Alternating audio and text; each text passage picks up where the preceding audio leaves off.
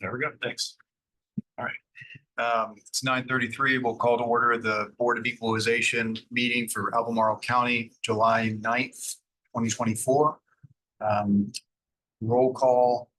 All 5 members of the board are present. We do have a quorum. Members who are absent.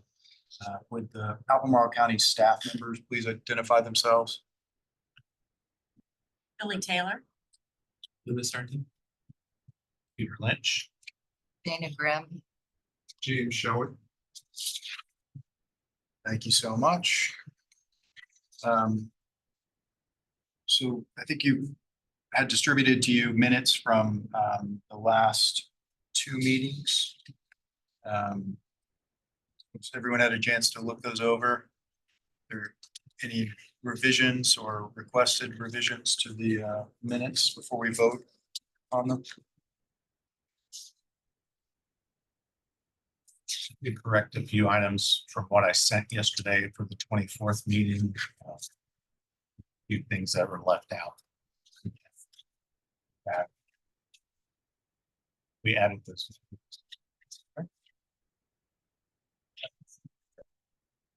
What I emailed yesterday was before the revision.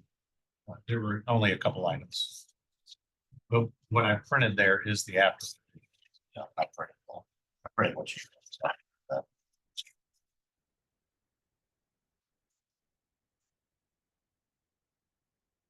Spent a while watching the organizational meeting yesterday to do that. Pretty accurate. Very good. I appreciate you doing that. Okay, is there a motion to approve the minutes from May 22nd, 2024? So moved. Second. Okay. All in favor? Aye. All opposed? Okay, the May 22nd minutes are unanimously approved. Mr. Mitchell, do you have the? Okay. I have the meat, yes.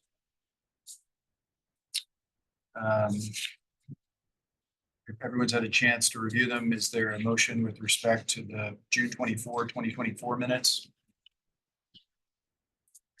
Move we approve the minutes of June 24th. Thank you. Is there a second? I'll second. Okay, all in favor? Aye. All opposed? Okay, the June 24, 2024 minutes are unanimously approved.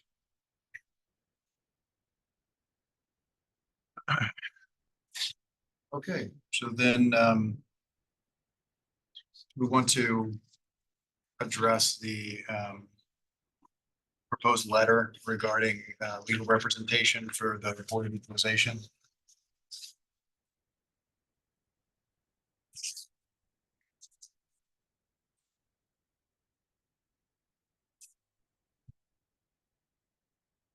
Lynn identified a mistake in the 3rd line where mentions Karen Pate, who's a former member of the board, so that can be corrected. Bob, did you mention that you had a request for a revision about something about the confidence, a line that mentioned confidence? Oh, yeah, I don't think you need to say and proceed with more confidence in circumstances. Just say could permit us to better serve Albemarle County taxpayers. That's it. But if you want to leave it in, that's okay too. Just unless anyone feels strongly about it, I'll cross it out as well. Where is that? The last clause in the first sentence of the second paragraph. The 3rd line of the second paragraph. So we're getting rid of proceed with more confidence in circumstances. Yeah, I think it said certain circumstances at once, but it wasn't much better. So unless anyone thinks that ought to stick, I would vote to strike that as well. So the period after taxpayers. Yes.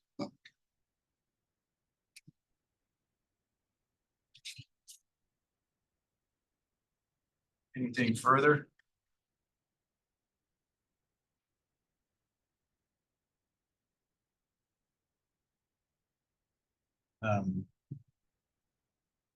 Could I ask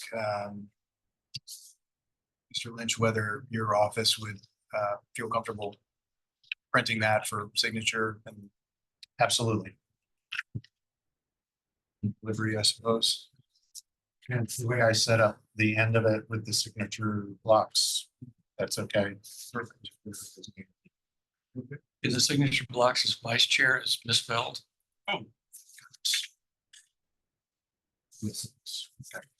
And I think vice chair is pretty.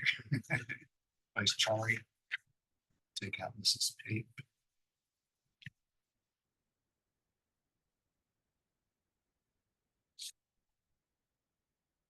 Is there a, with those three revisions being made, is there a motion with respect to the letter? Motion. With the changes we just discussed.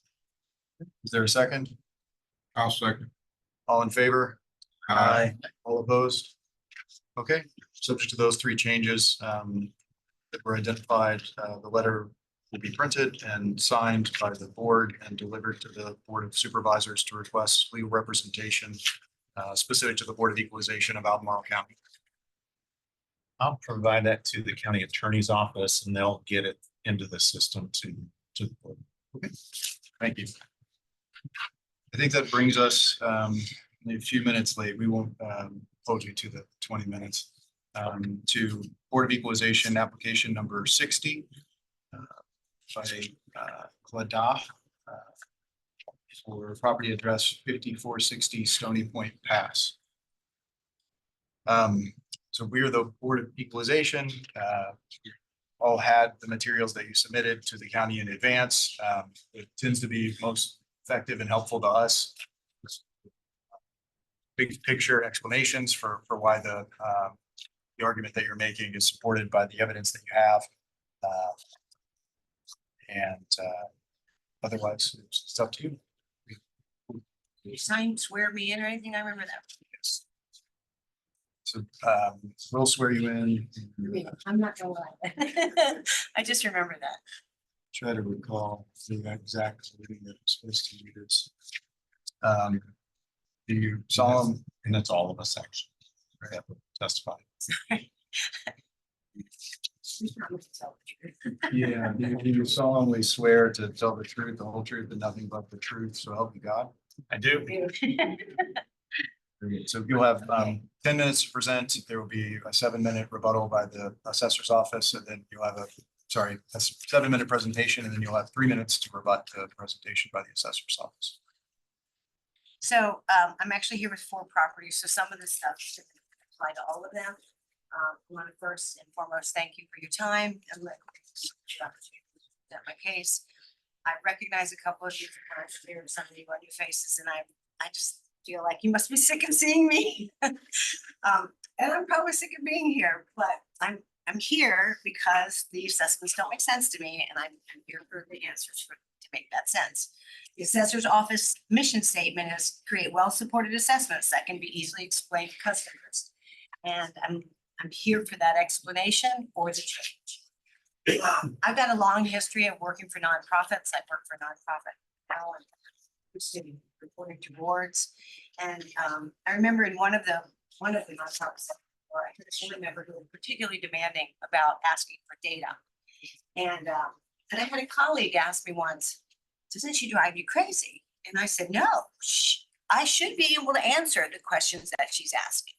And so that's where I feel like I am here. Like I'm looking for the answers to some of those questions. So I'm going to start with a few givens. Each of these properties is valued on its own unique attributes, just itself, right? All 4 properties are in a 30% location adjustment area. So they are already, all 4 of them, 30% higher than the county norm. So that's where we're starting from. I don't know when that happened, but it's that 30% has been applied as long as we've owned the property, which we bought it in 2018. Assessments are based on market data, another given. In 2024, the county average for increases to our assessments was a little over 4%. And in our specific district, Ravenna, the average was up a little over 2.5%. The market data that was used for our properties included 7 property sales, and 6 of them were homes. Only one was a land itself. And I will agree, there's a shortage of houses, but there's not a shortage of undeveloped land. Undevelopable. And 3 of these properties that I want to talk about are undeveloped. So, we're gonna start with the big property. That's the one you want. That's 41. That's our main house. And I'm specifically talking about the property values here. The property value for that house went up 20%. 20%, again, this is a property that's already 30% higher than the norm. And the average for the county and the average for our district was considerably lower than that. So I don't understand how 7 properties, 6 of which have a house, and only one of which falls into the same category as ours, which is residential and over 20 acres, could result in us having such a giant increase. So I've provided comparisons for you. I've also talked about the fact that there are a number of surrounding properties around us on this page here that went down in the value. This is our same geographic area. Some of these most of them are under conservation. I understand that assessment, the tax value is different, but the property value itself shouldn't be going down if mine is going up 20%. And then 4 of them go down, one of them went down 9%. One of them, the exact same footprint, down 5%. This is inconsistent. So with this inconsistency, I mean, that's what I'm asked to prove. When I first put in my original appeal, the answer I get back is that we looked at it and no, you don't get what you want. I don't have any answers as to why the data and the information I provided was not sufficient enough to make my case. So that's something that I'm looking for. This property over the last 5 years, the land value has gone up 103%.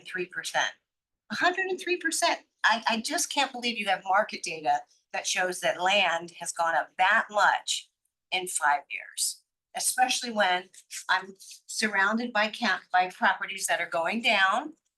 And I'm also, this picture here is pretty telling. We're surrounded by easements, surrounded by conservation easement. And it feels like those of us who aren't under conservation easement are paying the price for these other properties. We have properties here that have hundreds and hundreds of acres that are paying so much less.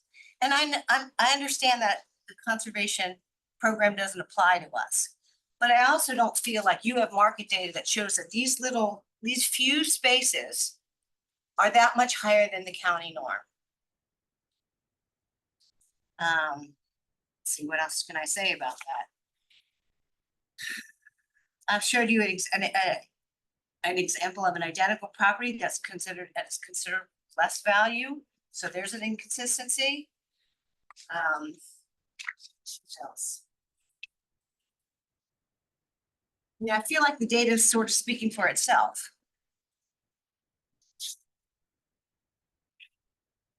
So that's my point. If you've read this information and if you have questions about what I came up with, I'd like to know, but I think the data speaks for itself.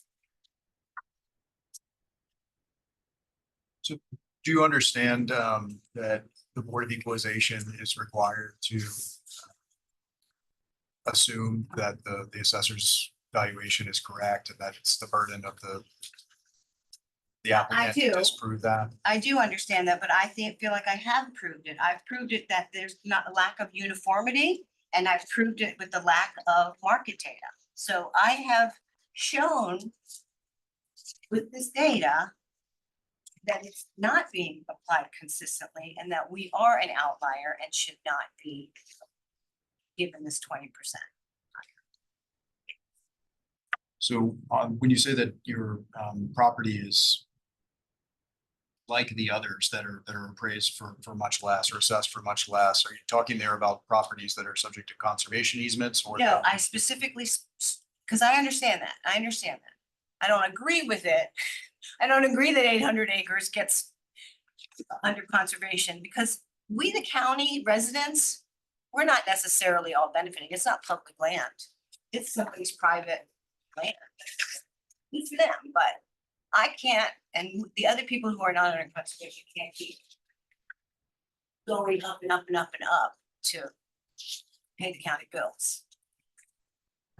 So yeah, I picked specifically places that were not under conservation. The only data that I use where I talk about conservation is this one here. These are all surrounding properties that went down. I went up 20%, and 4 of them are not under conservation. So this is an inconsistency. And the inconsistency makes you feel like the process is arbitrary. Not nefarious, but not consistent and not defendable.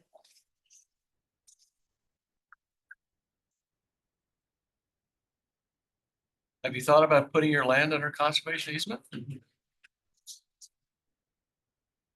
I have. But that shouldn't be I shouldn't have. I should be treated fairly.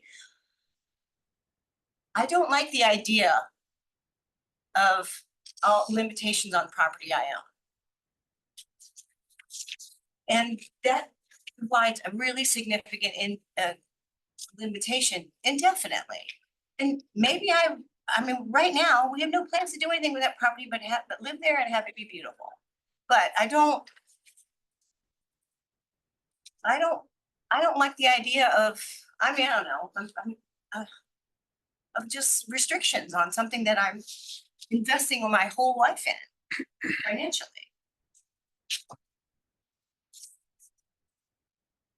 Feel the same way about a land use designation. We did have a land use designation, and we will return to that, look into that. We had, okay, this is the story. We had forestry land use, and our fault, we didn't really look into how that worked. We bought the property, it had been abandoned and not lived in for decades. It had been somebody's retreat house, and then they passed away, and the house went to their 4 children, and it stayed abandoned for decades. And the land was never properly managed. So when we bought the land, you could not walk through there with a machete. It was just invasive and terrible, a fire hazard. The white ashes all falling down. I mean, you could not literally walk through it. And so we cleared that out, not realizing that took away our forestry land use. So we ended up having to pay back taxes for 6 years. So I understand that was our fault. And we would like to do that again, but just haven't gotten there. This is all relatively new. Now, I'm not here to argue the land use and the fact that we had to pay, close to $30,000 to make all that. But I'm here to argue we can't keep going up 20% in just a year. And the year before that, another 20. I mean, 100%, over 100% in 5 years is not defensible. Okay. Say, Thank you. makes me nervous. The assessor's office ready? So first I want to touch on the conservation easements, versus non-conservation easements. Properties under conservation easement are not assessed at market value. The state designates that they will be assessed based on land use rates, with few qualifications when they go under conservation easement, but they will be assessed at land use rates forever. So there's no intention, and there's a requirement by state law that they be assessed at land use rates and not at market. So those properties, especially if they have no house and home site on them, are going to be assessed extremely low compared to a market value property. And there is no comparison that we can make that will support anything in defense of a market value. And you know, the board is aware that the change over time is not something you can really consider for proving that an assessment is incorrect. It really comes down to what market information is there, or lack of market information in some situations, for determining the value, or if the value is correct. I'm gonna step to because this is so poor, this video monitor, I'm gonna step up there and kind of point a few things out. But when it comes to this is a property in the market, what we call market area 211. And within this market area, which I can zoom out in a minute and show you kind of the parameters of where this market area lies. But within the market area, so we set a home site rate and residual land value rates within that market area. And however, within the market area, there are differences in value. And those differences in this market area are striking as you move away from Charlottesville. And those differences are represented through a location adjustment. So what you can't probably see from back there is that all of this says 1.3. So this is the 30% that she was referring to. It's not a 30% above the county norm or anything like that. It's 30% as a land rate above what market area 211 base rate is. So these are 130% of that rate. This is 50% above that rate. So as you move closer to the city, and if I were to move the projector down, it will be 160, 180. It gets quite high as you get closer to the city. And then down here, it has some sections of 90%, 75% as you're getting away from the city and as you're getting off of the main road. It's transects that section. So that's what all of these location adjustments mean. They only affect the land value. They don't affect the improvement. So Can you zoom out and show us absolutely. the market area you're talking about? It's all touchy when you try to zoom in and out, for sure.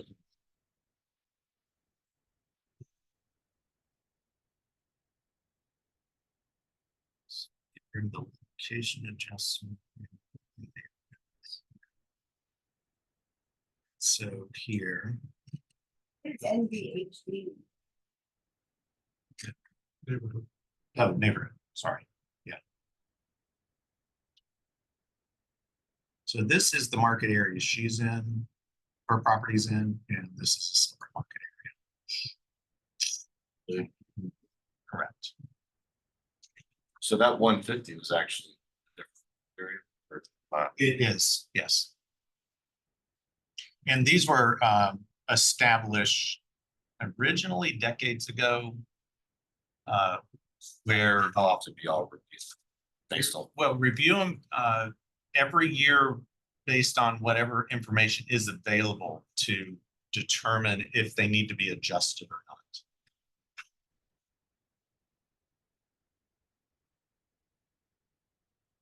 Anything else on the?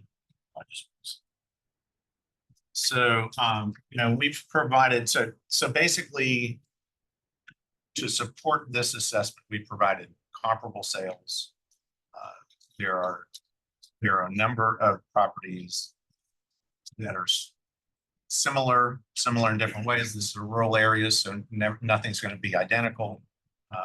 But you know, we provided sales that show support for the property. The increase of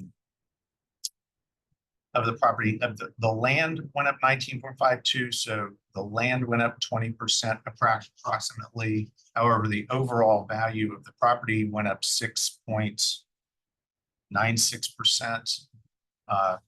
And as we talked before, when we're doing the reassessment in each one of these market areas or any of the neighborhoods, we're looking at kind of the balance of the land and the improvements.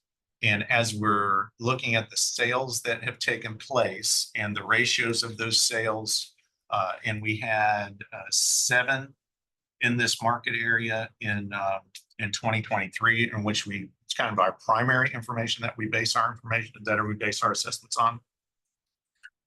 That we have to adjust either the land rate or the improvement adjustment, or both, a combination of both. And sometimes one will go up and one will go down, or they'll both go up, or only one of them will change. I have a question about that. Okay. In the analysis, the second paragraph. It said the land value increased 19.52, the improvement value decreased by 0.63, and as it goes on, the last sentence, the average percentage change in the assessing district was 3.63, but then it says some of the improvements went up, some went down in the area. Correct. Did they overall go up or down? The overall total assessment of the properties within this market area went up 3 point. Wait, but how about the improvements? The improvements, they would have been different based on what style of house they were. And it really matters with all of those differences that we take into account when we're doing the analysis. So when we're looking at the ratios of 1 stories compared to the ratios of 2 stories, some of those rates that apply to each one of those might change differently. So, and that might cause properties to go up when other properties go down, or to go up different amounts based on, percentage wise. How about in land value, do you take into account, now, I'm familiar with this property, and I know you did a lot of work cleaning up the forest and so forth. Does that affect the value of the land? Based only on the No, it does not. That only affected the land use question. It didn't affect the value of the land itself. So it's just assessed by the acre regardless of what is on that acre. That is correct. Based on the acreage, but adjusted, and I would have to look, but adjusted possibly for topography. And only if they had changed the topography in some way would we have adjusted the land value based on the work they did. But I don't believe that was something that happened. So it'll be based on the size, based on topography. Yeah, there is a large topography adjustment for 25 acres of this property, this larger property, based on water protection floodplain area, where we've reduced it 70% for that. And that's the only real adjustment we make. There are 2 houses on this property, not just one. So the second home site is a one acre home site. And we have a size adjustment on that, which typically 2 is the norm. So Had that been renovated as well? I'm sorry. Has that been renovated as well? Yes. In 2019. Yes. We had a huge, oh, I'm not allowed to talk.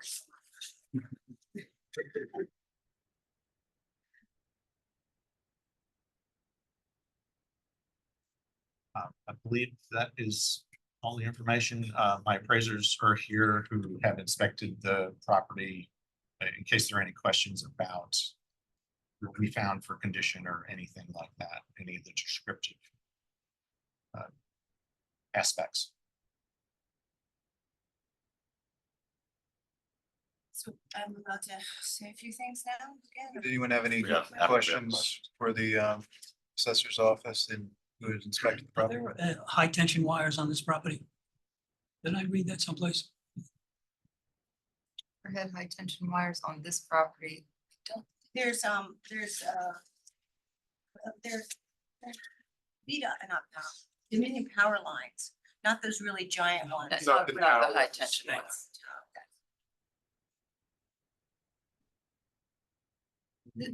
I was just gonna say, the property is right at the crossroads of Louisa Road, where it turns to Gordonsville Road, right at Sismont. It's right at that Sismont crossroads.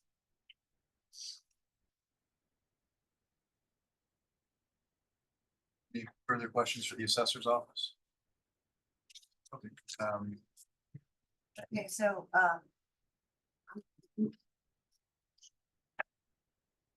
just want to be clear that comparisons I used were not, other than the list, the comparisons I used were not pieces under conservation. I understand that conservation piece is not market value.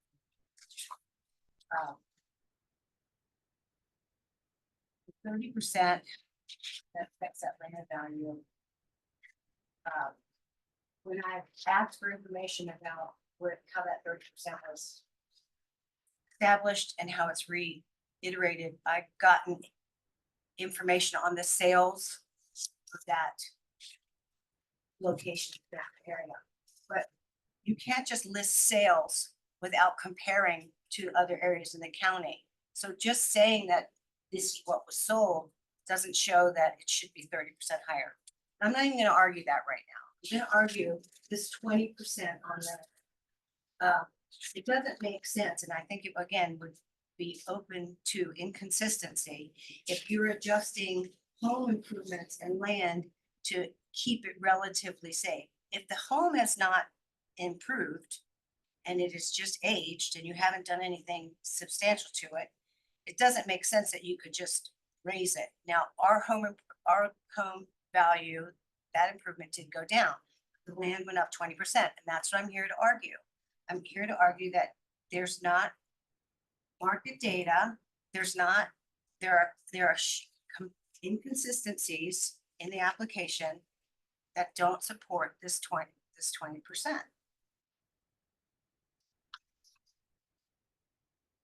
I mean, even just before coming here today, there was another piece of property that came across my purview. It's just up the road. It's 123 acres. The people that I know are thinking about looking at it. And at 123 acres, the land value is just $500,000, which is a little over 4,000 per acre. It's just up Stony Point Pass from us. It's you know, Not under conservation, so. it's not under conservation. It does have a land use, but the land use is only $50,000 of difference. But it's not under conservation. So how is that possible that literally up the road from me, there's 123 acres that is valued at 4,000 change an acre? If the market doesn't clearly show that we should be 20% higher, then at a minimum, we should be in line with the area. And if the Ravenna area was 3% on the average increase, and then that's what we should be. So do you think that every property in the district should go up the same amount every year? I think, no, it depends on what kind of improvements there have been. I mean, if the Well, let's say land, we're just talking about land. if the land, it should go up with comparable properties. So if the land is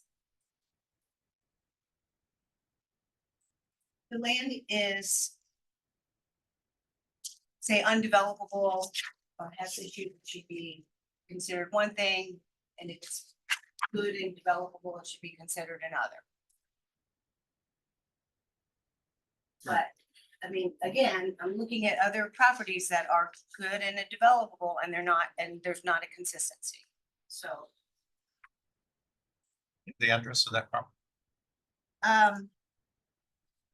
don't remember the address of it. It's I could find out for you.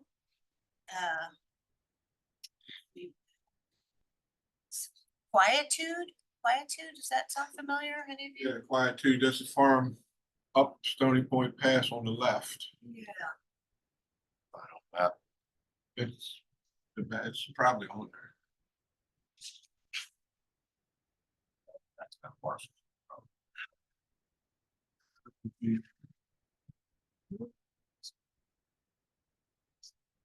It's right here, I think. I think right here. I'm sorry, where you pointing at? Right here. Right here. Yeah. That point path.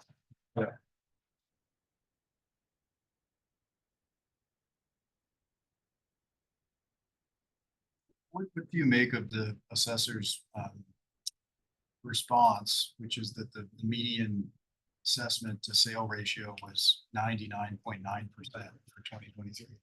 You know, these 7 houses, Yes. well, they're all, 6 of them are houses. They're not, so that the house is driving the price, because let's face it, we all know we're in a housing shortage. I got 4 grown children that can't buy a house. So I would argue that these values are because they're homes. There's only one that's just land, and you can't base market value on one property. You can't. But I mean, isn't your property also a home? It is, but it's, I'm arguing the land value. Of my home. These are all, these are all residential properties that are less than 20 acres per parcel, and our home falls in that 20 to 99 acres parcel, residential buildable. So these don't even apply to, only one applies to our county. The very last one, 27.12 acres. That had a house. And it sold for $1.1 million. And that's the house and the land. I have a question for the assessor. To comparable number 1 that you provided, what do you attribute the significant difference in the land?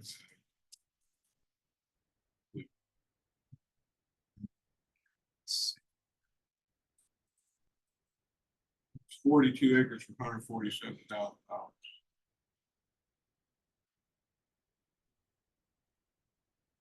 Oh, I'm sorry, that's owner.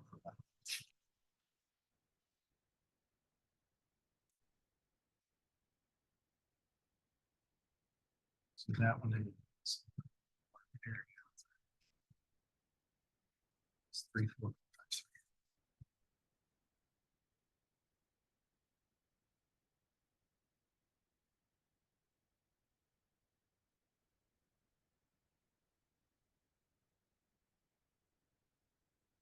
Conservation easement. Which one's that? So 45, 43 Louisa Road.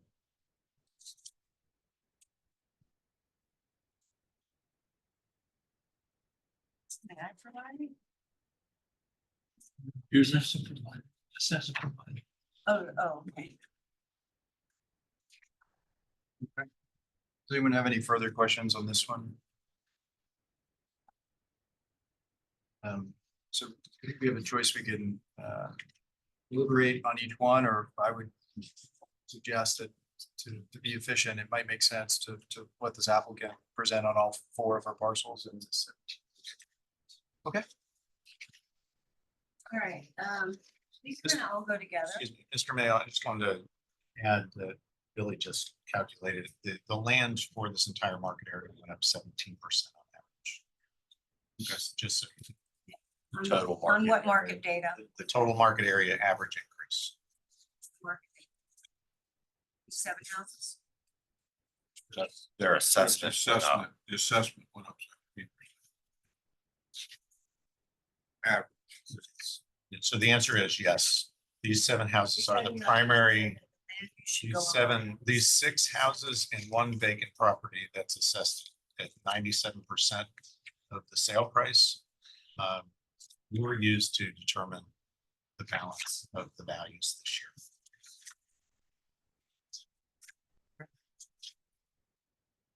These three kind of go together. It's my suggestion that we start with the corner lot.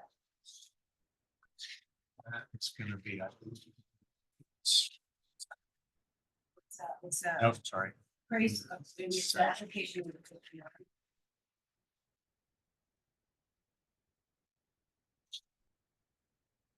It's on the plot. Oh, it's all available. It's all separate. It's taken. No, sorry, this.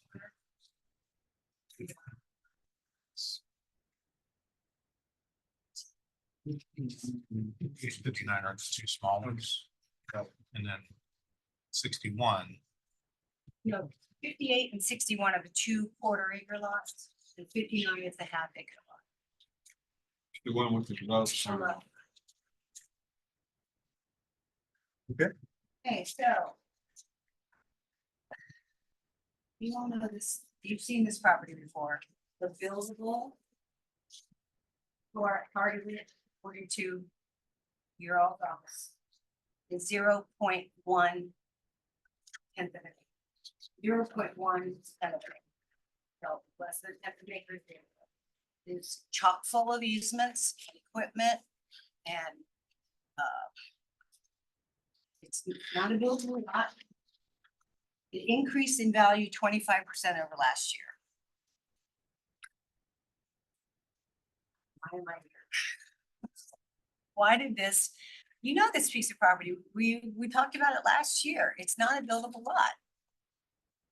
And I have given, I don't know where to start with this.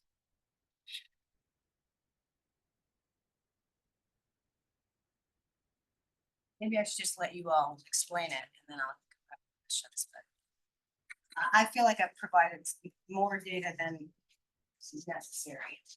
Pictures and murals, survey of it, mural notes. Last year, I argued this property and you put it down, and now this year it went up.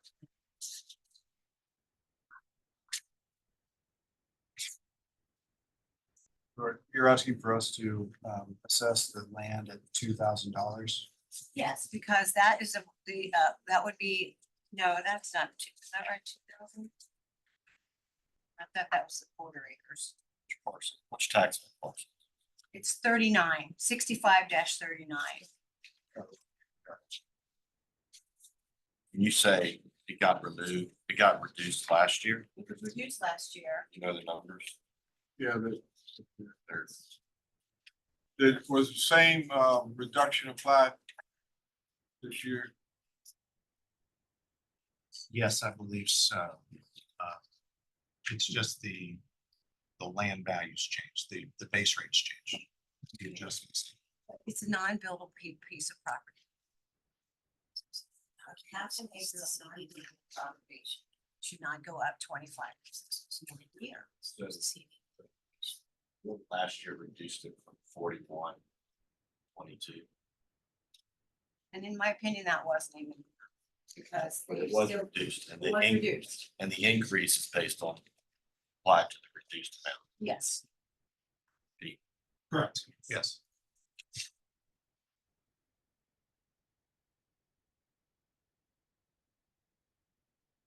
There was a building there.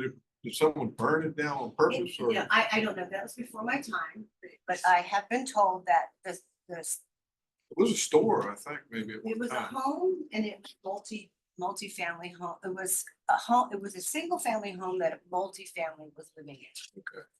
And it burnt. I don't know the story of how, but the setbacks and the approval that were grandfathered for that house have been told would not apply to this anymore. So whatever was there because of history, you couldn't replicate. And so as the county came out and looked at the property, the development office, not the assessor's office, development office, and they came up with the fact that there's a 0.01. I read in there that they said they couldn't do an official determination without a modern survey. And yes. And last year, when I argued this, they said you have to submit a request and have it denied. That's not fair. To pay an architect and put in a request and pay the fee to put in the request, only to be told, no, it can't. That's not fair.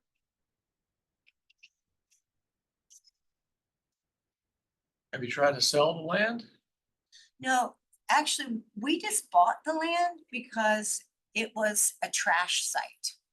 You're familiar It with was, the house burned down and then it just stayed there. And because of all of the different assessments on it, easements on it, all of the workers just parked there and it became just a parking lot and their lunch trash was there and people would, there were trees that were fallen. There was an old well cap and it was an eyesore. And it's the first thing you see when you are coming up to our property. And so we bought it for more than we should have to just clean it up. And we don't want to sell it. I mean, I don't know, who would buy it? If you've been by that property, it's super, super busy. It's getting busier now because we have a winery down the street. Super, super busy property. A telecommunications, BDOT, Dominion easements on it, big chunks of machinery that constantly hum. No one's gonna buy that property. I wish we didn't buy that property. Does the fact that they just recently paved that road make any difference in the stuff?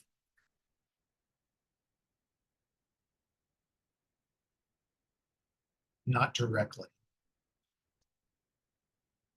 It'll show itself. Sales. So what are you asking us to do on this one? I I'm don't think asking you to assess it as a half-acre non-buildable piece of property. What would that be? You suggested 5, is that what I? thought that was Read maybe that right. last. Well, isn't it already? This is last year. It's assessment for ridiculous. It's actually assessed as a home site, except it is extremely reduced. What did you pay for that? $35,000. And I'm telling you that that's not what it was at that time. We only bought it to salvage the field. That's it. And that's what it does.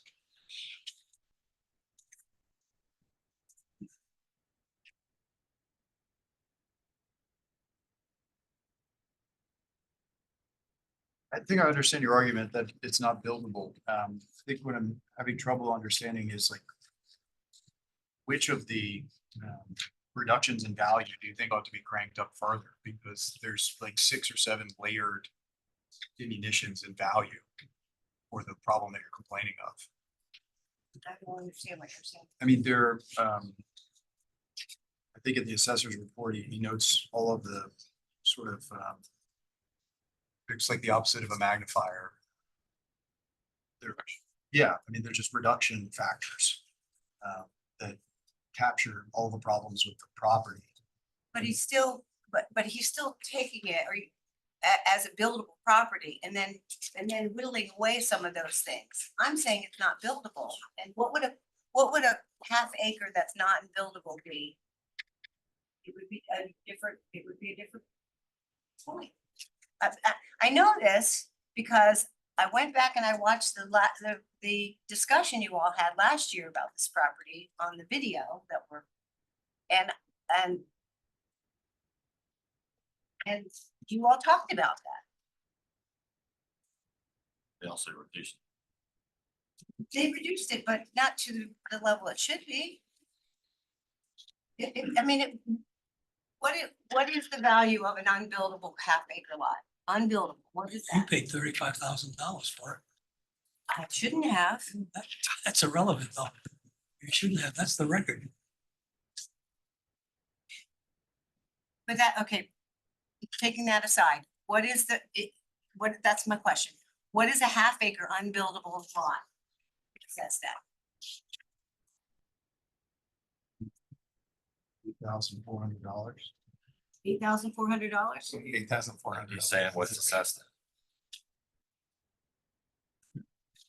Not sure it's been determined that it's not. It has not been determined. That is not. Is there anything else that you wanted to add on this one, ma'am, before we give the assessor's office a chance to reply? So I don't always find it helpful that you have to provide a plan to community development for them to either approve or reject or provide added information to. But the reality is, and the truth is, you have to do that in order to figure out, especially in something this complicated, whether you could actually build a house on this or not. And so saying that this is not a buildable site is not correct. It has not been proven. What I have up on the screen, which is of course hard to see, is that there is a possible home could be built here. It's not certainly not going to be a grand home like their property, but certainly, you know, there is a market for a $28,000 home site to build a small home on in Albemarle County. And if you could build it, somebody would build it. Green area, the But it's a, That's the buildable area. proposed where the building could sit, yes. I hear it had a wellhead on it. That I don't know. I don't know the details of the construction of it.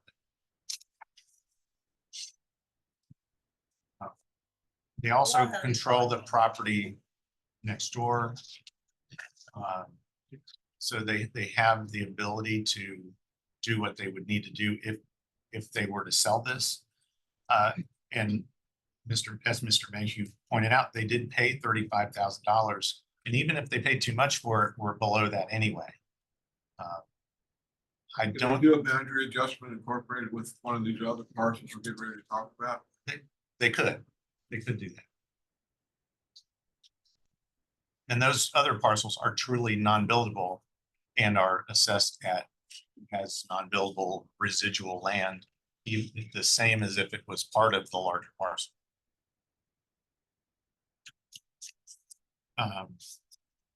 Yeah, those are basically what we have to say. I mean, it has not been proven it's not a buildable site. But it hasn't been We proven. assess it, we assess it as a buildable site with huge reductions. The buildable site at 2 acres would be 167,500. And we've reduced it down, of course, based on size, but also based on power lines, the restrictions, setbacks, all of that, down to $28,000, or what is that, about less than 1/8 of the total value. If it were a regular buildable lot.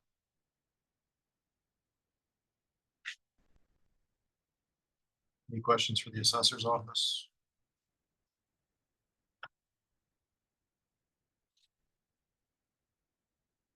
Anything else, man? my rebuttal is, you know, it has to be proven that it's buildable, but it also has to be proven that it is buildable. So it's right here. Question. So you're gonna make me go through the process of applying to build on it, you want to be in order to. And the other thing about it is, it doesn't matter about this case. Each parcel is supposed to be viewed as its own parcel lot.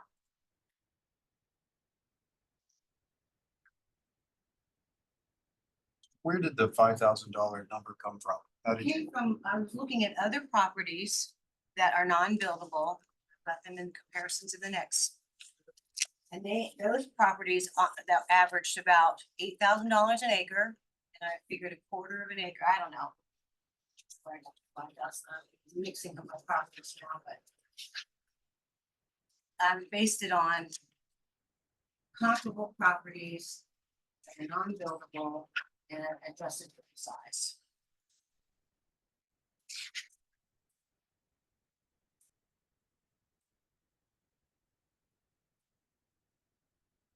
Okay. Anything further on this particular property that you want to share?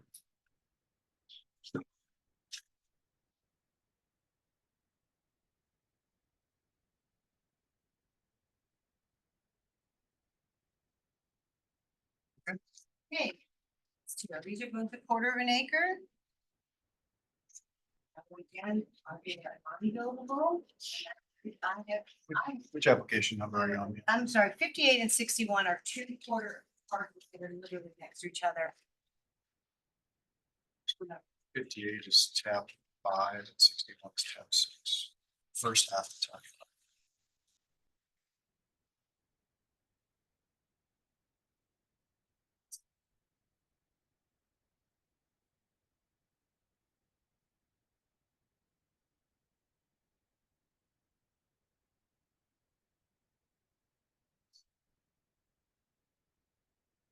Thank you.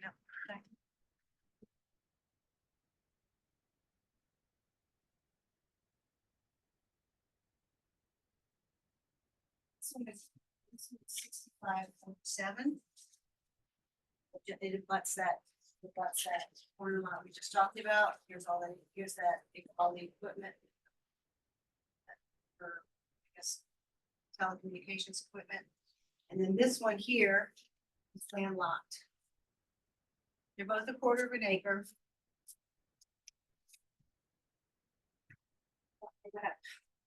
In land value, 19% and 20% respectively. I provided 4 examples of small lots that are in the area that show that show the lack of consistency in the land value increase.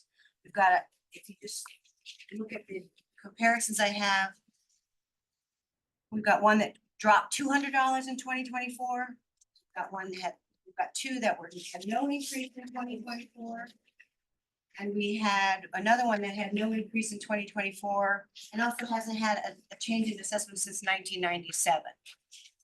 So these are, like this lot, these are properties within the area that are non-buildable. Makes sense to me that there would be properties that fall in the same category that would be treated so inconsistently. One of these properties, the one that's most interior behind that farmhouse, that's not ours, has gone up 412% in the last 5 years. It is an unbuildable landlocked lot. It has to be looked at separately as its own entity, and there's no way that has gone up in value 412% in 5 years. It's indefensible and it's inconsistent.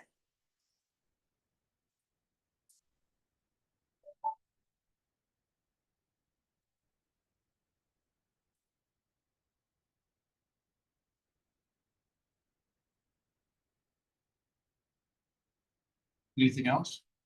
No, I think the data speaks for itself.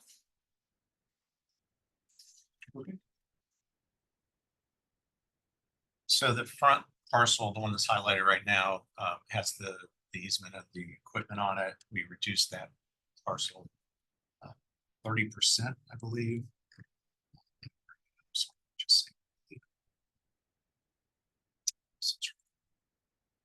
It's 30%. These are non-buildable parcels. We absolutely agree with that. They're not being valued as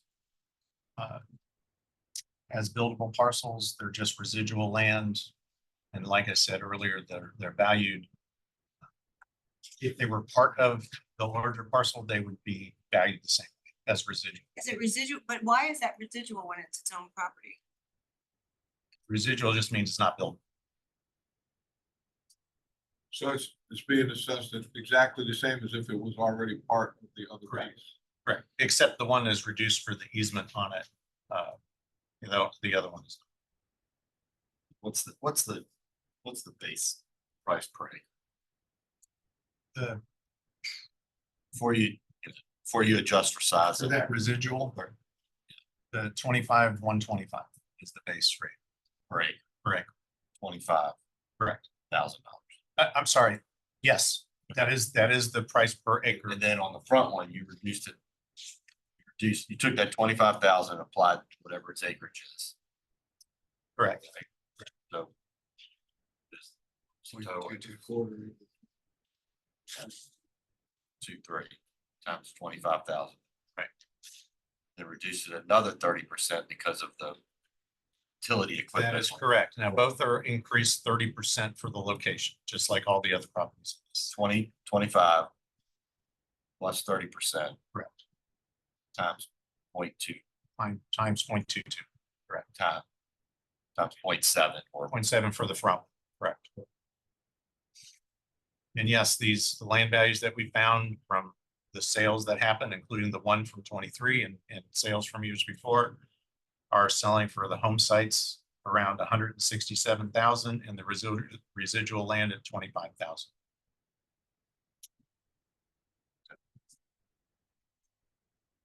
Plus location in, whatever situation they're in. so, okay.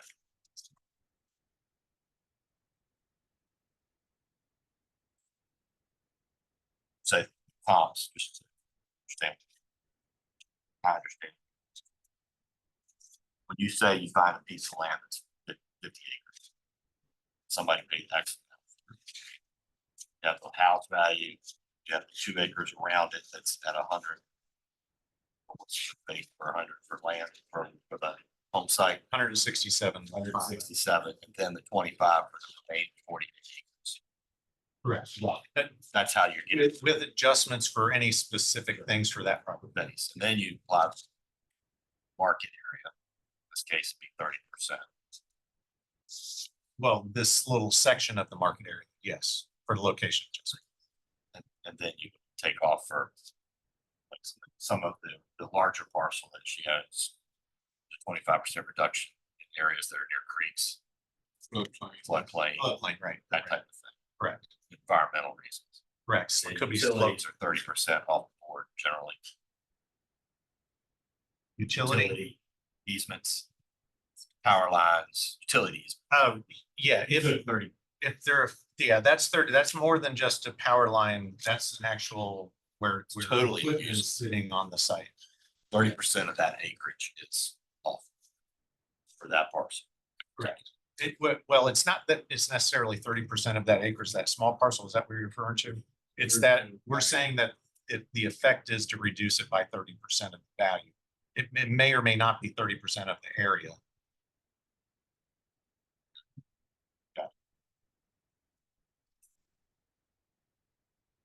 Any other questions for the assessor for his office?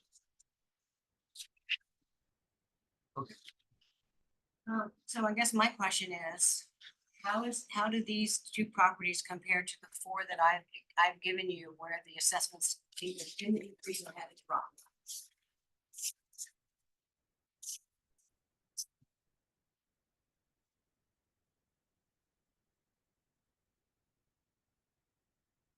Is that part of application 58 or 61? Yeah, both. I mean, so for example, parcel 6346G on Stony Brook Road, 2.5 acre, has no increase since 1997.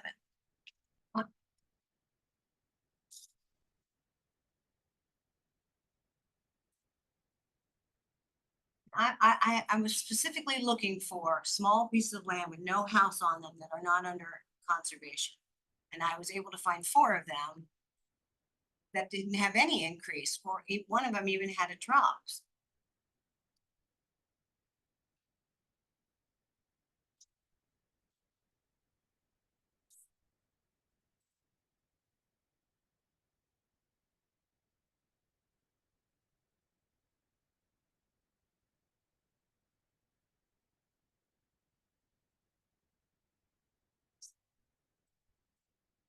Have you tried to sell any of this land to a neighbor?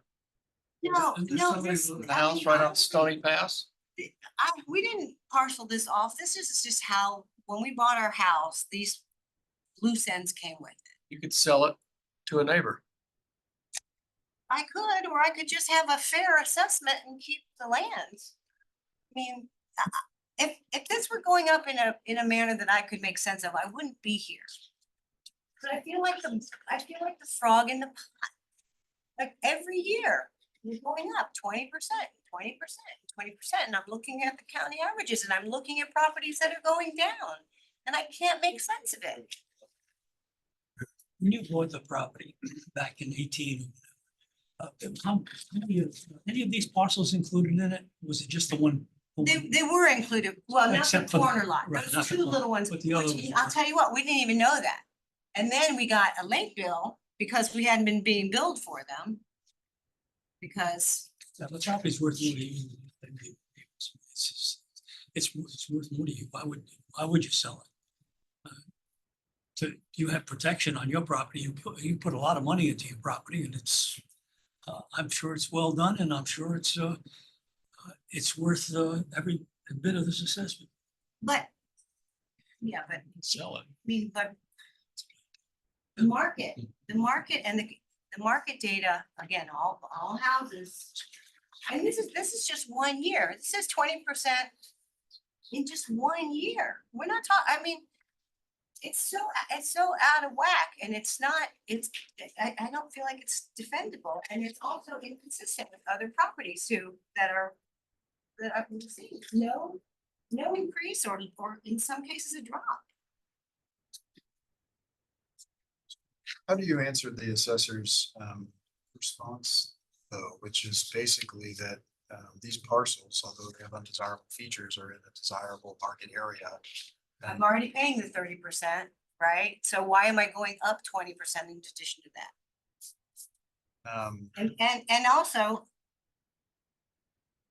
I don't know where that, that desirable market. I would like to see that, the data for that in a comparison, not just a history of what's been sold. But an analysis that says, on average, these properties, I don't think you can do it because we're surrounded by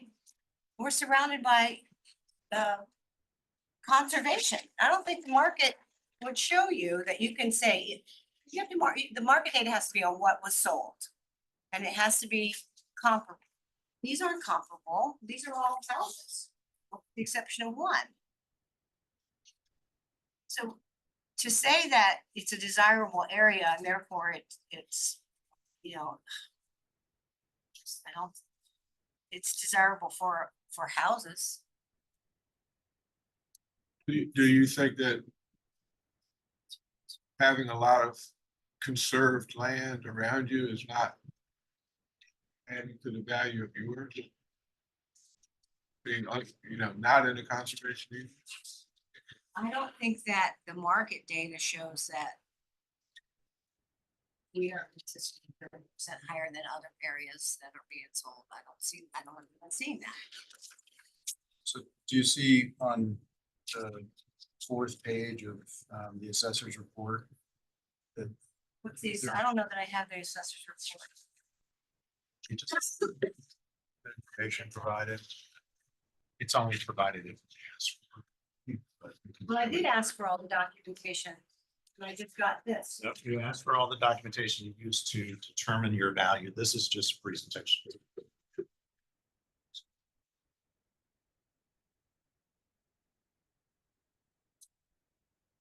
Guess what I was Assessor. This. trying to draw your attention to I think what you're asking for is exactly what the assessor did. He looked, his office looked at all the sales in 2023 and compared it to the assessment. And he's working backwards to check himself with that ratio, and it's almost exactly 1. It's almost perfect. But his sales, his market data was houses. It wasn't non-buildable land. And I've given you 4 examples of non-buildable land that did not have any increase. One of them went down. So I have given you data. I've shown the inconsistency of our property compared to others, which is one of the things I'm supposed to do. I guess the problem there is it's not selected in any way. The data isn't sorted. It just used all of the sales in 20. He just did. I think that's what the assessor's office did. I'm telling you that doesn't apply. I mean, if you take 7 sales, 6 of them are with houses on them, and try to come up with a land value for an unbuildable lot, that's apples to oranges. Here's the problem with that argument. Even if I accepted it, If you won that argument, I still can't change your assessment because you have the duty to show what the value actually is. And that I have argument, showed you 4 examples of properties that are comparable. only one of them was in the market area, the same market area as your property. Okay, so add the 30% and give me $2,000 plus the 30%. These are all averaging $2,000. Do you understand the nature of the assessor's objection to the use of those properties, that they're not in the same market area? Well, the market area is already, is fixed by the adjustment. So I can't find unbuildable quarter acre lots in my market area. So this, the principle should be the same of if in other area, in other market areas, they're not moving at all. These types of unbuildable small lots that are landlocked or unbuildable, they're not moving at all. Then it should be that mine isn't moving at all either, plus my 30%. I'm already paying more than, I'm already paying that market rate.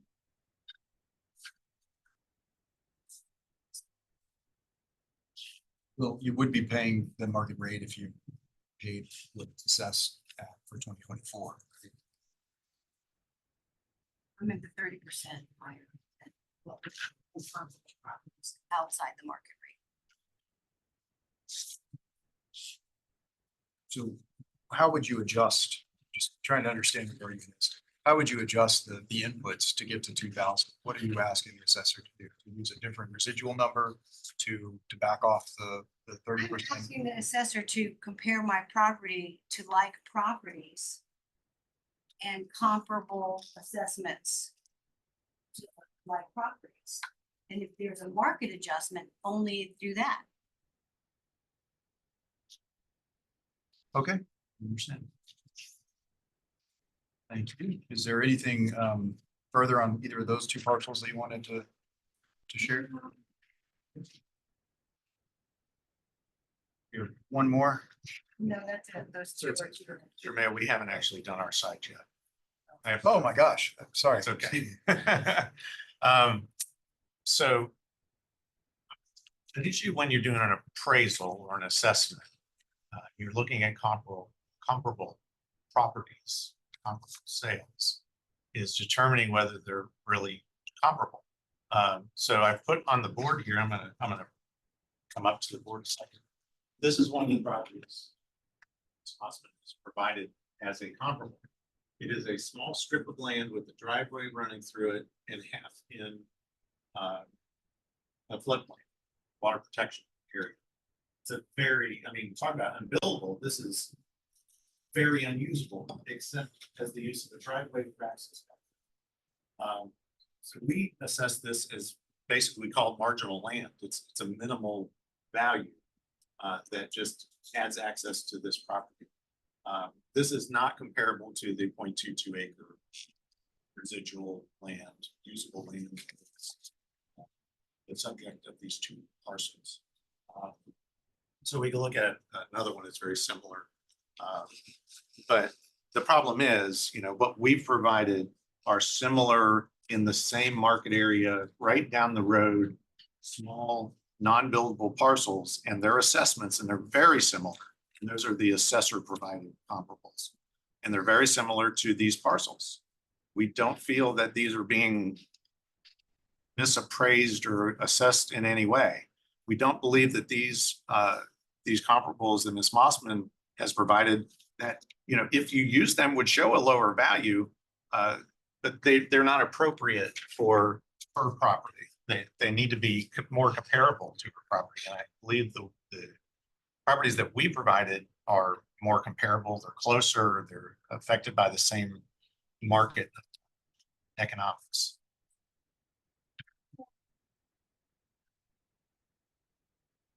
All new information. This would have been helpful.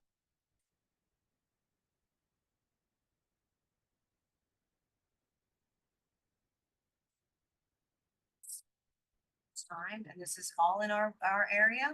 This is all 211.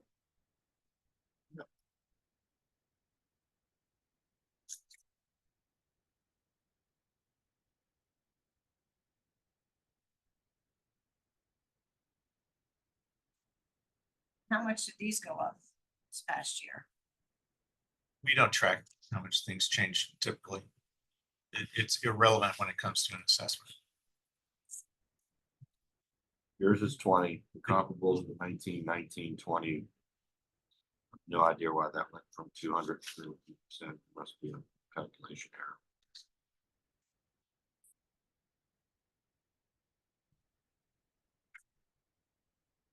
Basically, anything within the market area went up. But you know what, here's the problem with this though. These all went up the same amount.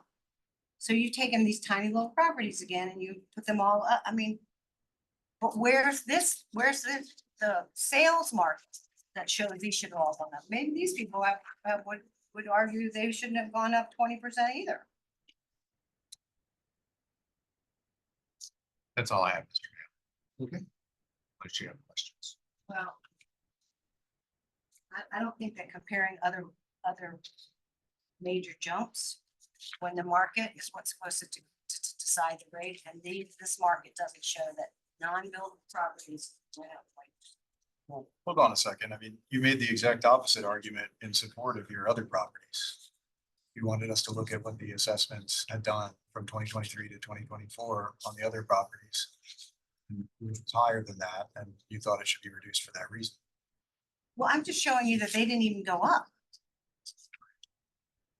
But now you're saying that we can't use the assessments and that we can only look at sales. That doesn't seem consistent. They didn't go up, so they're still the same as they were in 2023. So if you compare my 2023 to their 2023. They did go up.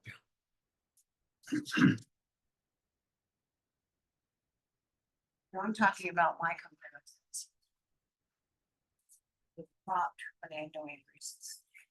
Your comparisons on the other parcels. One, two months. Is there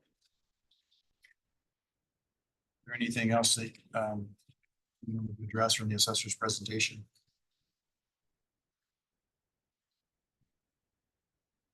The only thing I can say is I just don't feel that you have market data that shows that our land value should have gone up 20%.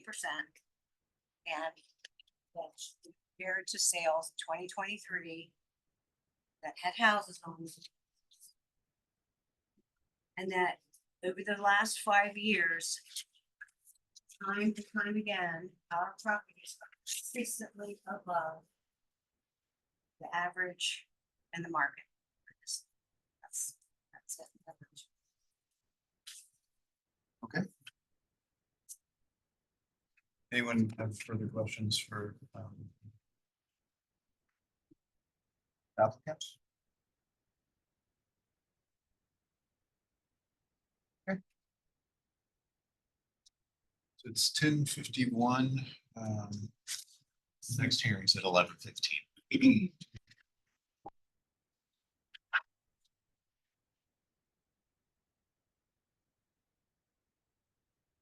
Let's start with the first. Let's deliberate, beginning with application number 16.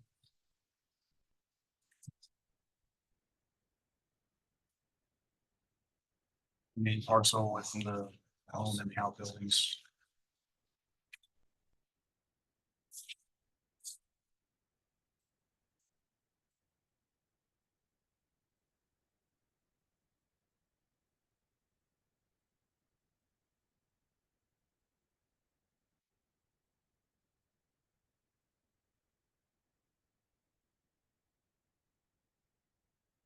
So Ms. Mossman, we understand why you're upset that your assessment has gone up. Everybody, I would like to pay less in property taxes. I'm angry that my assessment goes up too every year, but the assessor, you have to prove that they are wrong. And I just don't see anything in this that does that. But you have a right to appeal everything. No.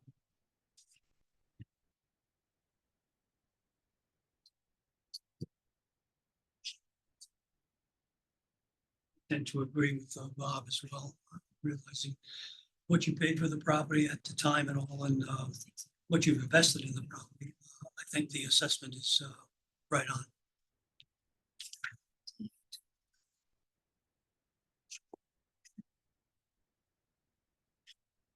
I agree with the assessor's methodology.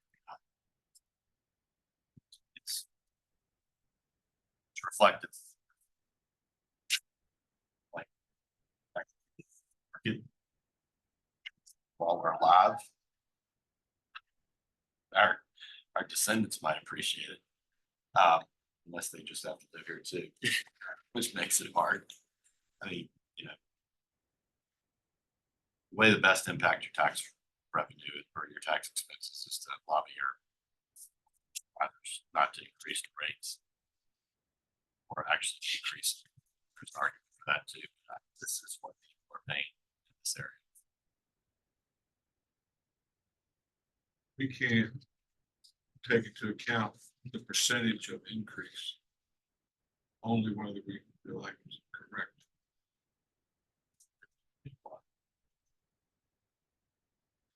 I think on this one, application number 60, the argument that I found most compelling is that criticisms of the assessor's methodology, even if we accept them, there's no better standard that we were offered. There's not more compelling comps to accept, even if we disregarded the ones provided by the assessor's office, which I don't think we should do. I thought they were the more compelling set of comparable properties. And it has the burden of proof to overcome the presumption of correctness.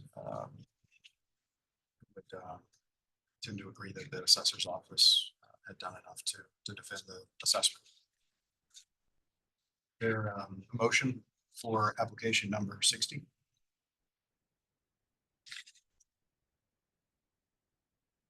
I move we affirm the assessor's assessment of 3,208,900.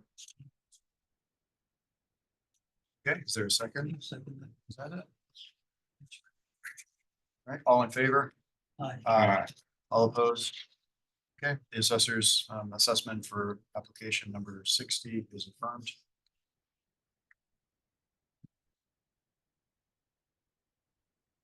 Next is application numbers 58 and 59.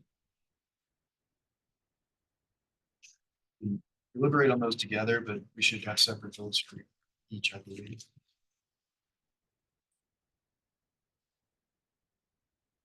These are the two quarter acre.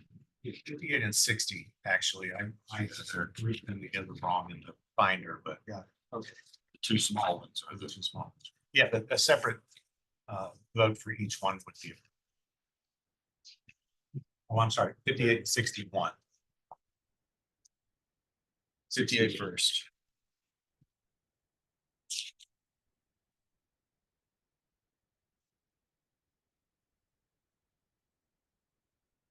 Going to vote in approximately the same way on this one for the same reasons. So carry the burden to show any comparable should be persuasive. I agree. I mean, they gave a discount for the equipment. It's all road frontage one. Argue the road frontage one has more value. That might be offset by this, but I'm comfortable with math deductions that were applied. Yeah, I am as well. I agree. There a motion on application number 58. I make a motion that we affirm the assessor's assessment on application number 58. Is there a second? Second. All in favor? Aye. All opposed? The assessor's office determination is affirmed with respect to application number 58. The 61.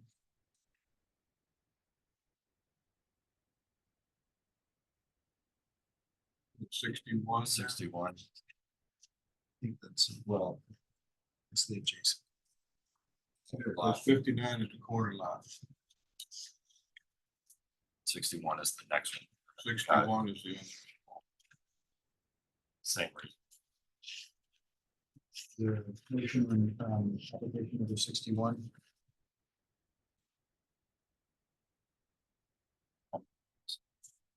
I move that the assessment be upheld, confirmed. Application 60. Second. All in favor? Aye. All opposed? Application number 61 is affirmed. This is 59. This is the,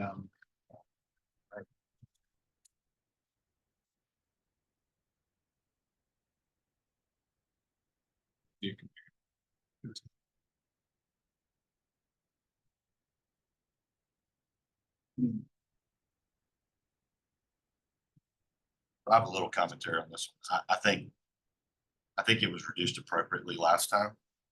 And then the increased assessment was across the board again. So reduction from last year is accurate, right thing to do. And you're simply doing an adjustment based on market in general.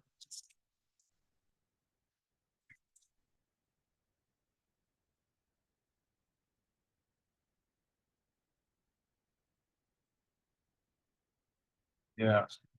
I would say on this one, I tend to agree with the applicant that it is possible that this is not buildable, but that's not the standard of proof that I have to hold the applicant to. Especially when there's correspondence from the planning office saying, you know, this could be buildable. And if anything, it kind of weighs in favor of believing that it is buildable, even if there wasn't the presumption of correctness, which there is. And so I can't vote in support of reducing it for that reason. I don't think that fact was established. And absent that, I didn't see a reason to challenge the methodology used.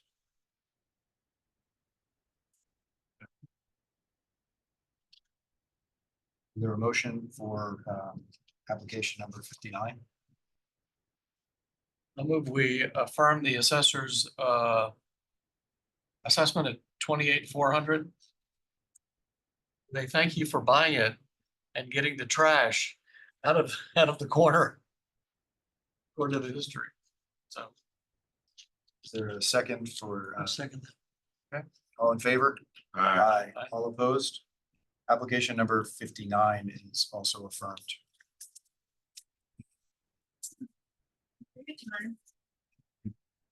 thank you.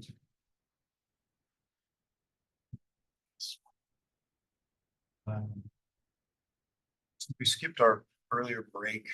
Possible for us to take just a minute. Yeah, we've got time, so the applicant's not here yet. We want to adjourn. Yes, is there a motion to adjourn? No, I don't, I'm sorry, I didn't mean to use that term. You don't need to do that. It's 10 minutes. Take a break. I'm gonna tell him like, the speaker's on. Is that speaker off? She didn't want. Let me do that. Hold on. All three of them. Hey, to see you. Jim. Yeah, yeah.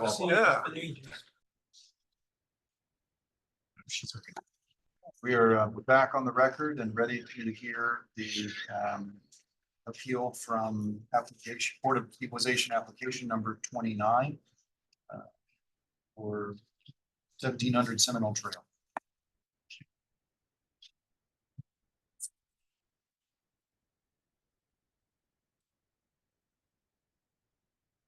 Oh, we have new people. Yeah, yeah. Okay, very good. So we'll need to swear in the witnesses. Do you swear that you'll tell the truth, the whole truth, and nothing but the truth, so help you God? Yes. And Could you identify yourself for the secretary so that he can have it in the record? Sure. My name is Michael Portillo. I'm with Altus Group representing CBS today.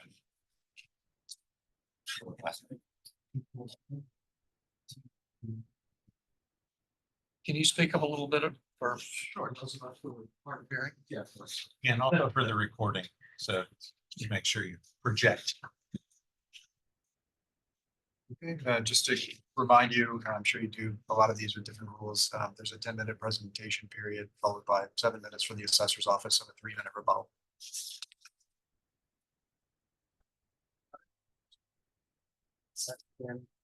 Thank you all for having me. Office Group representing CBS located at 1700 Seminole Trail in Charlottesville, Virginia. It is a property that's consisting of 12,216 square feet, which was built in 2016.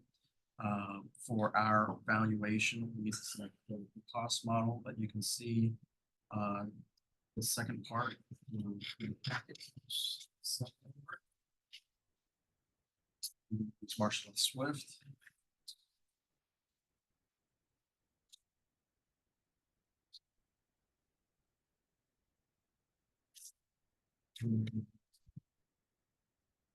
For the basis evaluation, we went with the average quality construction, class C, so which gave us a base cost per square foot of $150.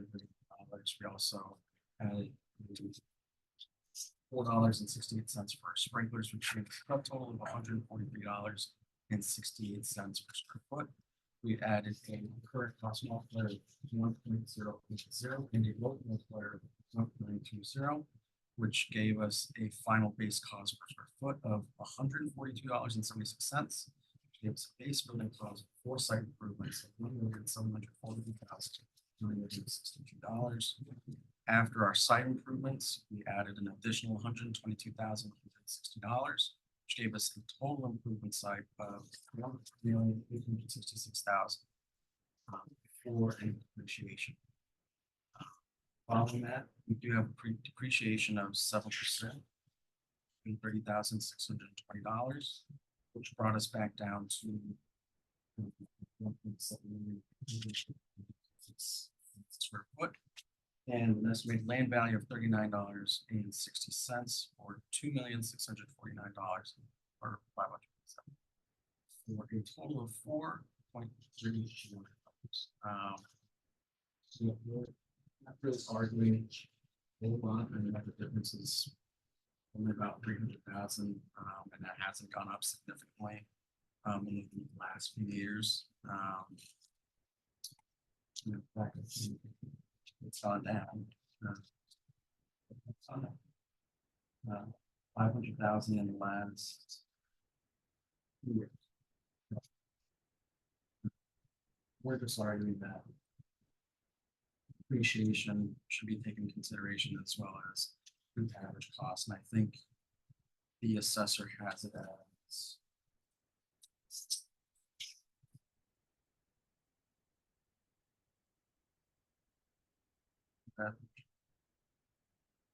we're using 139 for our base cost. If we're using a different number, that gives them a little bit higher. Improvement.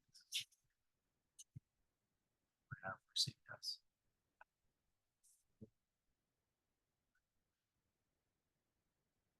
Thank you, sir. All right, Deb is gonna present for us today. So yes, we have CVS Pharmacy, 12,216 square feet, 536 acres of land. It's at the corner of Rio and Seminole. Our current assessment is $4,696,400 effective January 1, 2024. And the main differences between our approach, which we also use cost, we also use Marshall Valuation Service. The main difference between our approach and their approach is the fact that we use a construction quality of very good. We also use they use a drugstore classification. We use a retail store classification. So we have a class C similar to those. Our local multiplier is 0.85. That's set by the assessor and is below the actual current rate for Charlottesville, Virginia. And the site improvements we have are 62.6 versus their 122,160. And that's parking area of 25,135 square feet at 254 square foot, depreciated at 2%. Based on our classification as a retail store class C, very good. The accrued depreciation is 4% rather than 7%. We've used an effective age of 7 years and an economic life of 50 years.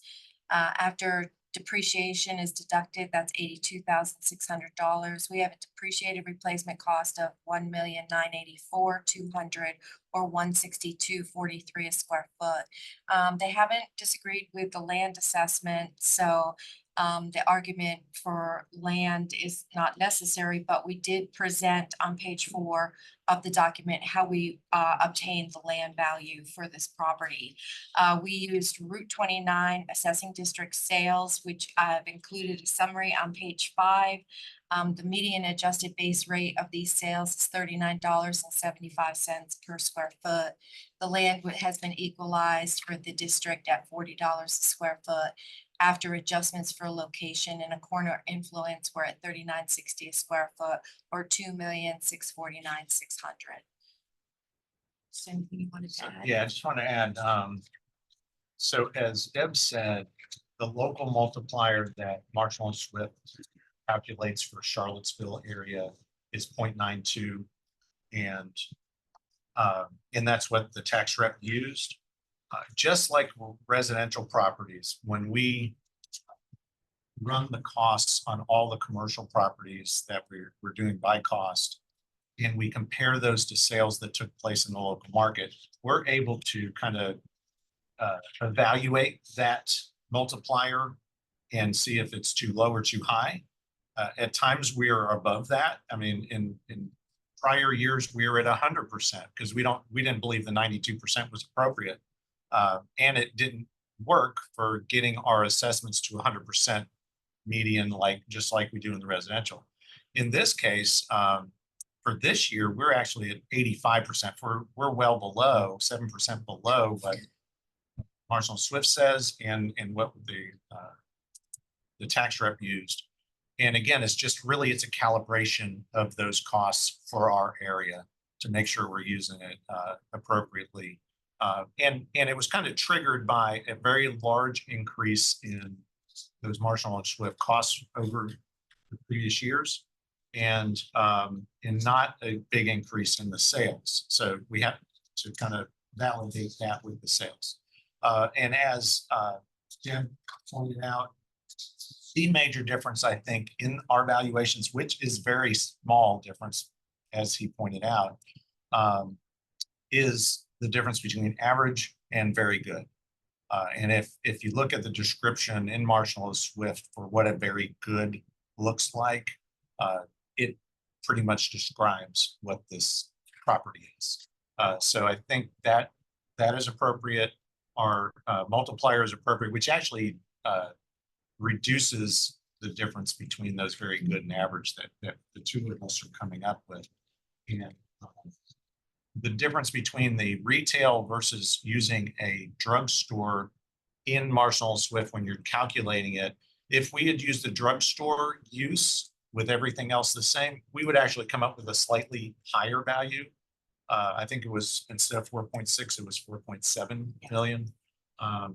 So our use of the retail use actually came up with a slightly lower value, but the fact that we're using a lower multiplier and a higher quality is what caused us to be. It's about 7-8% higher than what the tax rate was. Do I understand then that the 3 main points of difference between the analysis is the kind of calibration factor, and then the retail versus commercial, and then the last one is the condition, and 2 of those actually flex in favor of the applicant? That is correct. It's quality instead of condition, but yes. So really the battleground is just the multiple.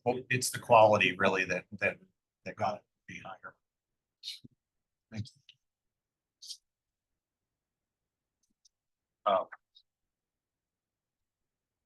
County used Class C retail store. And they used a pharmacy, is that what I heard? Drugstore. A drugstore. Classification. But Is that classification more about size or what they sell? Or building It's about function, design. like how do you I think? think, yeah, it's more about design. And Where because this drugstore is more specific, retail is just more general. would a drugstore be like a smaller square footage, first of all, instead of, I don't think the size would really, no.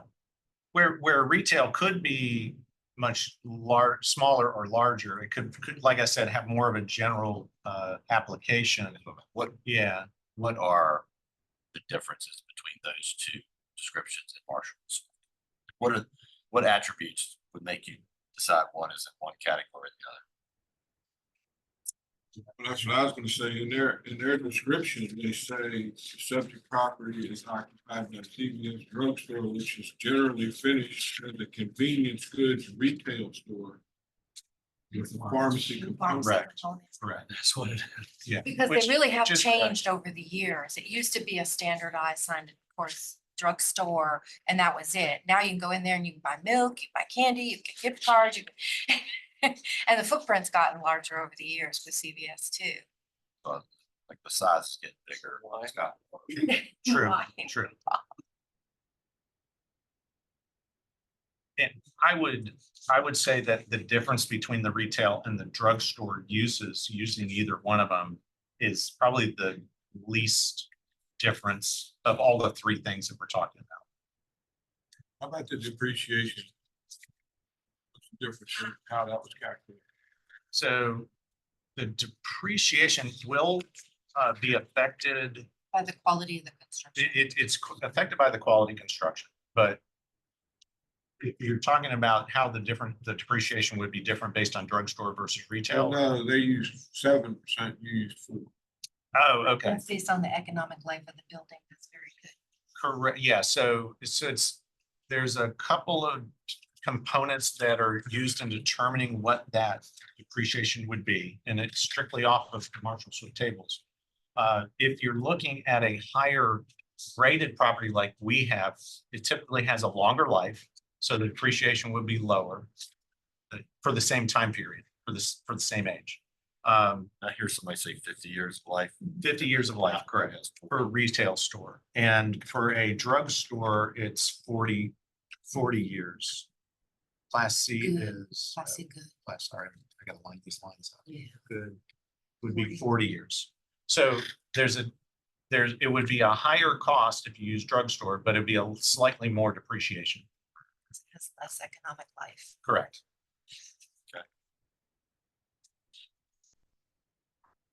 Any further questions for the assessor's office? Okay. You have rebuttal? On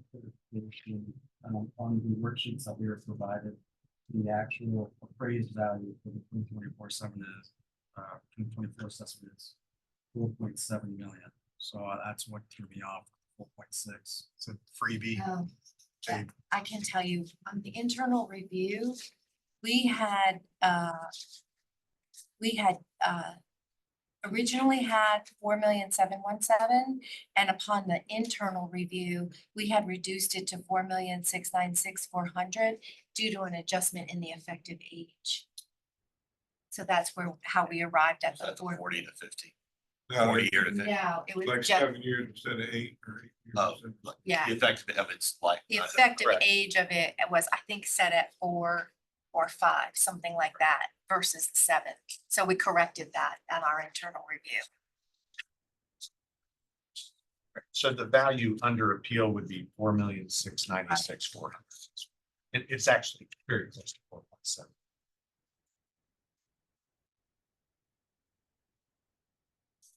How do you, is it just a judgment call on the effective? We use For the newer actual. builders, we use the actual age as the effective age until they reach an age where there's significant renovation. And then, of course, the effective age could be, extended, longer life, So a lot of things change in the building. At that point, it's more observation and how the property reacts in the market, how competitive it is in the marketplace. But this is a fairly new building built in 2016. So for those type of buildings, we set the effective age and the actual age equal.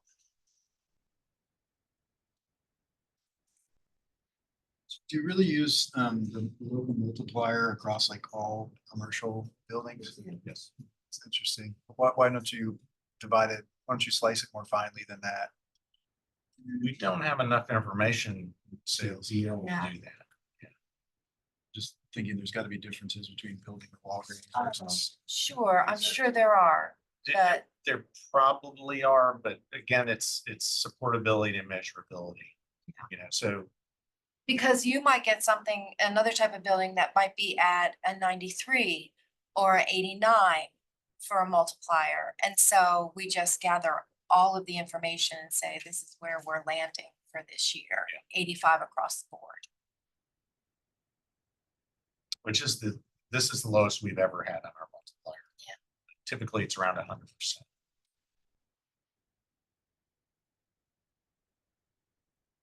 Anything further? You know. Structure quality, which also changes the economic life of the building. It is precedent in other counties at this point that it's accepted that it's an average drugstore. You know, and that is why we based on even the assessment said something different. Sorry, what do you mean by that? That it's an average drugstore? What is it? The construction, like exactly Back house you build over. well, that Are you saying that this exact structure in other counties has been? that was like on much it's sure that the average. What's what materials are you going to use to build it? And this is commonly accepted across other counties in Virginia at this point. So this is why we're arguing. It's So does Marshall and Swift have some criteria to help you judge between average, good, very good? They do. And the county didn't go into detail, but I can imagine part of it had to do with the percentage of exterior brick, stucco, structure, and the ceiling heights. Do you disagree with you disagree with their classification of this based on those attributes of the structure itself? There's a lot of those features are shared with average and very good. It's just a distinction of, you know, how you actually want to classify it. And because we've done so this year, many times, we stuck with average. What was it classified last year? It's required CBS is going this year. It wouldn't have changed. I don't think we would have changed it. No, I we mean, didn't The change the that. key is that other buildings like this, because there's other CVSs and or competition to y'all, all of them get applied to the same. If they're built within the year, they have a similar structure, skin. That is correct. So all of the drugstores we have would have been treated the same way as this. Freestanding. The freestanding. Not the drugstore. inline. Correct. Built within this time period. Correct. Classified them all as retail. Retail And and Class C. yes. In class C is the construction. Yeah, and all were very good Mason. on page And they're 4. all, oh yeah, they're on page 4, and they're all very good. Correct. There's some feature of this property that is supposed to distinguish it from the other 3 retail stores. So the assessor's office is arguing that there's 3 other drugstores like this, or there are 3 other retail stores like this, and they all have the very good classification. Understanding that we're supposed to assess properties uniformly, is there anything about this particular property that would justify treating it differently from those 3 that the assessor's office identified?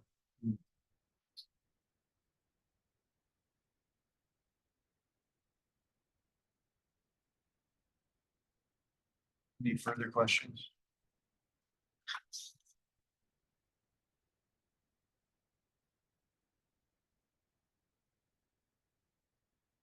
I do have one quick question. On the chart under summary of 353C, it says percentage good, what does that mean? Which page are you on? Just Page oh, four. percentage good, I see it. So that means that we are depreciating at 6%. No, I'm sorry, that's an 16% if it's 84%. It just means it's a 16% depreciation. The class C is the, That means it's masonry Okay. construction, that's cinder block, something like that.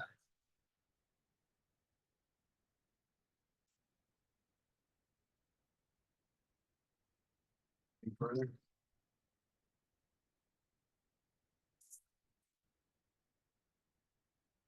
Anything further from the applicant? No. So we have time to deliberate.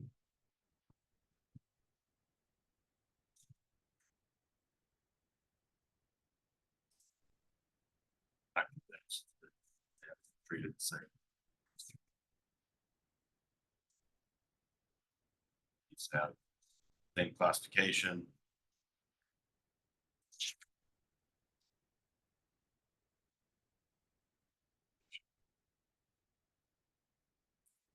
Treated.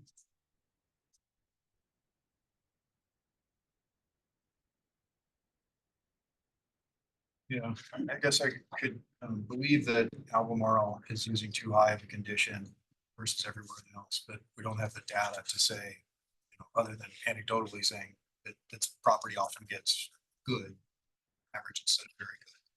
I think we have enough to say that it should be the other way. Desire to keep the assessments uniform to me is more exclusive.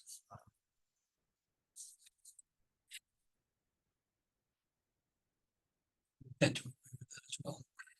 This is correct.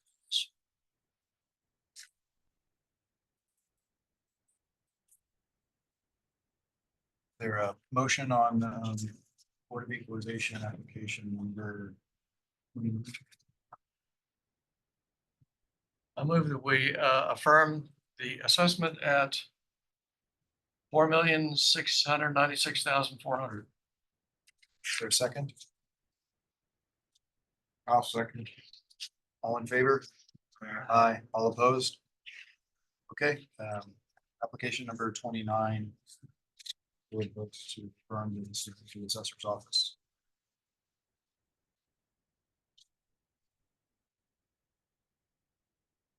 Now we have application number 46. 638 Hillsdale Drive.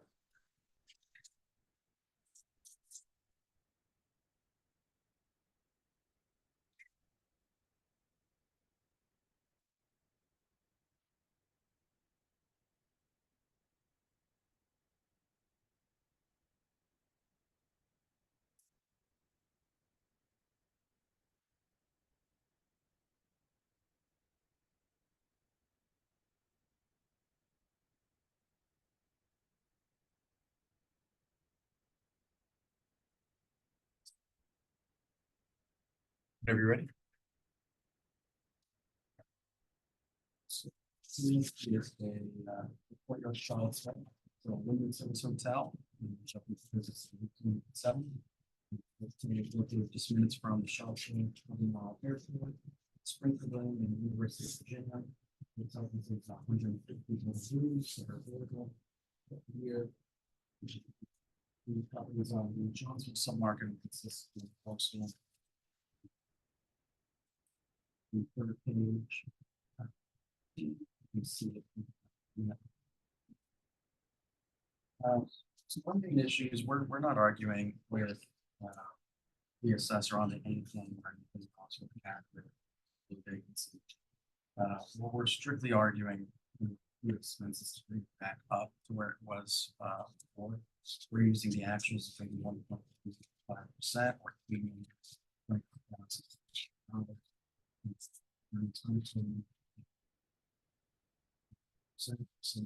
some percentage. Like I said, that's all. We're not We're not disagreeing with the income. Reserves or anything else, or the cap. We're simply arguing that it should be brought up to actions. Of 5%.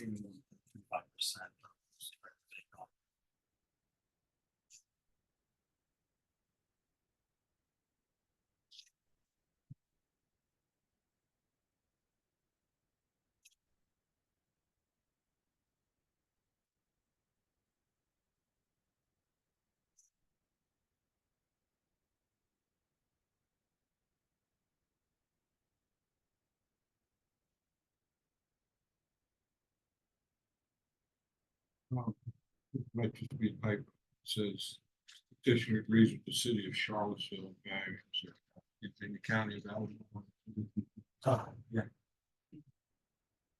That's hard for some people out of state because they don't understand the independent cities.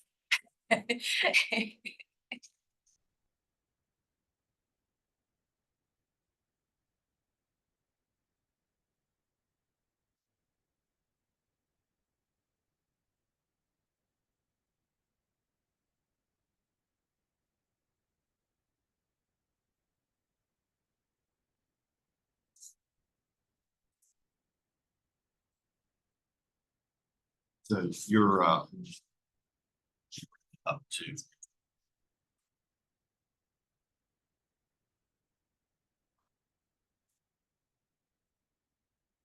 Or you're saying that it should have a valuation, what now? the evaluation difference we have. They're using 7.6 million, we're at 6.1. The difference only being the expenses. The expenses are at 77.7% for the assessor. They're using the actual expense of 81.35%. You can see the historical page 5. Last few years. It's been pretty much the same for the last.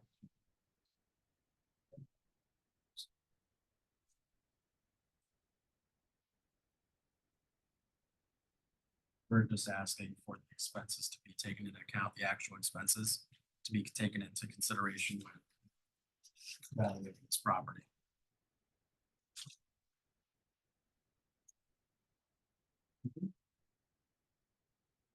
Why do you say 81% when it says at the bottom, page 5, 86, 83? 81% of just gross.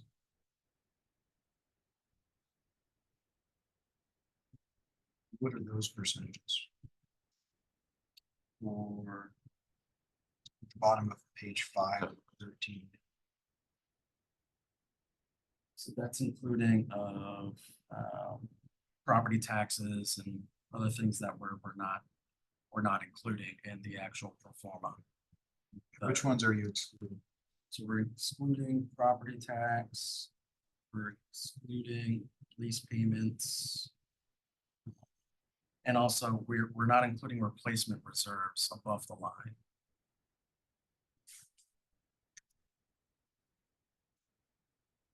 Why did the franchise fee disappear? Assuming they either bought it outright from the hotel chain and it's just independently operated at this point.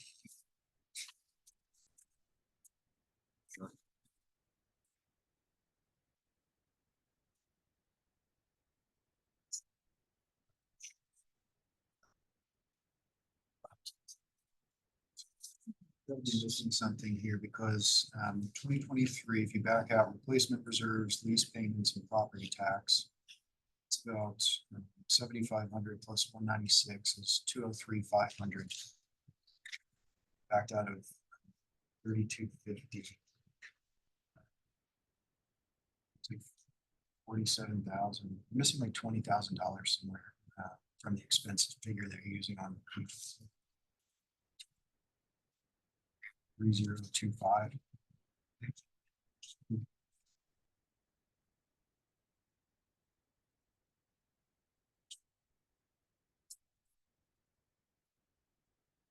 doesn't matter. I'm just trying to understand where the analysis deviates from the county.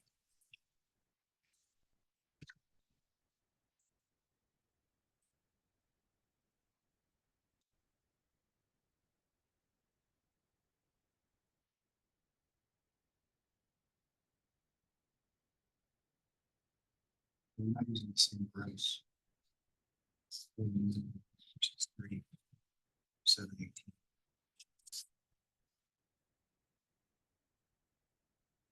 That's 2023. Okay, I got It's 2022.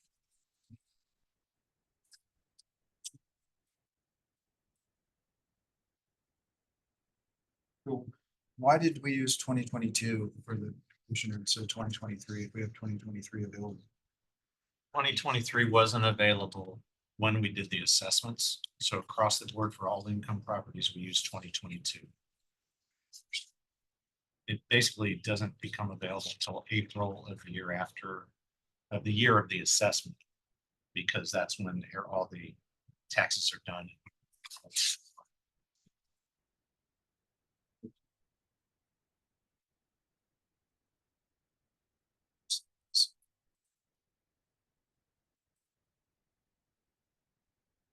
I think you're only backing out the places.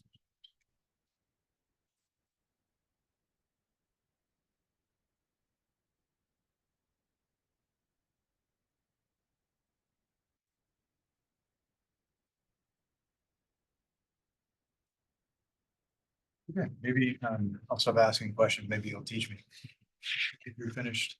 Yep. The argument is the operating expenses for this property and the 2024 assessment of $7,691,500 is correct. We use the income approach for this property type. We use the 2022 operating expenses because 2023 is not available for all properties in the market at the time. Based on the 2024 assessment model, the management fee was changed to 3.5% of total revenue. And we also excluded the 3% franchise fee that was assigned as an expense in the application because the fee was not reported on the 2022 operating statement.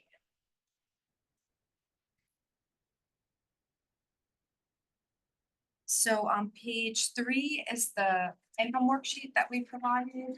And then on page 4, it starts the discussion of the revenue and expenses. And I put them side by side, the appellant for 2022 and the assessor for 2022.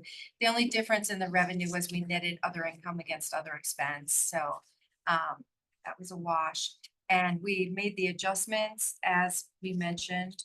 The management fee reduction and the franchise fees were removed. I don't know why it was imputed, the franchise fee for this property, because it wasn't reported in the actual 2022 operating statement that we received. The replacement reserve was 4% for all of the hotel properties based on our assessment model.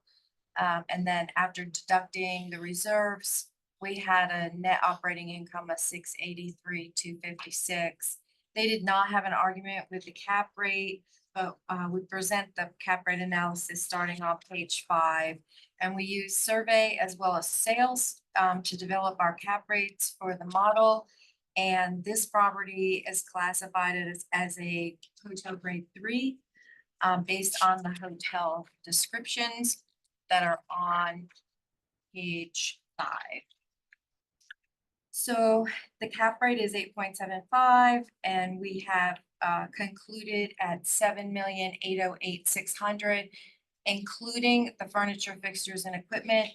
We extract the depreciated value of the furniture, fixtures and equipment, which was reported at $117,058 or $780 per room. So that brings us down to $7,691,500. Which is the real estate, not including furniture, fixtures, and equipment.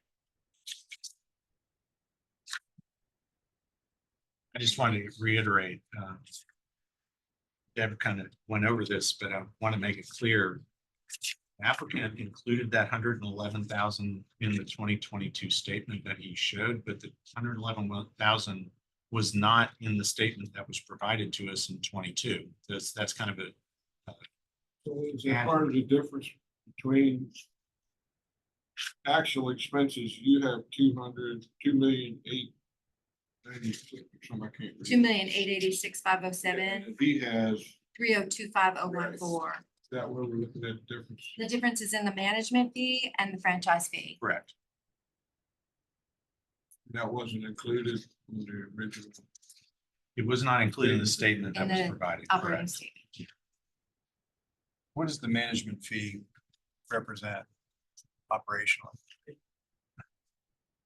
It represents what a chain brings to the brand and therefore the franchisee or, No. He asked about the management. oh, the management fee. Oh, I'm sorry. The management fee is we set it at 3.5%. It can be anywhere between 3% and 6% in the market. And it's the real cost of operating the property plus any additional profit back to the ownership.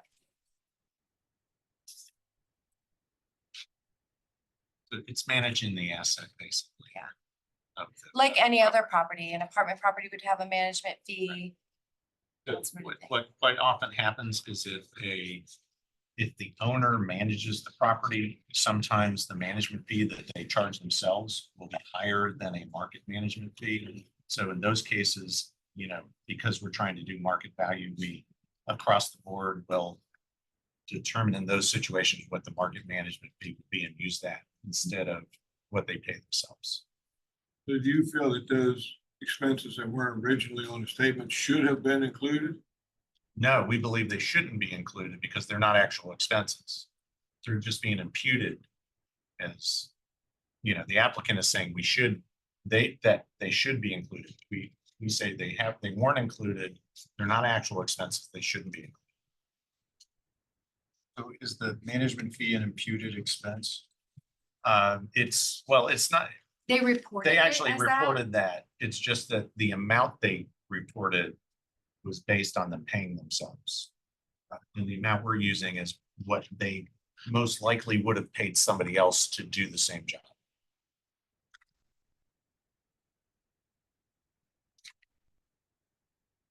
Y'all usually include such fees and expenses in hotels If in they're, the area. if they report them. Well, management, yes. That would be standard. Yeah. Franchise only if it exists. If it exists.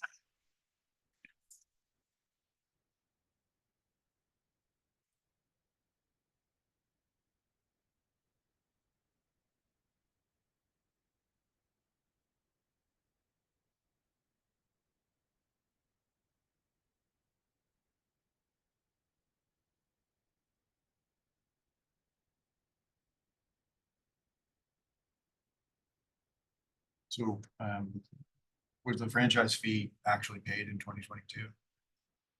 That's what I'm trying to see now, because I don't see it there either. No, interesting that connection stuff. Yeah.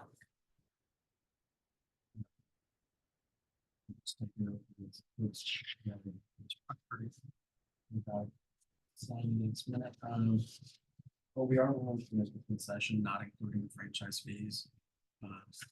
After taking that out, we come to a total of 7.3 million instead of the 6.1 originally franchise fee. But we would still be something that shows up and is reported as an expense, and we argue that should also be taken into consideration.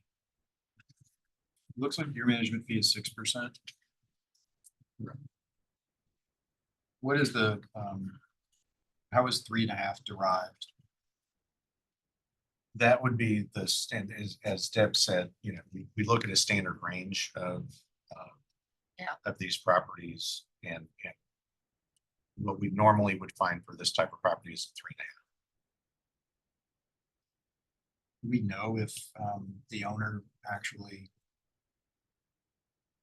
is paying that amount to another entity that he owns or controls? As far as we know, they manage the property themselves. They own the properties. How do you walk me through again how you come up with 3.5.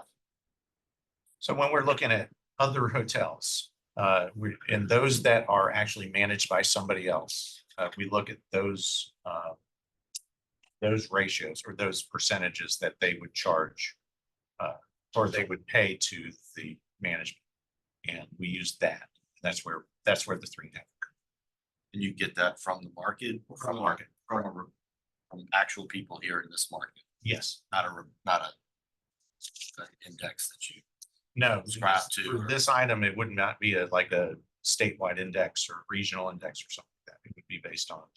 How do you, so what about like this is relative to apartments, shopping centers? Same thing with those. Try to keep it local, Yes, exactly. lean from the landowners. That is correct. If they're nice, and nice enough to give it to us. No one.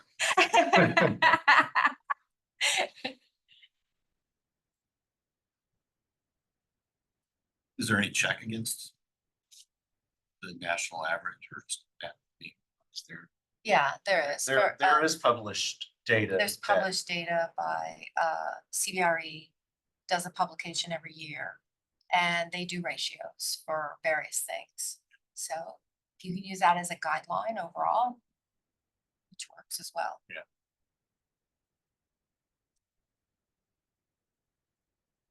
And I have a copy of the statement here that shows the franchise fee is 0 for 2022.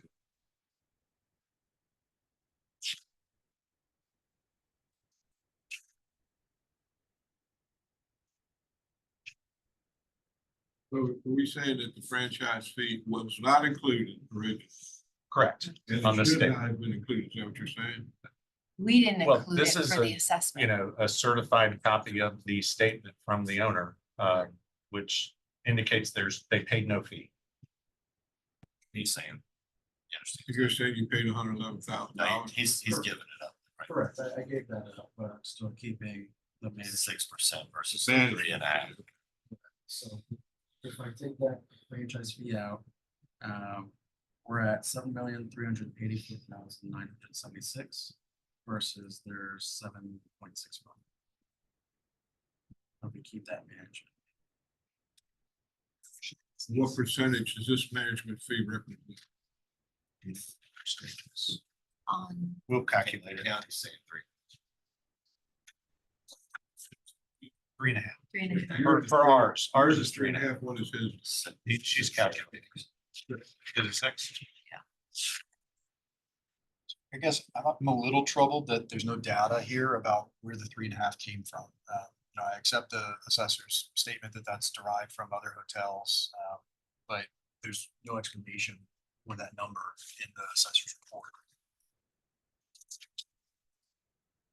Part of the problem is that we can't, while we can talk about the confidential information involved in this property because the suit is, that's Appeal. brought to the deal is brought to you, we can't talk about the specific details of other properties in the market because that's confidential. Yeah, I understand, but at the same time, the applicant is saying this is what we actually paid on the certified statement, and then the counter argument is 3.5 is more in line with the market, but then if there's no support for that, I end up feeling kind of the problem is, and the problem is you could, if you own the property and you manage it, you can jack up that fee and make the property worth nothing. I agree. Um, The check on that has got to be the data. from Well, that's somewhere. why I was asking, is there something other than what you get? What is the national state? What does CBRE say? I understand when you can't disclose those things. You have to keep that internal, and it's great that you can get landowners to give you that information. How much is that? How much has that number changed over the years? Yeah, It's pretty standard. It does not change much over time. You'll see a slight variance in those market amounts, but but 3.5 is an investor who owns a hotel and pays Hilton to manage it. Correct. Just, he pays a franchise fee and a management fee, and hopes that his expenses are kept in line by his management. Correct. And then obviously if they're not, then he can search for another management company. So, so typically the amount will change over time as the revenue increases because it's a percentage, but the percentages are pretty standard unless you have, you know, completely different types of properties. Or even within hotels, you know, you might have the difference between a convention hotel versus a, you know, Sure. straight up. Some hotels don't require as much. Right. Pain and suffering. So was the 3.5 used for last year?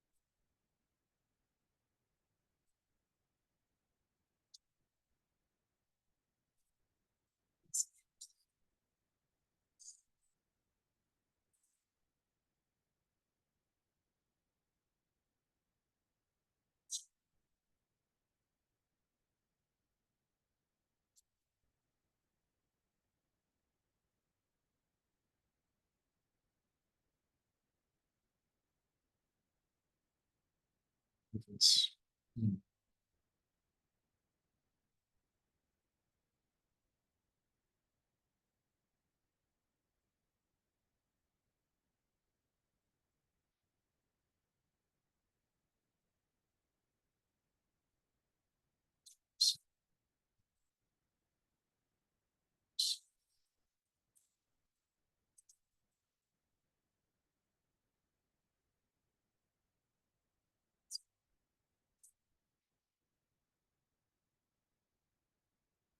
I don't have.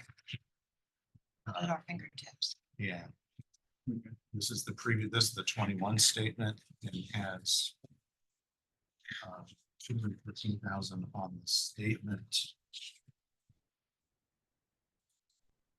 What we would total is, I don't have the total of this. So I can compare this.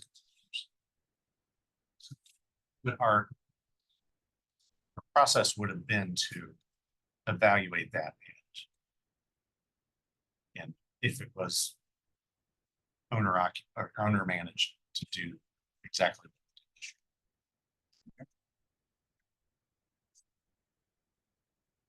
Well, here's the process.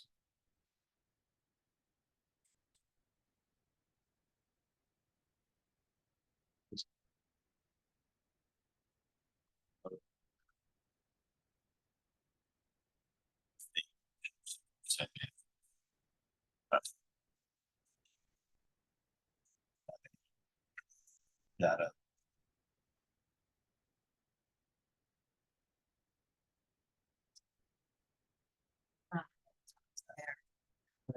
They did. Here. Yeah.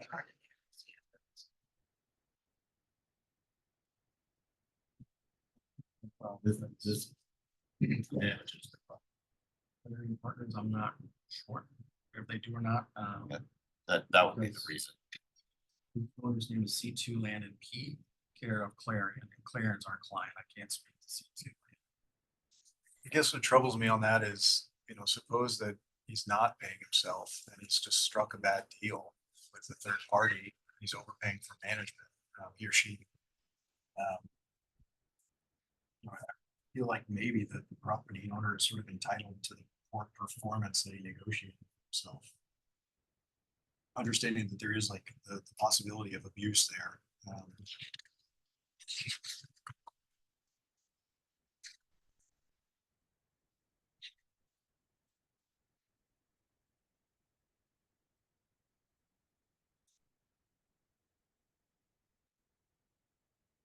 You're referring to this. I know, but I think that, what you're saying, I think that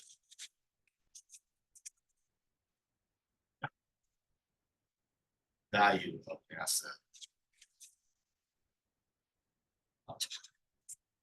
Market would pay for it based on the average and just make their money margins. I would. Somebody negotiated 2%. I'm not sure that. They have to pay taxes. I'm okay with using an average across the market, not a specific number, because I think there is. But we sort of took the other position on that franchise fee. We said, hey, that's not in the operating statement. We're not. But going to use it. franchise fees can come and go. They're not necessarily. They can run out, they can different prices, pay different numbers for different. That's Yeah, but I see what you're saying, but I guess. yeah. It bothers me to say it's not on the operating statement, can't consider it. And then when there is a payment on the operating statement for 6% management fee to say, actually, we'll use 3.5%. Absent at least some evidence that it is not an arm's length transaction on the management piece because the owner is paying himself on it. I wish we could solve that. You use a 3.5% regardless of what they were worth. Yes, If if, they recorded less than that, would you still use 3.5? actually, our model says if it's above, if it exceeds 3.5, it's 3.5. But it doesn't necessarily, it's below 3.5. I don't know how often it is below. I don't, For this particular property type, Type, right. I don't see it, but we have a limited number of properties in the market. Right. If somebody reported 2%, you plug that in. You're gonna charge 2%.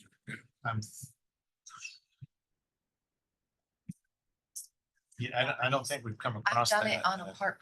Yeah, we have done that on some on properties, other types that we have run into that. If it is below If it's very low, we'll market. increase it to the model. Well, I'm just wondering about the assessment. Much higher back in 2023. So was the management fee? Cap rate, and the franchise fee was still in there, right? That's a big difference. The cap rate was lower, but this property also performed better in 2023. Means income property. Goes up and down. That would be based on 2021. Correct. Code.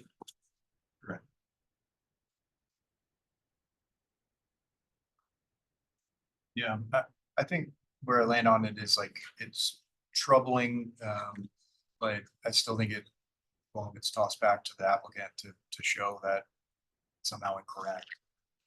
I would be persuaded if the applicant was able to show that this was a arm's length transaction. But absent that evidence, I think I just have to defer to what the assessor had done. Even if I think the methodology on this is weaker than some of the other things that they've shown us today. I agree, but I would just encourage the assessor. Great if you showed some type of CBRE or some other, just to include that as a check. I mean, if you're within a certain range, like if it's, if somebody who studies the market puts something out that says it's 3.6%, you came up with 3.5, that's a pretty good check. But if the market's, if you got something from a reputable source that's producing data and it says 5, you 3.5, then that's something you look into. Just as a check.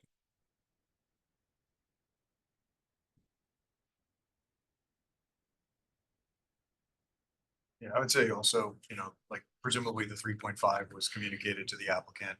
Whatever evidence was available could have been mustered, by today. So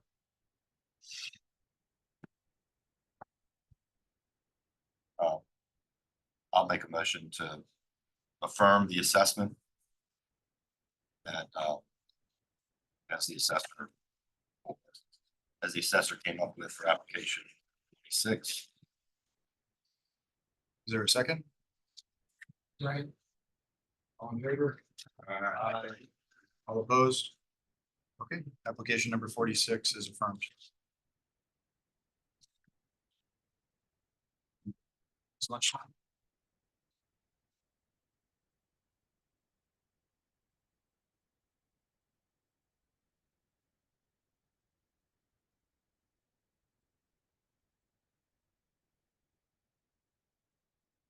Yes, enjoy your drive home. I'm safe. You're not gonna enjoy it.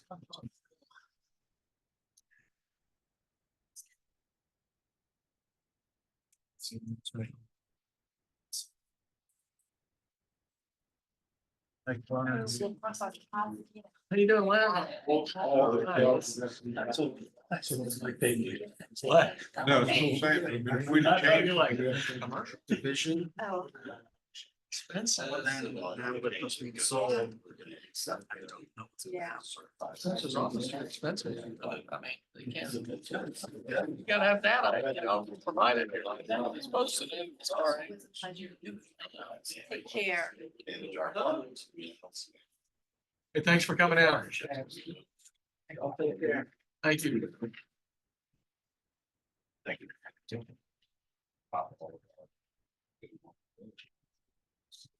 That's this lunch just for you guys, right? Don't we get? It's you. I'm joking. So, What if we're not hungry? right, we are back on the record. It's okay, I'll go ahead and swear you in. Excuse me. Mr. McFarland has a request. He has an attorney who he would like to remote in. Oh, sure. Who's gonna have to decide. Do you want to allow that or not? Will the attorney present or just you'd want him to benefit from hearing and seeing? Him to hear, but also, some of the items in the third part of what I'm gonna discuss are technical. And there's a legal aspect because of precedent. And he may be able to answer questions that I can't. So if you wanna, I've done this before. We've done this in the city of Richmond. They've sworn him in over the phone. So it's up to you, but up to the board. But the board generally has rules that you have to appear in order to participate. Mhm. What do we think? I think.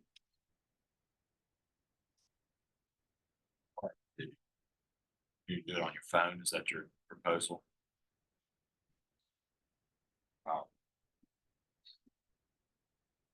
Can be limited to just answering technical questions about this third part. Sure. Could go back to the discussion. Just-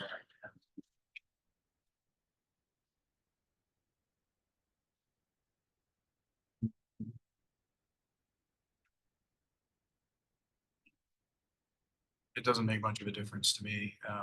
Part of me says we have to stick with precedent. Another part of me says, no one ever asked about this. It's unlikely to be a recent.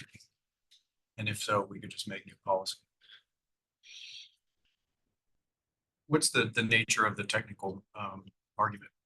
The use of an income approach in determining value of real estate and the courts in one, especially in Virginia, rule the Rushmore management fee method is not a credible way to determine value because it doesn't take into account intangible assets. And it's somewhat of a technical argument. It's not the primary basis of why we're here, but I want to make the point because it's how Albemarle County values hotels differently than how other real estate is valued. And I think it would be helpful and instructive to you all. It's not intended to intimidate you at all. It's simply, he just is knowledgeable in areas I'm not. And he's a good guy. He knows the assessor. Mr. Smith was here last year, actually, you met him. And I think this would not be a good idea. I would object to it. The board is not able to change the approach at which we assess a property. It was in the Board of Equalization training. You can't decide that the cost approach is appropriate instead of the income approach when the income approach is used for every hotel. So I think this legal explanation is not apropos to anything that you will be doing and therefore would not be appropriate. And Mr. Smith is not providing any valuation. You know, he's an attorney, he's not an appraiser. So I just don't think this would be appropriate to be included, especially remote. You all can be the judges. I mean, you're here to hear the evidence, hear the facts. And so we agreed to restrict his involvement. But he is an expert. His full-time practice is tax, real estate tax assessments and appeals. So his knowledge and his information can be helpful. And it was specific to, you said, your belief that this approach is not proper. Well, so in the fact that, and I'm not saying whether or not the assessor should use income or cost approach or a comparable approach. I'm just saying that in this instance, applied to our property, certain conventions were used which are not equitable and not fair. And that's what you're here to hear the evidence on. So to say that you don't want to hear that or don't want to listen to that, it's restricting the knowledge that you all can gain from this process. And I think it's fair and equitable. So when did you make this request, Mr. McFarland? Just now making. Is there a reason that you couldn't have written in and asked for dispensation to do this anytime before? Well, I didn't realize I was gonna bring Shane with me. He's in, I think, Brownsville, Texas. So he couldn't be here. So it was, anyway. So I'm not persuaded that we should disallow it on the basis of the argument that he's going to make. I mean, I think they're permitted to say anything they want, and a lot of times people ask us to do things we can't do or make arguments that we can't consider. But you know, I am sympathetic or empathetic to the assessor saying that this isn't something that we typically do, that we typically do require people to come in person. So I think I would probably, my feeling on it is to disallow the Zoom participation or the phone participation, but not put any restrictions on the argument that Mr. McFarland can make. It's up to him.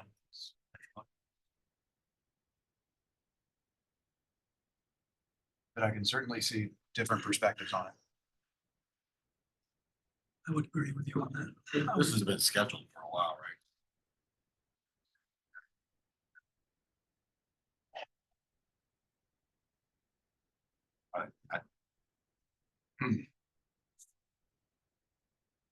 I'm not inclined based on.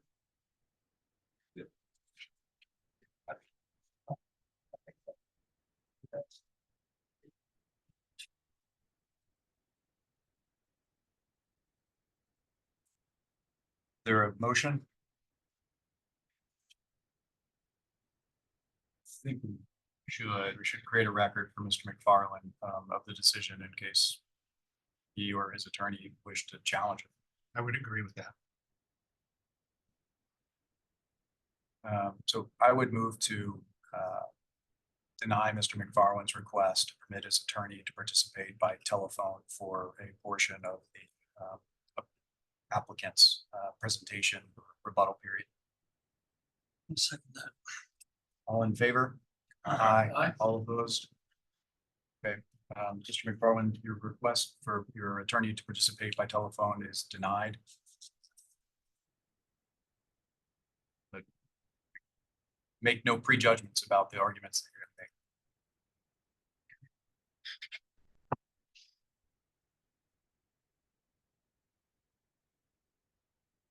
Yeah, I swear, yeah. Mr. McFarland, do you swear to tell the truth, the whole truth, and nothing but the truth, so help you God? You have 10 minutes. There will be a 7-minute response period from the assessor's office, and then you'll have 3 minutes for rebuttal.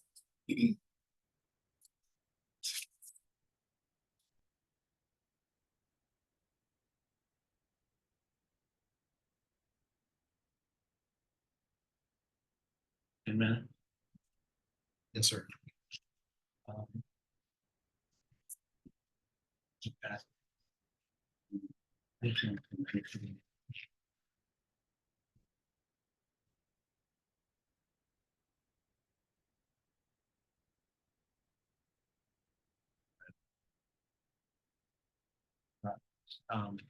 There are 3 primary reasons that we as owners, and let me introduce myself. I'm Charles McFall. I'm managing member of McFarland Stonefield LLC, which owns the Hyde Place Stonefield in Charlottesville. I was involved in the acquisition of land, the development and construction of the building. Family, my brother's a co-owner, my father. Company Blue Ridge Hospitality Group manages it. We also own and manage other Hampton, Hilton, and Marriott products. And I've been before this board previously, and I recognize most of you from previous. We strongly believe application supporting our request for adjustment. That's 2022 assessment. There are a number of reasons for that, and I tried to characterize those in 3 categories. In the first and most significant, because it's actual, cannot be viewed, is that the Hyatt Place is a select service brand. The assessor has used industry information to determine cap rates, determine values based on types of brands.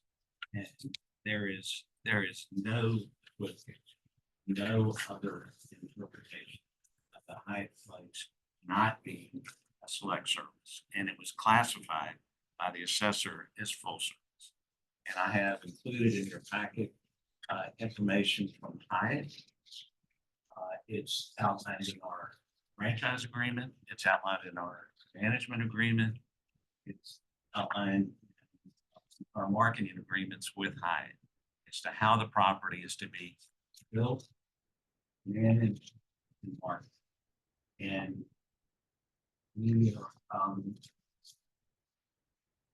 are classified by Hyatt as a select service, and select service is simply a property type within Hyatt, and there's several, but Hyatt House and Hyatt Place are select service. We are not a full service. We do not have a full service restaurant.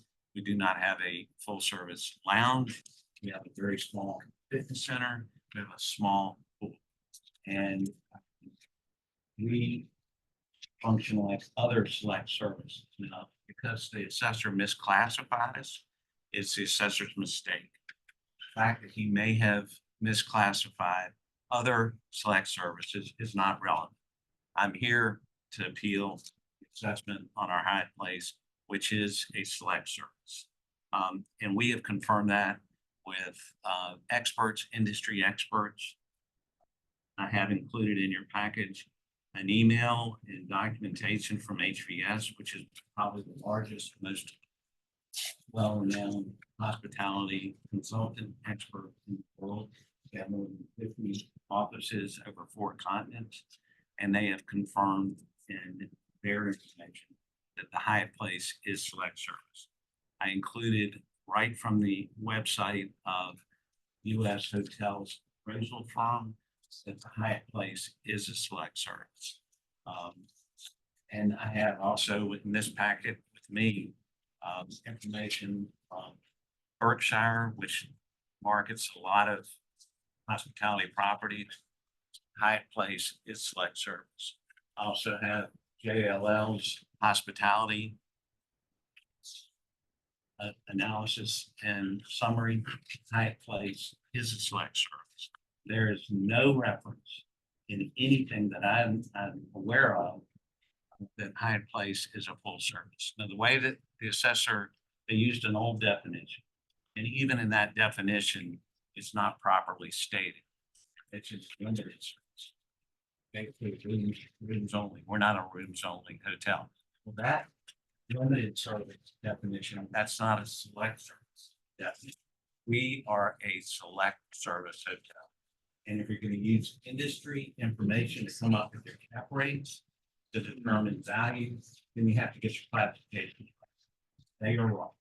And if anybody has any questions about that, I can confirm it, even more than I have. But hopefully this is convincing enough, and more so than the little paragraph that pays cut and paste into the report that the assessor provided to. That's item number one. Item number 2 is that the information that they used to come up with their valuation was taken from a couple of different sources, which was incorrectly summarized. The original summary that was provided to me when I asked for their worksheet included 28 properties, and 6 of those were either luxury properties as well as national. There were 4 of them were in Arlington, Northern Virginia, 2 were in Virginia Beach. The revised list that was sent to me is 23 properties. 4 of those properties are still not comparable properties. 2 are Virginia Beach waterfront properties.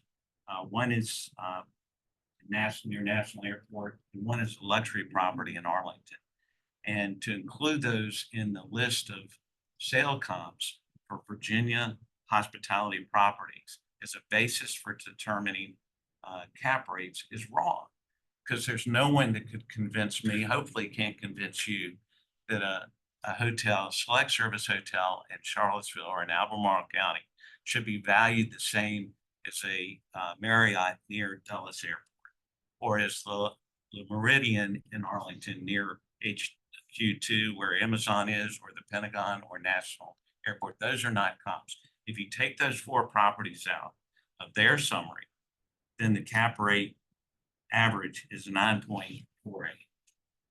And that doesn't even separate out for full service or luxury. And even using their list of 23 properties, the average cap rate is 9.0%. So how they arrived at an 8.25 for our Hyatt select service Hyatt Place and a 8.25 for what they defined as full service, so 9.25 is I suggested select service beyond. And then there were some other aspects of their summary which are inconsistent with what their own schedule is, and I pointed those out. It's inequitable and it's unfair assessment because the property is mischaracterized as a full service property. It is definitively not a full service property. It is a select service property. And the cap rates that they used from the summary that they put together is not a comparable summary of cap rates. And then the last point is that the there were other improper assumptions that were made. I pointed out previously to this group, and we were denied on the appeal on the basis of which we made the claim that our Hyatt Place is different than other hotels which have been assessed, and that we only have 1 acre of land. The property boundary of our hotel is a few feet outside the wall. So all of these items, parking, driveways and entrance, storm drainage, storm water retention, all the landscaping and irrigation, the dumpster enclosure, the dumpster, the site lighting, sidewalks, curb and gutter, signage, all of those are outside this property, and they are being assessed as part of the Brookfield retail mixed-use development. So if you're valuing that as part of our assessment and also charging Brookfield, Stonefield, that's a double taxation. You all the assessor made no adjustment for the fact that our property is only 1 acre. Most of the other properties, and I pointed this out before, are 2.5, 3 acres. That's typically the amount of land under 130, 140 room hotel.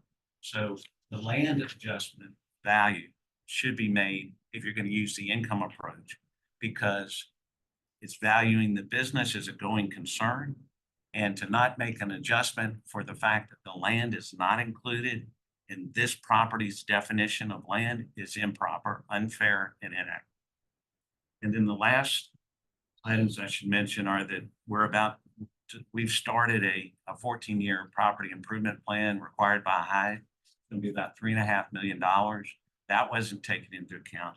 And then the things that I mentioned to you, and the reason for wanting to have chain available was to talk about valuation of a property as a going concern, and the fact that their valuation does not properly break out the assets. It should not be included as real estate. And I'll give you one example. Their adjustment for FF&E is about $170,000.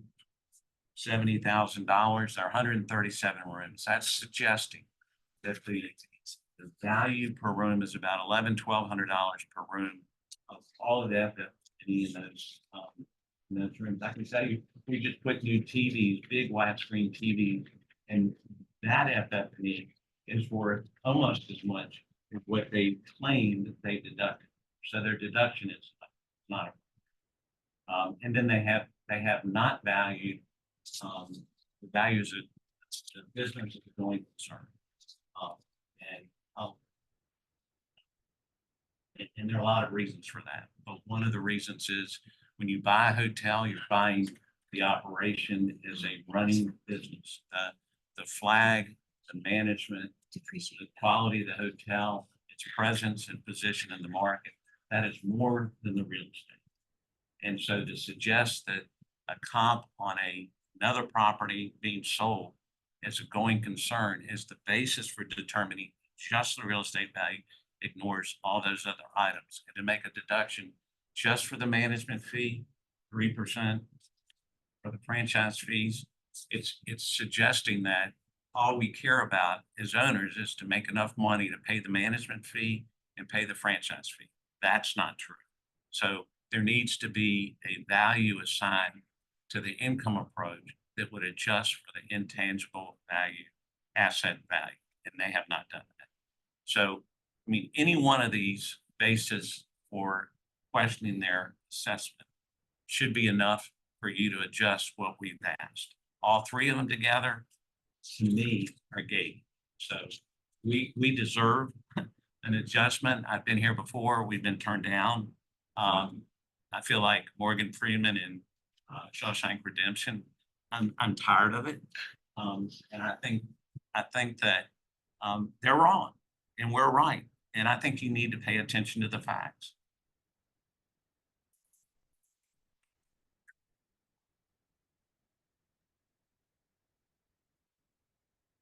Anything further? Thank you. Okay. So Deb is going to go through the details, but I have to say I disagree with just about everything Mr. McFarland has said, and I don't think it's appropriate in valuation of a hotel. And I put up on the screen, I make this bigger so you can actually see it. Our source of, too big. Our source of these definitions of full service and select service are from the Pricewaterhouse market data publication. And, you know, I don't know what Hyatt calls their different properties, but it's kind of irrelevant when it comes to the market and how investors will look at a property, a hotel property. And what PricewaterhouseCoopers, which is a standard publication for this type of work, you know, for all types of income properties. Full service definition is exactly what we put into our presentation. As a lounge, a restaurant, is representation of it's not full service. Not quite sure the distinction, but it's certainly not a no food or beverage except possible breakfast, which is, you know, typically you have your hotel where you've got a little breakfast included. You got the waffle and the, you know, a few other things. That is not a description of this property. The characterization of, you know, I don't know where this came from, it's not true, is in itself not true. This is a standard definition within the industry for defining different types of properties within the income approach. And then Deb is going to go through and kind of explain what we have done. I do want to point something out before she gets to it. Ironically, because of our last hearing, now Mr. McFarland's not the most cooperative person when it comes to giving us information. So he provided us with a summary income report and refused to give us anything further for quite some time. There's a lot of back and forth between Deb and him.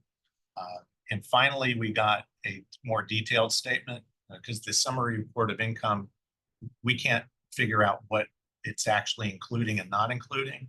So once we got the standard, you know, breakdown of income and expenses, we did miss that he had about approximately a 5% self-paid management fee, and we did find the support for a 3.5% management fee market-wise publication since the last, and we can show you that. But unfortunately, in this case, because of all the back and forth and all the other issues related to this, we missed the management fee and didn't reduce it to 3.5.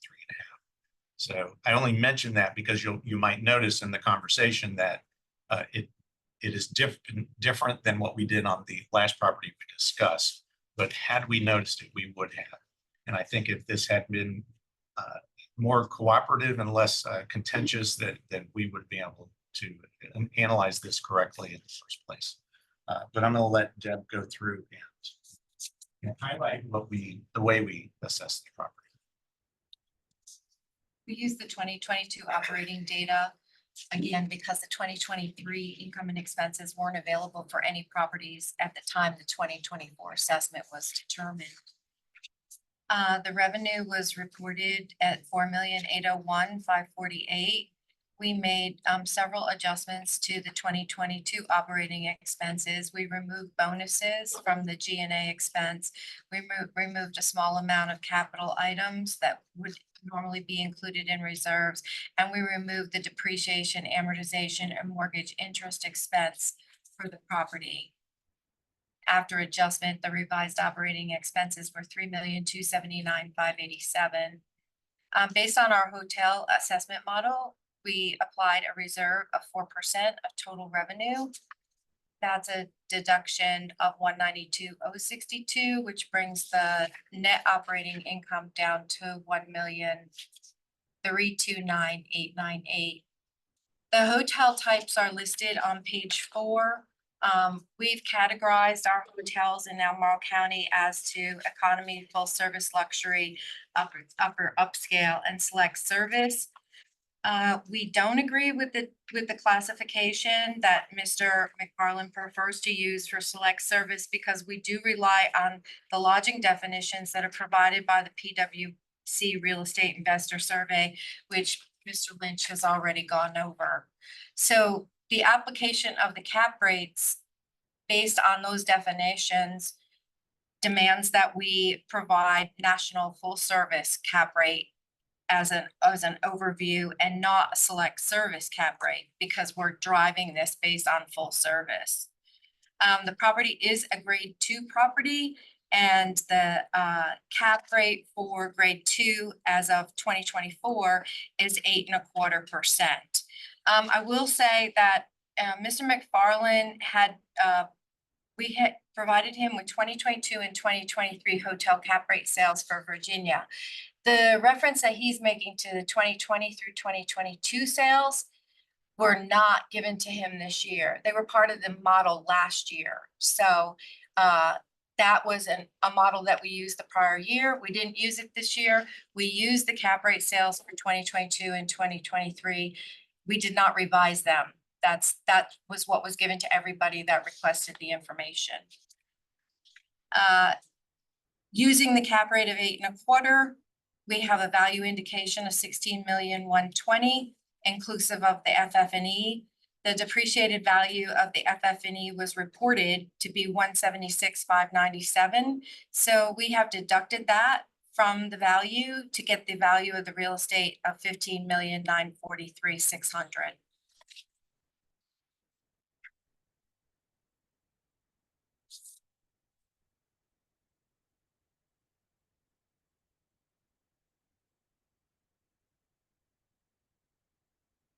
That's all that we have. Thank you.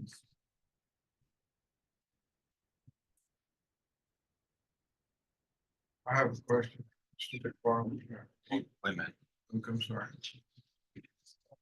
He does. We can technically ask questions before he finishes, but are you ready Well, to? the question is, did you say you didn't have a restaurant? Because I see you have restaurant income listed.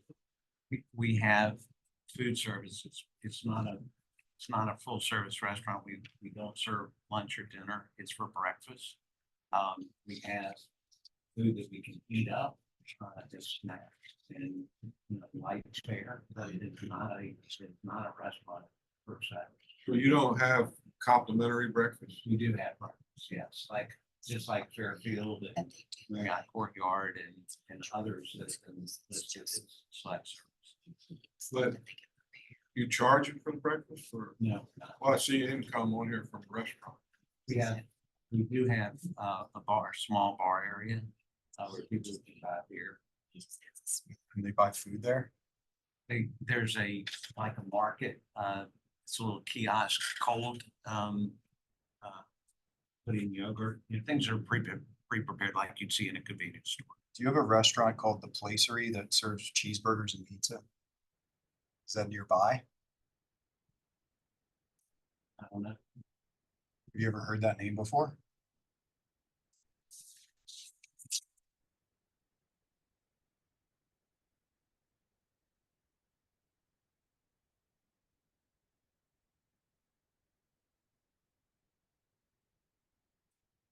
All the restaurant income in your operating statement attributable to bar? Attributable to, people buy bottled water that offers markets, and then some alcohol drinks, but the bar is 2 seats. It's tiny.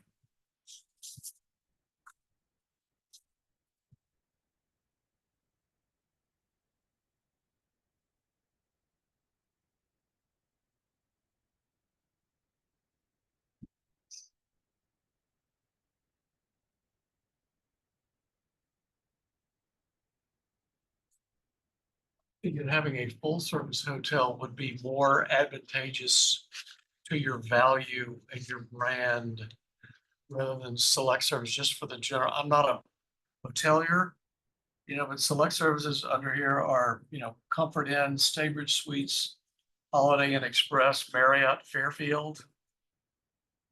That's how they've categorized it. I think they've miscategorized, it, but the point is that they're using national data to come up with their cap rates and misapplying it to their improper designations. And I think it's wrong. And they may have done it consistently with the Hilton Garden Inn and maybe another select service that they've called full service, but I can tell you in the hotel business, the property that we own and manage is select service, and it's select service by definition because there are a few limited services. It is not full service. It should not be classified as full service, and it should not be compared to full service sales. And the full service sales that they're referencing with the PricewaterhouseCoopers summary information are in large metropolitan areas. They're in the largest cities in the country, and those cities I would represent are not comparable. New York, LA, Las Vegas, Chicago, Boston, San Francisco, Seattle, Denver, Dallas, Houston, Miami, Orlando, Atlanta, Phoenix, New Orleans, Charlotte, San Diego, and Washington, D.C. That's the basis of the cap rates that they've determined for our hotel. And the Virginia cap rates, they include 4 properties that are not comps. Hotel next to Dulles Airport is not a comp for our properties. A hotel on the ocean front or the bayfront in Virginia Beach is not a comp for our property. You take those out, the cap rate that you get to without even separating out the true full services is 9.5, 9.5. They applied an 8.25 to our hotel, miscategorized it, and they're using national cap rate data inappropriately and applying it. And PricewaterhouseCoopers, they're not the definitive, that's an investment survey. And the analysis that they've used, the Rushmore management fee analysis has been discredited on multiple courts. And the guys that are quoted that they use as the basis for the income approach have been repeatedly dismissed over the last 10 years. Your assessor is still using that basis of information. It's incorrect and it ought to stop. Does your hotel have meeting spaces? We have a few, it's a small area. Yeah, we have a couple of small meeting areas. Do you guys have someone who's been in this hotel? Has anyone gone to do an inspection I've done the exterior only. next year? I've been in the hotel. Does it have a restaurant? Hmm? Does it have a restaurant? Yes. It has a market. It's like a little, you know, you get sandwiches and stuff like that, and you can go sit down and eat if you want. But there's no restaurant. I mean, I can't define a restaurant, but in a hotel, but Does your hotel advertise itself as having a restaurant? Food service, I mean, if you go to a Marriott Courtyard or Fairfield tonight, you can get a snack, you can get something to drink or something to eat in their market. This is, and we built the hotel in 2013. So that area, and we're actually, part of the renovation is to change that and to diminish the market and add a few seats to the bar, but it is not a restaurant. It is not a lounge.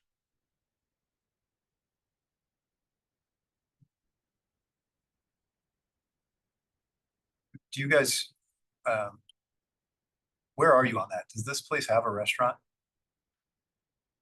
We I have not been considered, lately. we considered something that is just rooms only as being select service, and any type of food service based on the definition of PWC, and you can agree or disagree with it, but that's what we followed, and that's how we defined the cap rates. To have some type of food service.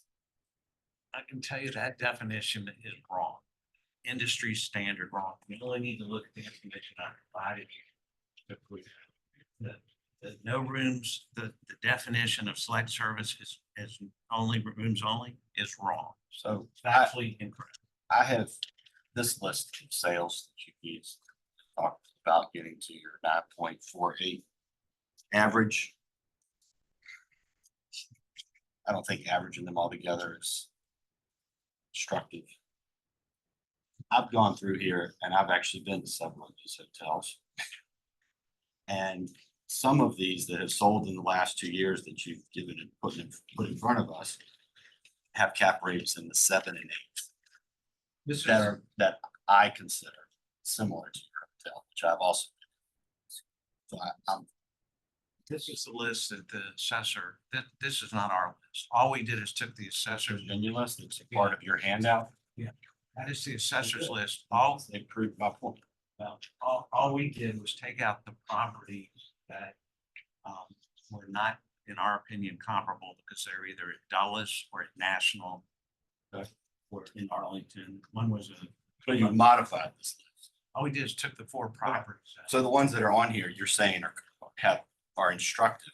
No, I'm not. I'm just, Yeah, you do. I'm just taking the information that we were provided and explaining why it's incorrect. And that if you want to use that as a basis for determining value, then you should use comp value. I'll just. I don't look at the descriptions and the comparables of hotels around here. And I personally do not have a problem with the definition of your hotel as a full service. Not select. And I think that's your biggest number discrepancy, correct? That's, Cap rate. that's a factual. It's not a fact. It definition of our hotel is select service. So you may disagree with that, but it is a select service. And by And we're every, trying to get their assessment. And you I got think- some I think emails, you go ahead with that.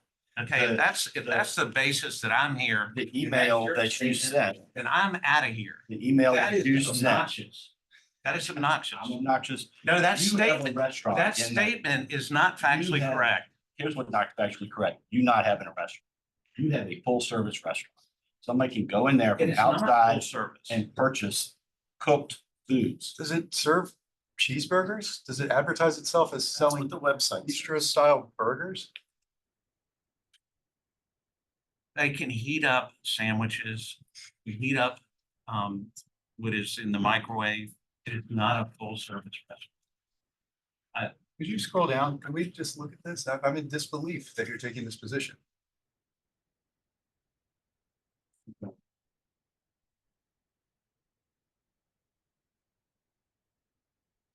Is there a What is menu? that? Is there a menu on the bottom? What do you mean? Menu. Click on the arrow down. I'm sorry.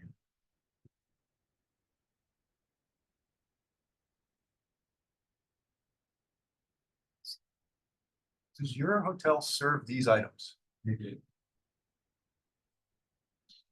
This isn't a restaurant to you? No, it is a select food service. Sir, you're under oath.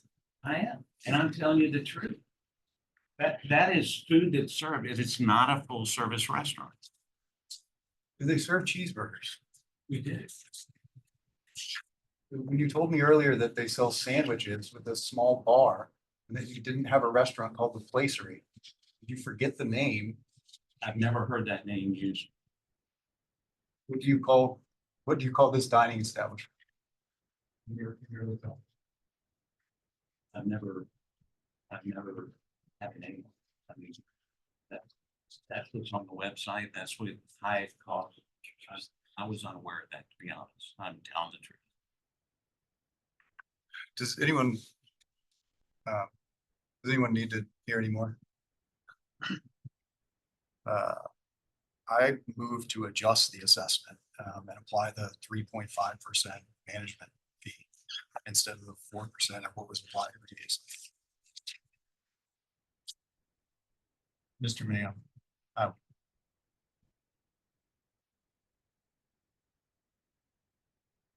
The state code says that you cannot increase the assessment without an appraisal, but I believe it says if there's not an error made. Unless it's correction of an error, but I would like to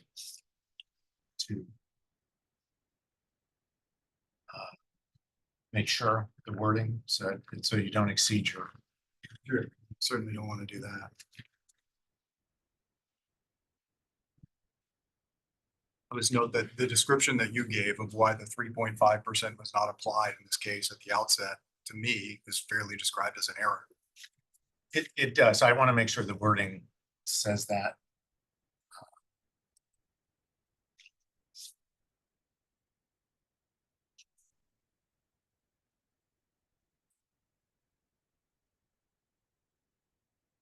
Position.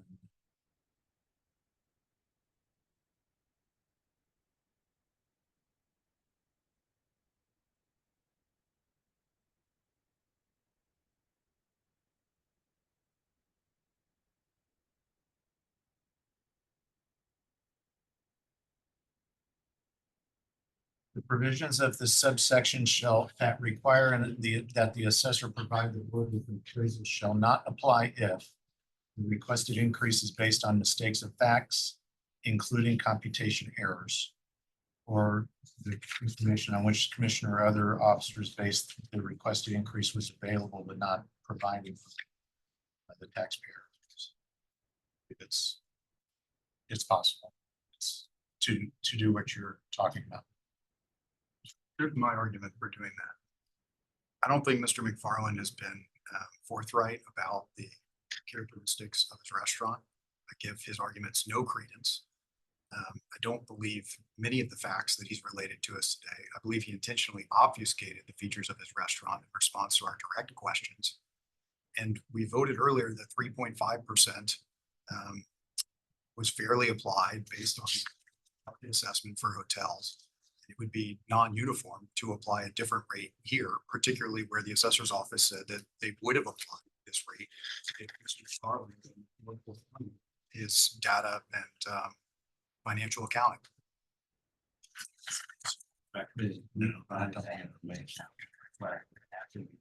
Summary very soon afterwards, so that's it.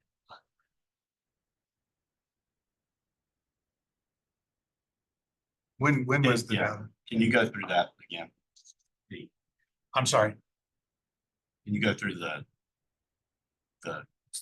timeline and data that you asked for and was provided that enables you to get to discover that it was a 5% fee and not standard 3.5? So originally we requested income and expense information last August or so, somewhere in that time period. And then when there was a review request on this property, and I don't have all the details, and I think we would be able to put that together. But it would be over the months between we wouldn't have received the actual detailed statement. I'm not sure did we receive any statement for the original assessment? We used estimated expenses for the original assessment because there was a summary statement provided to us and we couldn't extract the depreciation, amortization, and interest expenses. It was all lumped together. Yes, and like 4 or 5 items. And then for the review, we were then provided with itemized and I was able to take that out.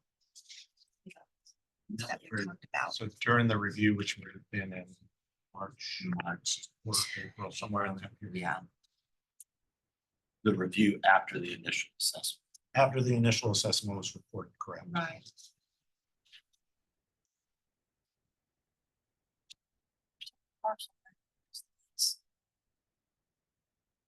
Parcel note has the dates on it.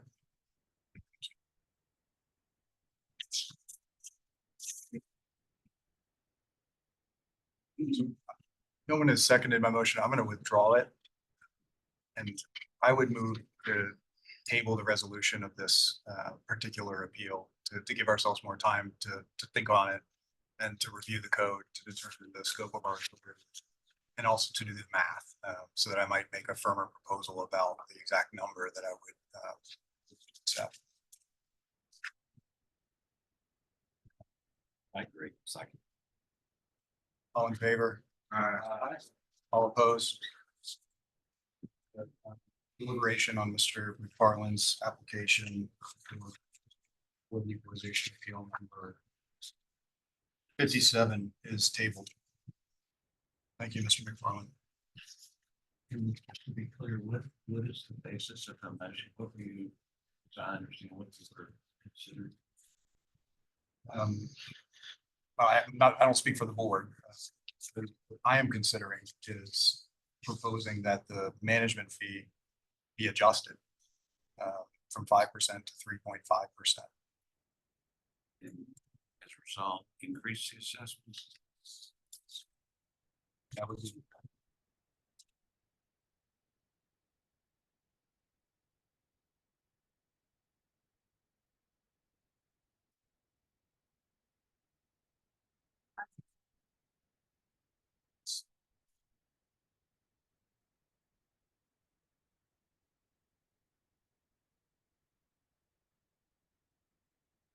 anything further, Mr. McFarland?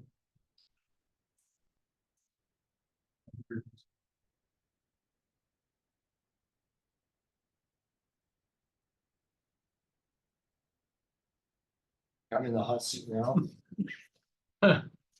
Thank you for patiently waiting. I apologize if we bled over into your time. We'll make sure you have a full period to make your argument. Well, I think I can go very quickly. The issue is the same on all three properties. I'm only going to hit hard ones and then just gonna say, we stand on the argument for this, and I think the last one is a slight difference, but pretty much we got three cap rate. Do you mind if I swear you in really quick? Sure. You swear to tell the truth, the whole truth, and nothing but the truth, so help you God. I do. Thank you, sir. On proceedings being recorded, they are. If possible, this will go quicker if we can do the 1540 Avamore Lane, because the response we got from the assessor was more developed. So there's more detail to it, and I can just hit this cap rate argument once. I don't have to hit it again for the next. Arden Creek, No, Arden Creek, if we could save that till okay, after that. Avon. Yeah, yeah, we do Avon. Avon. 1540. It's BOE application 20 and the PID is 32503. In tab 11.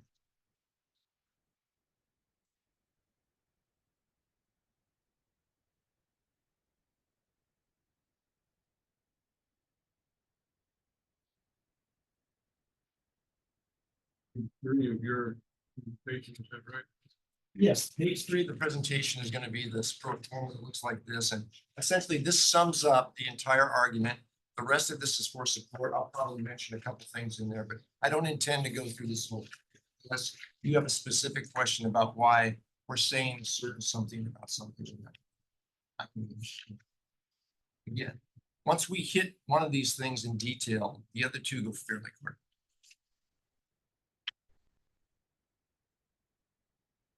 May I proceed? Or Of course, excuse me. The subject property is a townhome apartment complex built in 2005, located in Charlottesville. It was purchased for $55 million in 2019 at a 5.73% cap rate. So if you go on that, if you go on the page 3, you'll see that we're talking about the base cap rate now, because we both agree that the tax rate gets deducted, gets used to deduct the taxes from the operating expenses. So what the discussion is over the base cap rate. We have 6.1, they have 4.75. And when it's sold in 2019, it sold at a 5.73 cap rate. Now, if you look to page 4, you can see the CoStar cap rates for this market for these types of properties. And if you look, is your packet in color? That looks like it is. You see, if you track the orange line, you see that line going down to the date of value, which in this market is January 1st, 2024. But that cap rate was over 6 and heading almost straight up from there, based on the market forces at work here. The other thing that we would like you to consider is the fact that on the data value, an investor has a number of choices. He can invest in, multifamily, he can invest in flex industrial, he can invest in office, he can do all kinds of things. He can do nothing at all. He can put his money in bank, he can do something else. So the cap rate represents, at least in part, the return on the investment an investor would hope to make on this property. And on the data value, and I have a list on page 5, and if you go to page 5, of the CDs that were offering anywhere from 5.4 to 6.5% on a CD. So an investor on the data value could have just taken his money and put it in a CD to get a better return on an investment than buying this property at a cap rate of 4.75. And that's sort of the common sense part of this, that why would an investor take the risk of investing in the multifamily market on the data value at a lower rate of return than he would get if he just put his money in a CD? He would get more money, which would be dumb. It would be counterintuitive for him to do that. So that's another point where, just common sense wise, that a 4.75% cap rate just isn't reasonable. But my further evidence is actually from what they submitted in their cap rates. So if you go to our packet on page 27, where it has their cap rates. And I actually learned something by listening to the other argument, that they didn't actually, and I believe this is the case, if I'm misstating it, they can correct me, that they didn't actually use the 2023. I mean, they didn't actually use the 2022, they just used the 2023. I assume they're going to say the same thing in this case. If not, then it's a little more egregious. But if you look at that, if you look on page 28, and you look on the cap rates from the fourth quarter of 2023, which would be closest to the data value, you have cap rates that range from 5 to 6.28. There's nothing in there that's a 4.75. If you go on the page before that and you look at the PricewaterhouseCoopers data, and you've got the average cap rate, in the third quarter of 2023, that's a 5.29 cap. There's nothing in the 4s.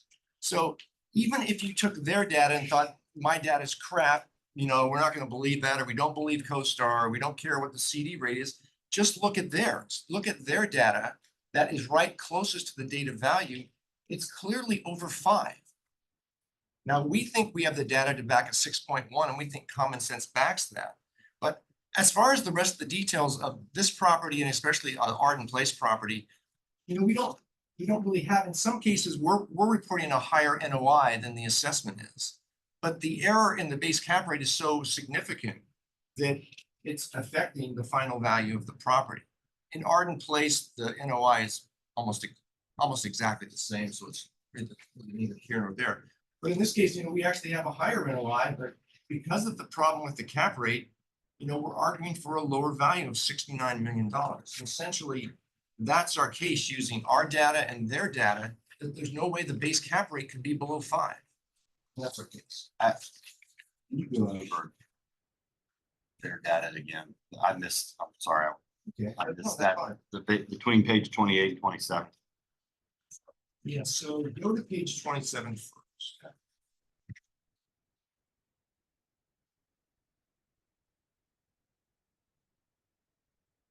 So 27 is there, and this is their data. This is the data they provided us on how they chose the cap rate.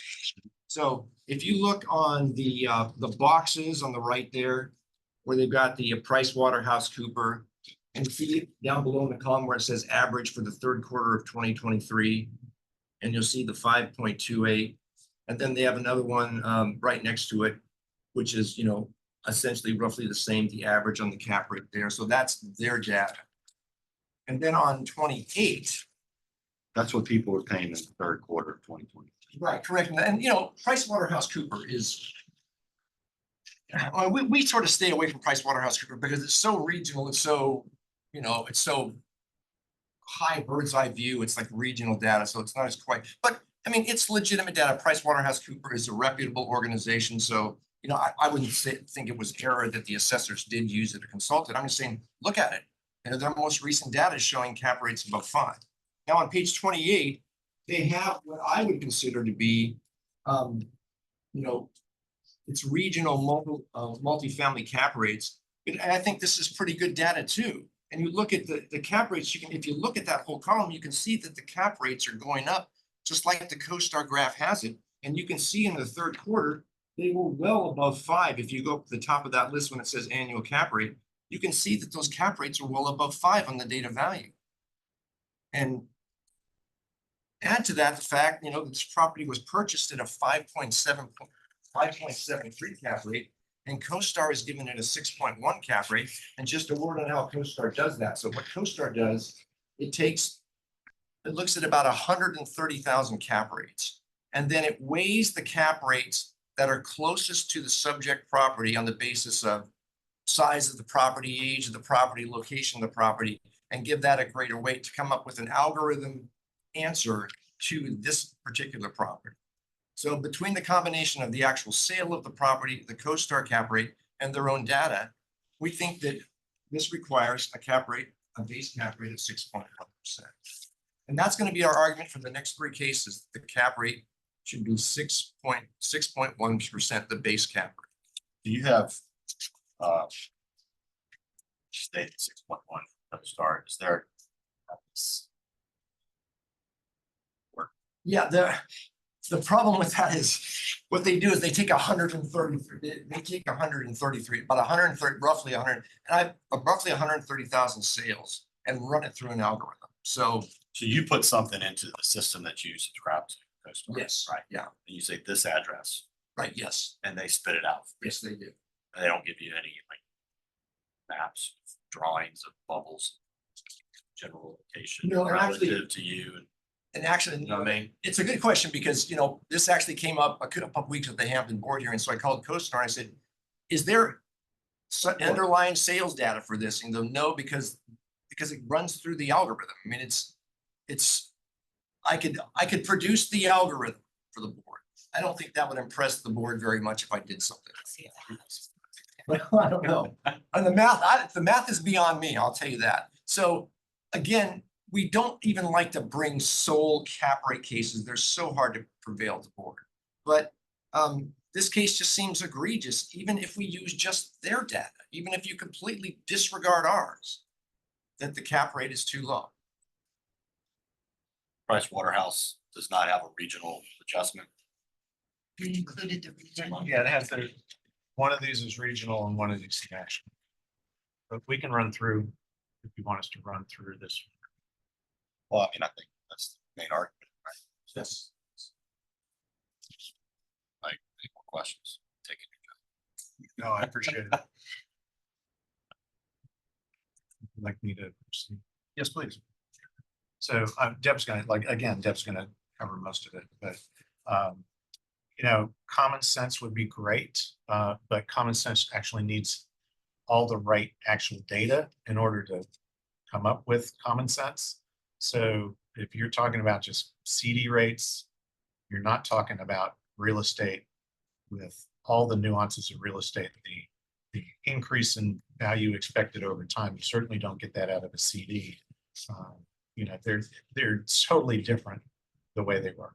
But we didn't just provide, and we did, those are copies of what we provided, and we have it in our write-up. 5.28 is the average from the third quarter. Now we use third quarter because, again, we can't do all of our assessments as of January 1st. Is this the actual chart you sent them, not modified like the last presentation? We didn't modify anything. Oh, we have, You did. no, this is a modified. Yeah, this is the actual one. So we show it on our page 8 of our presentation. And the same thing that he has on page 27 of his. Yeah. It's just a smaller version. This one's easier to read. So I'm sorry, I got off track. Cap rates. So yeah, we've provided PricewaterhouseCoopers regional and national. And these are average numbers. 5.28, regional is 5.13, but they range from regionally 4.25 to 6.5. Average doesn't mean that we are our lowest cap rate should be that high. It just means that, you know, there's a range of cap rates, which is based on the grade of the property, and that, you know, that guides us as to where we are in that range. But we also have some local sales in which the cap rate at which they sold are 4.58, 5.56, 5.25, 5.81. And these are older properties, lower grades than the subject, yet their cap rates are lower than what the applicant is proposing for the subject property. So the subject is a grade 1 property. And the properties that sold were 3A and 4. And yet they sold for 4.5 to 5.8% cap rates. These are actual sales in the local market. That are not reported to CoStar. That are not reported to CoStar, not used in their analysis. But I'd also like to point out that I have no idea what this algorithm is that pops things out. And I would really be suspect of that. And I doubt CoStar would share it in any case. But the items on his page 28 are all, you know, their cap rates in the 3s and the 4s and in the 5s. And there might be one in the 6 range. So I don't think it would, I have no idea how you look at this data and come up with the 6.1 in any kind of algorithm. So Is the regional from price or is, if I look at these addresses, these cities, that's what they consider, is that? No, I think it's a broader region, which is why we use the regional sales yeah, because this is these, state-owned. yeah, this is throughout Virginia. You mean like Yeah, Middle East Coast or something? yeah, exactly. Are larger than just the state area.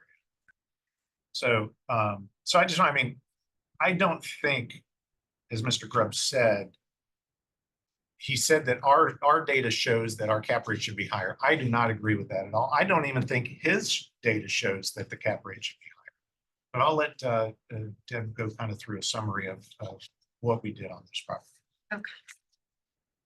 We use the 2022 income and expenses, not the 2023.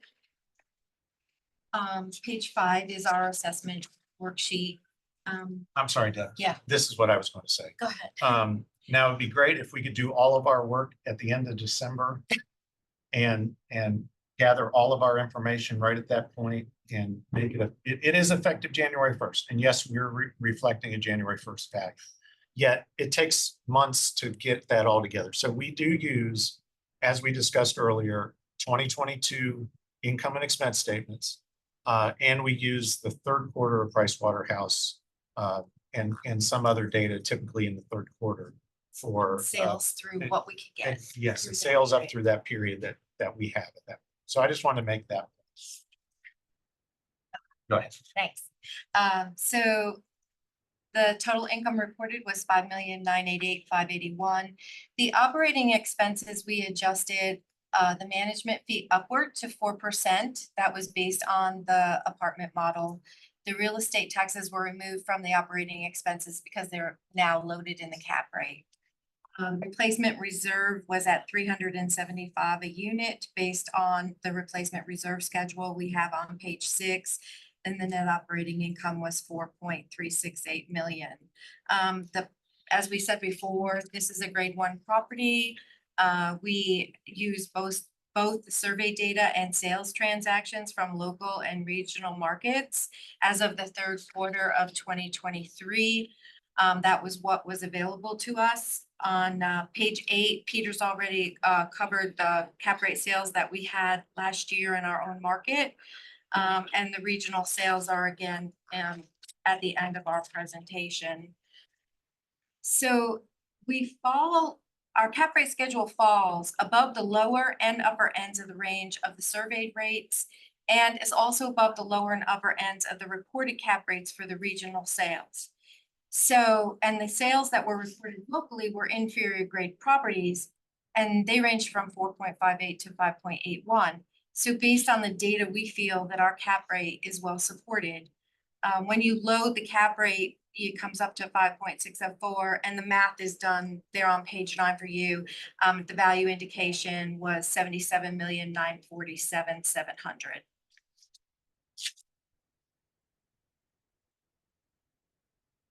Why do you put property taxes in the cap rate? Don't you know what the property taxes are gonna Because be? you all requested it last year. Is what? Okay, so this was something that we discussed last year, but Okay. it came up specifically because of a certain situation. So the reason why you would load a cap rate instead of including the taxes in the expenses is because you're looking at a value as of January 1st now. And you are comparing it to taxes that were paid in 2022 based on its value. Now, if everything is on all properties is generally going through time the same way, value-wise, they're all adjusting the same way, everything is fine. But if as soon as you have an issue where maybe the 2022 assessment was much higher or much lower, and you're trying to compare the taxes from that to what it should be now, it becomes problematic. So for that reason, last year, after some conversation of, many apartment complexes that came to the board, we switched so that we started loading cap rates this year. So basically, we just extract what they actually paid for taxes out of the expenses, and we include that same tax rate in the cap rate. So it's a standard way to do it. You can do it either way. Neither of them are wrong. The other way has a few situations where it's problematic.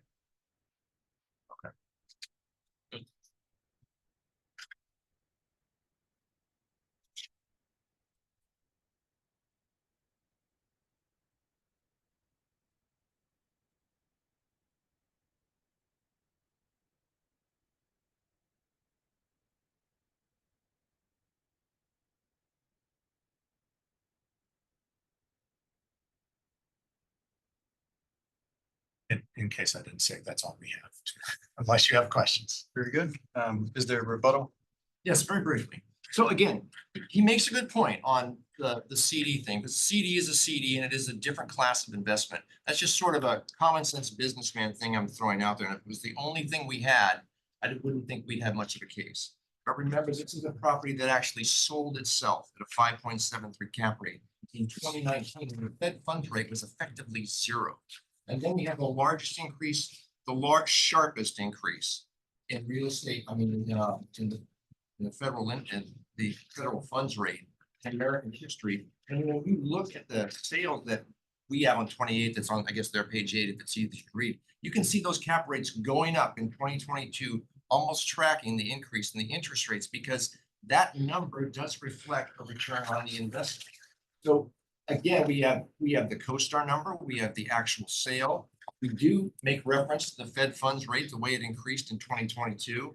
And we have their data, the data that they consulted, their data that is closest to the data value. And I'm not suggesting that the assessors have to start and do all their assessment work on January 1st. I understand why they might have to fall back in the third quarter. If you fall back on their third quarter data, their most recent data, it's north of 5. The cap rate is north of 5 on the average. And again, we believe it's 6.1 because, we have CoStar backing that based on a calculation for this property. And it's also very close to the actual sale at 5.73 before the interest rates went to the moon. Well, they didn't go to the moon because I still remember the Volcker rate increases, but they went up the quickest in American history over the shortest period of time. And that is going to affect the return on your investment. I'm not suggesting it's a 1-to-1 ratio or anything, but it does affect the return on the investment. And that's our case.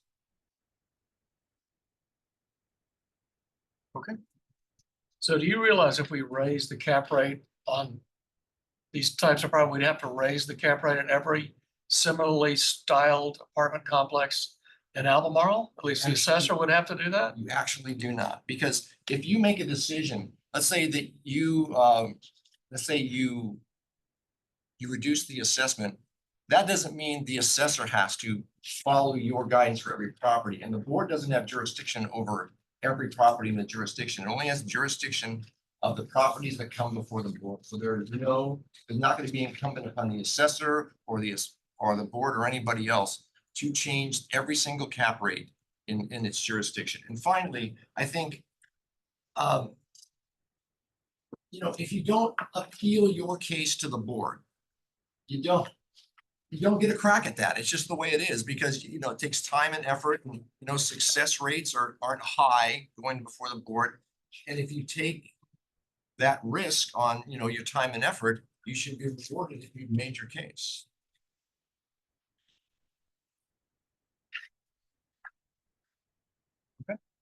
Anything further for the applicant?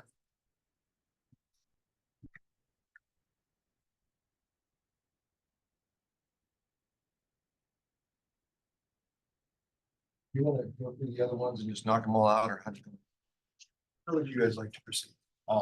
because they'll go very quickly. Same argument, maybe. Differences in there. I will. I'll just point out the differences between the next two Properties themselves, Yes. right? So if we go to Arden Place, which is what we're going to do first. That was that. That's, You don't know that answer.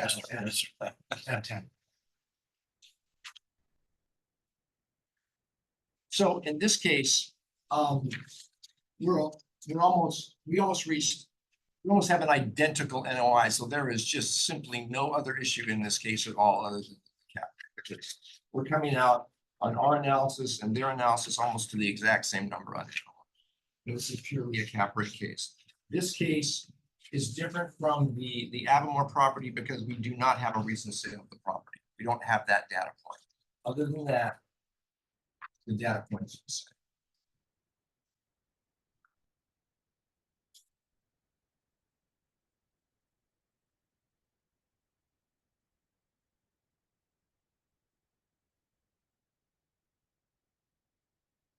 When was it built? It was built in 2011. Previous ones. The previous one was built in 2005, and they bought it in 2019. Are you asking for the same 6.1? Yes, sir. On all three? Yes, sir.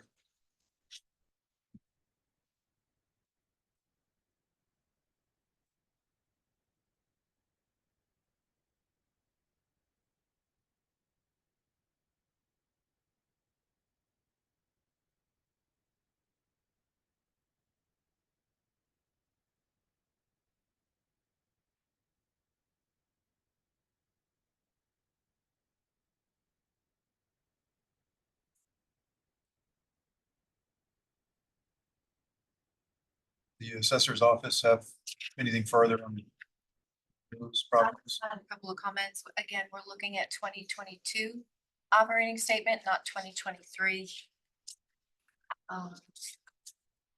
Did they provide you the operating? Yes, we were provided with Yeah, we that. have actions, correct. Yes.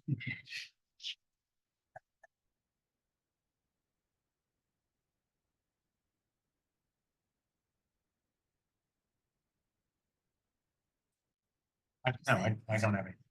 No. Yes. Same cap rate, same grade, same. Both of these properties the same classification, same grade. Same grade. They're actually all three are grade 1. So they all have the same cap rate for us also. What is your grade them out? What cap rates do you apply to each grade? So this is it 4.75, and then this is the base. Have multiple. Shows the grades. Argue grade. No. I mean, they tend to be easy because the taxpayer is kind of at a disadvantage in these cases because we have the burden of proof. But they have access to so much information that we do not have access to, and we don't have it as not because they're not giving it to us, because they can't give it to us as a matter of law. It's somebody else's private information.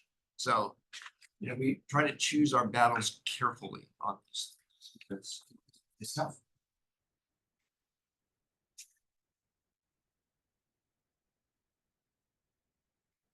Your FOIA exception for those materials? For, Not for the comparable confidential information. It's a class 1 misdemeanor. Figure it out.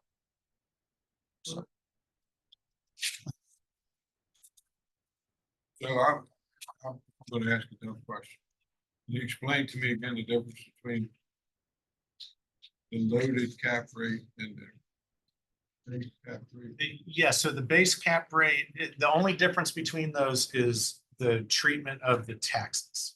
So you either load the tax rate into the cap rate and that's loaded, and you don't include the taxes as an expense, so that it increases the cap rate and reduces the expenses. So it increases the cap rate and increases the NOI to come up with the same value as if you use the lower cap rate and a higher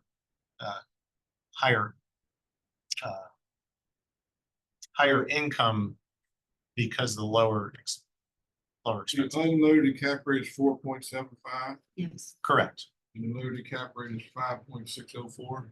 correct.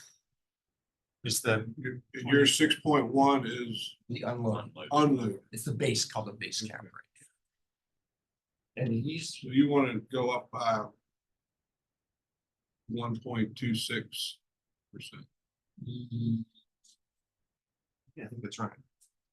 I mean, No, it should be the right. rate.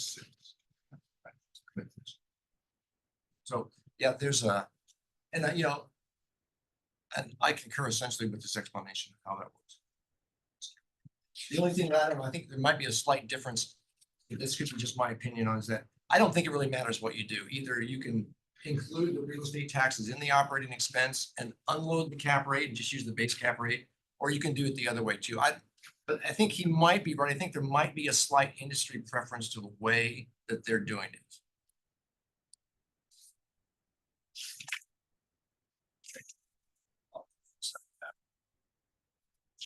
But yeah, and actually some board members have actually told me that. They said, oh, taxes are a dirty word around here. We just stay away from it. I mean, I don't think that's the person. I think he's correct in the way he's explained.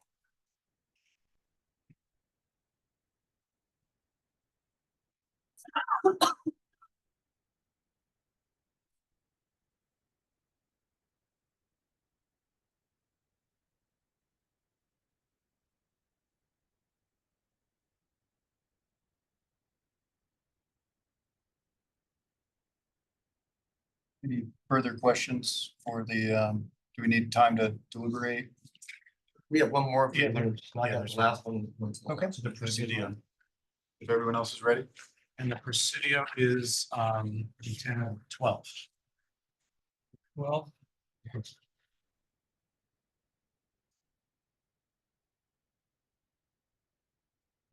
I shared this with Mr. Mayo, but okay, so everybody knows, the last 4 hearings, they withdrew.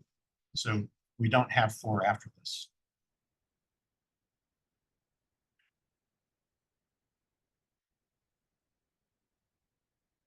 So I read through all that stuff for nothing. Actually. Yes, I'm sorry. They just sent us an email. Was it like last night? When did you get? Got it. Yeah, you saw. But it was very short notice. They gonna come back? Oh, No, they withdrawn. they would on, yeah. But next year. Yeah.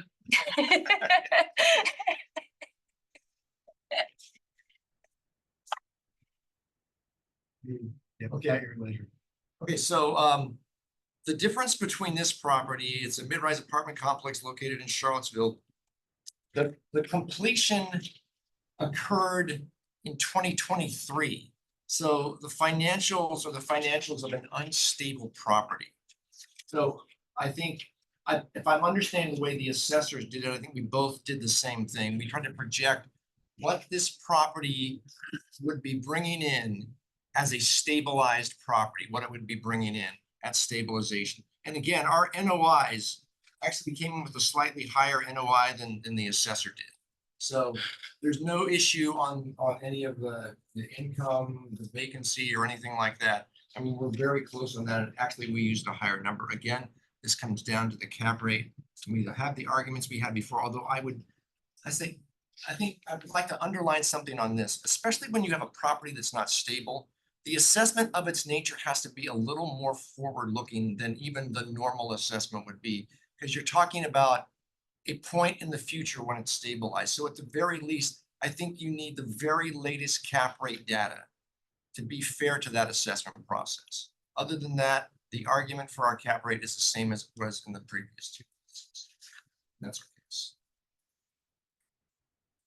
Thank you, sir. Mr. Grove called it unstable, but since it's on the side of a hill, I think he meant unstabilized. So he didn't use that term. In the terms of cash flow, it is unstable. We knew what you meant. Versus retaining Oh, walls. So, well, this is a new property. The property, once it's completed, is at full market value. Even though it is not stabilized in the sense that it is a fully leased, it is fully valued at that point and ready to go. There's no reason why the cap rate would be any different on this property than it would be on any other property. It has 76.3% September of 23. It's getting very close to full occupancy, and it's leased up pretty quickly. That was September of last year. September of last year, correct. No, it's still decent out. They were still finishing. What's that? They were still finishing units. No, No, the units were were open. complete. They were open. They were just leasing. they were in Lisa. They were ready to lease. When they completed their last unit. I think it was It was April. January 2023. That's what I have, January. Beginning of that year. But we don't have any issue with the fact that they're leasing it as a complete property. Can you run through again for me how you came up with 4.75? So the 4.75 is based on several market indicators that we show on page 8, which is the same thing as his page 27, with the national and regional PwC, PricewaterhouseCoopers data, which shows the average and then the ranges of cap rates that apartments are selling for at that point. So they range, let's look at regionally, they range from 4.25 to 6.5, and the average is 5.13. And that this property is a grade 1, so it's the highest grade, so that it would have the lowest, it would be in the range of the lowest cap rate of our scale. We also have the 4 sales that are local. They're higher graded, lower graded properties than the subject. And they've got cap rates of 4.5 to 5.8 from their actual sales in the local market. And then just further information, the CoStar information that was provided by the applicant, also provides 3.22 up to 6.28 range of cap rates, with quite a few of those in the range of 3 and 4%. In the 3s and the 4s, not 3 and 4.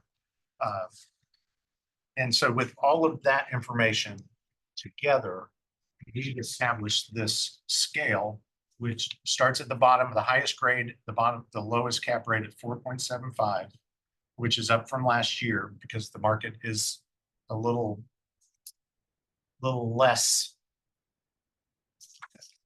slightly more pressure on the market this year than last year. But it goes from 4.75, which applies to all 3 of these properties, and it goes up to 8.25. So if you look at this on average, it's probably 6 to 6.25, as opposed to the PricewaterhouseCooper on average, which is 5.13 or 5.28.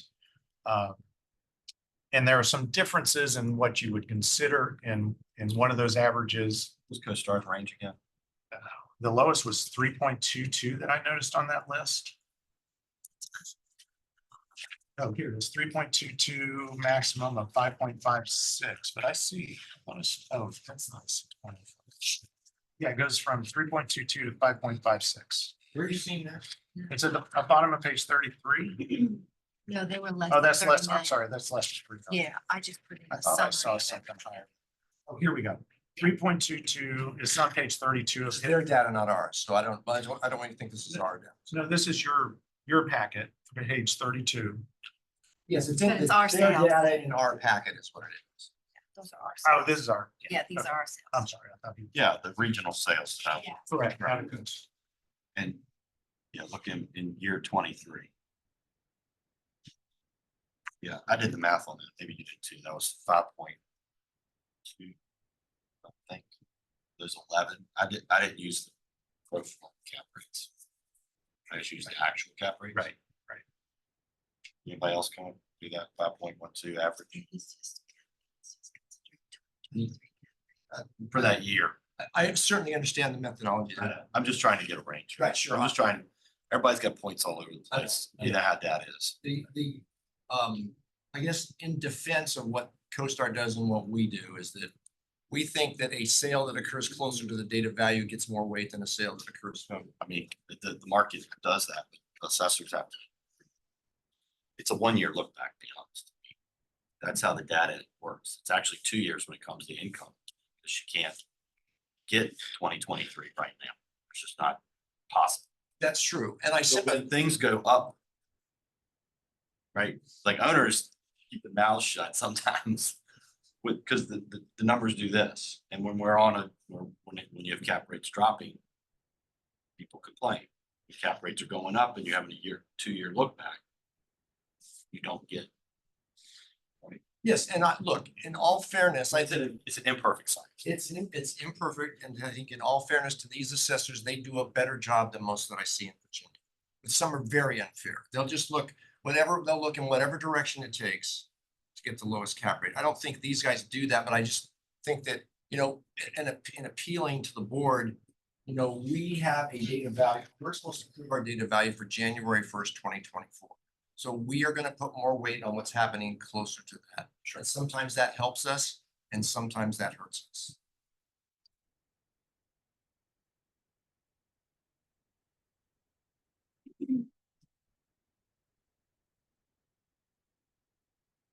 That 6.28 is common outlier.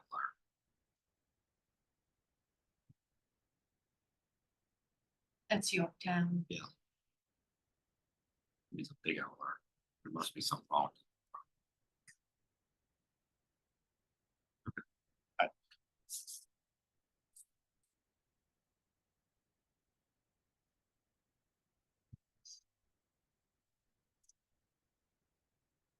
And a 1 versus a 1A.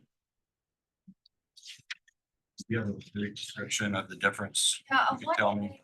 And 1A properties, we use that when there is a percentage. They're not true light tech properties, but there's a percentage of affordable units. Okay. So for example, I believe the Summit at Old Trail, she has a percentage of units that are affordable. And so we apply a slightly higher cap rate to that because the income is slightly constrained by those units. So your grades are not related to condition. Our grades are not related to, this is a class A, class B, class C. Our grades are related to the definitions that we have. It's really about income. Get the Always condition. about income. But all of these properties that we're speaking about today, I've inspected this year, and they're all in very, very good condition. It typically is about. And you have no affordable housing requirements in any three of these. No. And I certainly wouldn't contest what, the inspection showing. We're not suggesting these properties are worthless. We're saying that not quite this much. Your average that you did, was that for this like type property? No, it would, well, no, it was just for the sales in the region for I did all of 2020. Not I was necessarily just all trying. grade one. I was trying to really get a, you have the Price Waterhouse Coopers, which is possibly 3 or 4 states. And then you've got these regional sales that y'all came up with that are, I mean, if it's in Virginia, it's at least better than 3 or 4 states. Just, And our local sales. And then our local sales. And unfortunately, our local sales were still, the highest we get is 87%, 87%. where we're to supposed sales to be at ratio. 100%. So our goal in the end is to get our I do. sales to 100%. Well, We fall short. you don't have enough. We just you don't have enough. transfers. Right. It's not like residential where you have all these data points and you can get to it. A meaningful number. When you've just got these points all over the place. And frankly, I mean, Charlottesville's a little different in some of its sales. And in order to get these to 100%, we would have it be at 3.5% on a grade 1, probably.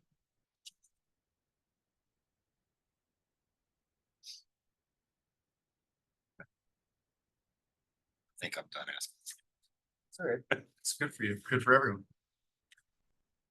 Anyone else have any further questions for Mr. Grubb or the assessor's office? Okay. So how would we like to tackle these? In the same order Mr. Grubb presented them? Sure.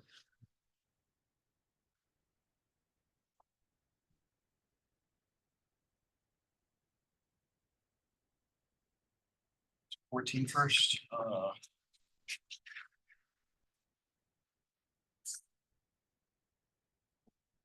14, 1810 Arden.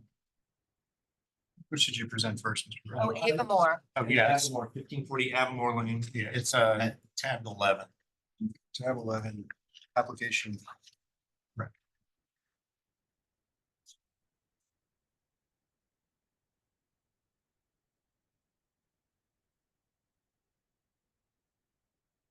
So I got. You're not Mark Rogers. No, I'm Daniel Grubb. He's my boss. He signs off on all of them. Although I actually think this is Mark's work, actually. Yeah. It's EREBT. Correct.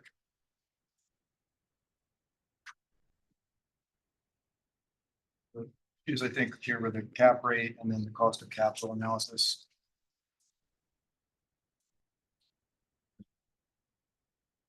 Wasn't there a request for an adjustment to this? cap rate?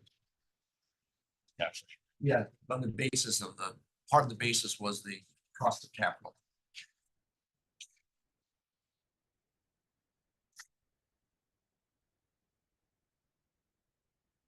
Say that I don't think the CD rates have any bearing on this.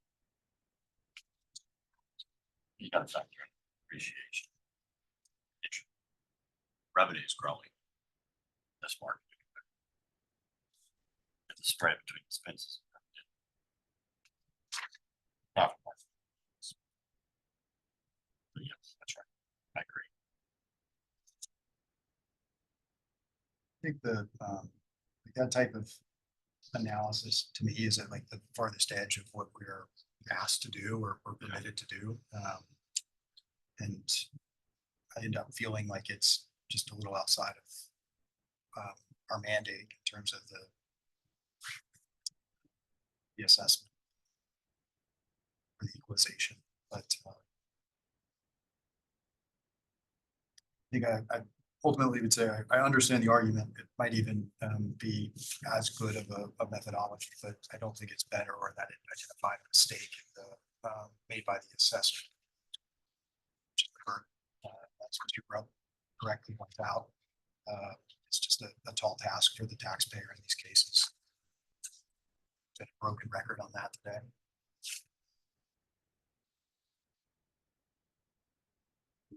I would side with the assessor's office on this one myself as well. I mean, I'm persuaded to move it a little bit. That's just like the 5. But I'm not sure. quite a attractive animal. You don't know, it may not be protracted. You've seen 12 angry men. So make the case then, that the 12 is better capture of more fulsome capture of the value of the property. What mistake would we be correcting by the assessor in adopting? The old, I mean, the, I'm more persuaded by the state sales across the state than by Price Waterhouse Coopers. But I am not, and I'm not persuaded much by the local sales in Charlottesville because it's spotty. It's a small amount of data and it's spotty. But I mean, also to argue against myself, it's not an unreasonable number and it's applied to everybody. And it is not a science, but an exact science. And we do have to take into account this market. And frankly, this market and when it comes to residential properties, multi-family properties, this is a different market. People value it differently. They value it more. They value it more for lots of reasons. The barrier to entry here is higher. There's less competition. The university's continuing to grow. I beat this drum for a while. Everybody's probably heard it. And you know, you're not just looking at your revenue and your potential revenue increases over time. You're also looking at an assessment value increase. So people are willing to pay more for it, which means lower salaries. I love college now for all the good reasons and the bad. So what do you suggest? I'm not sure I'm suggesting anything. Okay. I don't think, okay, I don't think the methodology is wrong. I think it's defensible. And it's applied to everybody. So I guess I'm not. I think you gotta be fair to everyone. And I think that I can't find a glaring, I certainly can't find 6.1% cap rate. I just can't see that. So I just don't, I'm torn.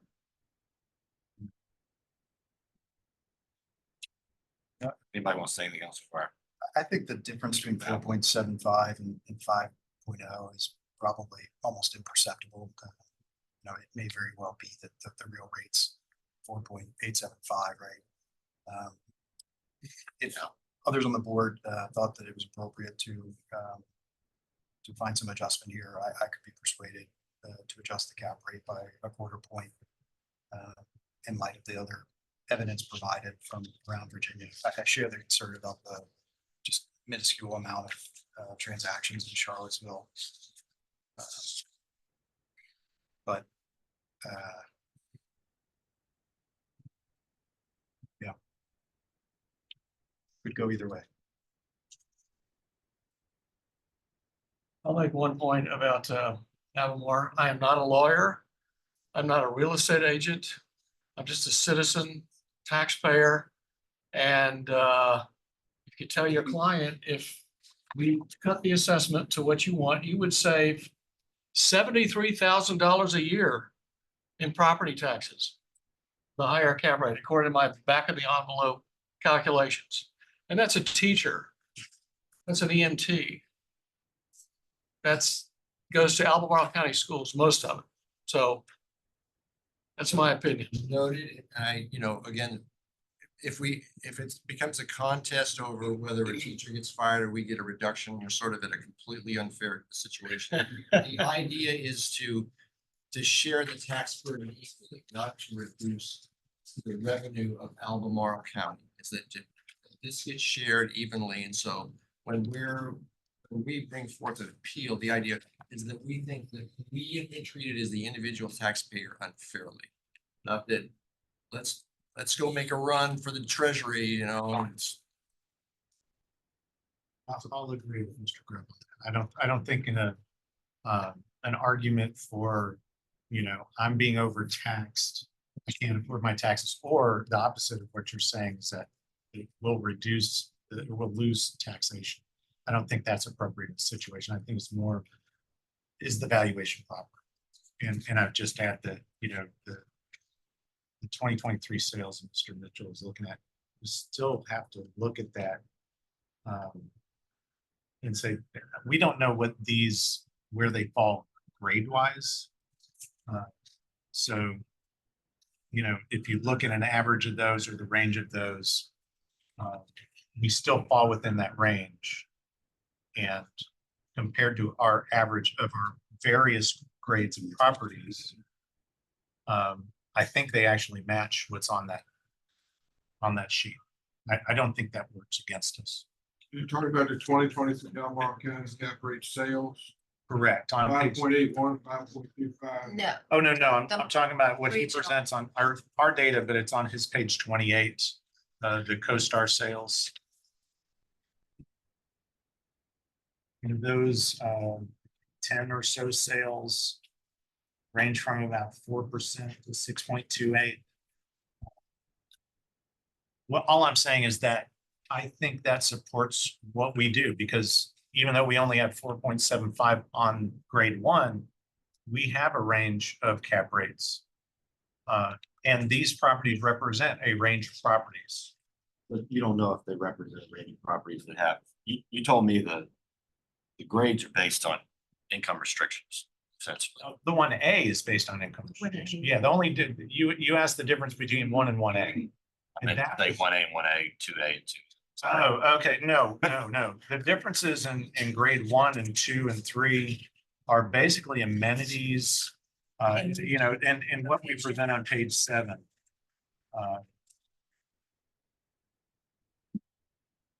Location can be included in that. It's kind of a combination of some. But you've got income, so 1 and 1A. The differences. So you get down to 2T, you don't start dealing with the income restriction. Is that? Yeah, we just don't have that on the 1A, but that's what 1A was 1A is created. also income restricted. It is income restrictions. So your grades for condition are the numerals, and your grades on restrictions of income are the letters. Is that what I'm gathering? Yeah, the straight grade without a letter is your standard market property. So The 1 vendor and market 1A would be, so 1 is theirs, and 1A would be North Point Apartments. That's It has some income restriction to it. income restrict price. Okay, yeah. And then 2A, what's a 2T? that is in, Heavily. that's a LIHTC property. So We have several of them in this So like market. 2A would be the county's requirement of 15% and 80% AMI, something like that. Something like that. And It's then less. the other one is tied to their financing. Correct. Is that Yes. right? Look at that. And again, you don't have any of that. No. Financing or county restrictions. No, not to my knowledge. And then over here at the sales, let's just go back to county sales. We don't really know. I mean, some of these are Yeah, 84, they're pretty old. It does tell you. It says the grade, okay, so 3A. That has some type of restriction. And then 4, and then 3A again, some type of income restriction. Amenities. It was amenities. Those are Abington. So A's are amenities and not restrictions. Well, that it was graded a 3A just because of the amenities there. Remember, we had that split property that sold for $100 million. It looks like the income restriction is a T. The complete income restriction that comes with those light tech With properties, the tax credit properties are the Is T. Ts. The A's are a combination of some income restrictions, not as stringent as those T properties, but still something, and some other amenity related issues, lack of amenity, lack of amenities. So none of these that have sold have financing restricted. Correct. Yeah. None of these are Ts. Yeah. And then Those are far, few and far between with to get sales of those. And 1, 2, and 3 were actually all one complex sold for 3 different considerations on the same day because of the way the investors owned them. I guess the A, The A on that one was actually a lack of amenity, 4 is just because. or was because of the condition. Yeah, That came to the board last year. it did. Yeah, that was a property we talked about last year. Yeah. Well, for the board that was here last year. And then 4 is a group of properties, and they're over on Commonwealth. And they were an investor, outside investor, that came in and bought 80 units total between 3 small properties as one sale.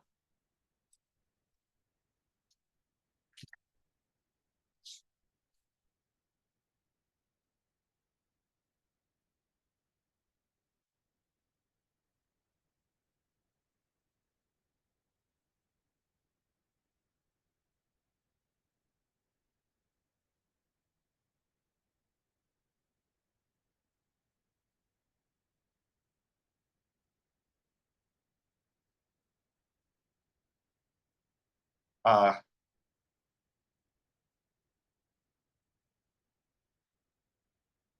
I want to propose 4.85.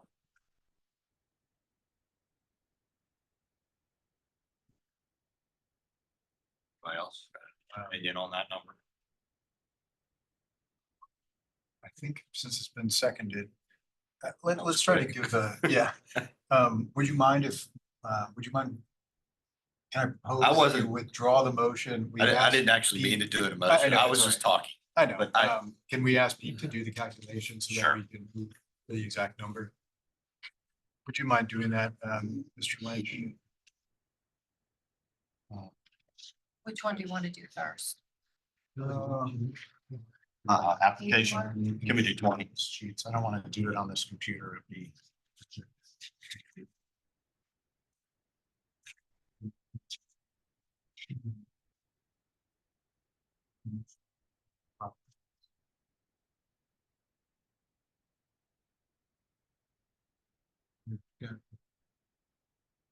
So.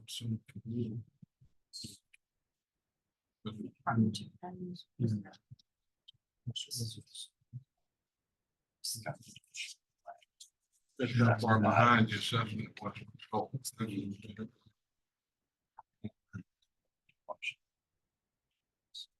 $78.58.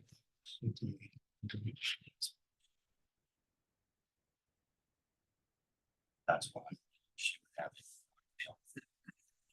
$78.58. 70. Bumping the loaded cap rate by 1/10 of 1%, right?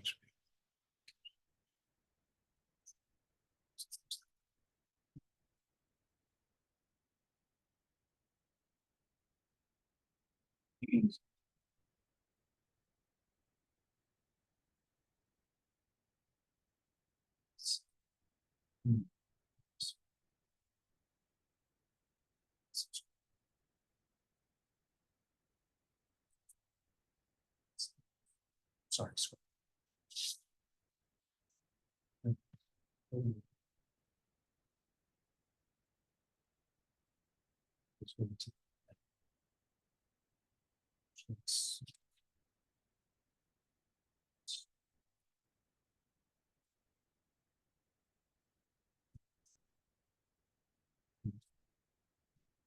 Point zero.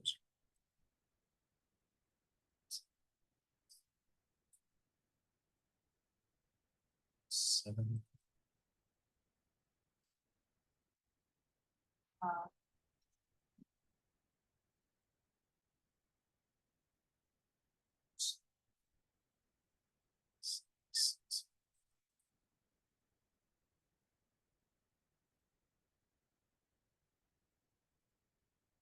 Okay. 76581 153. That's it.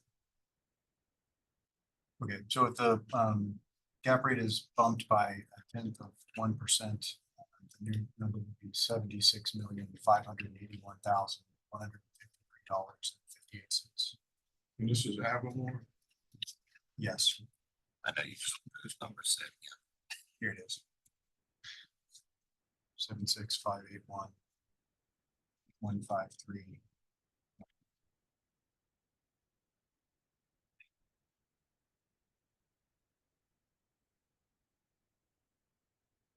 Is there a motion?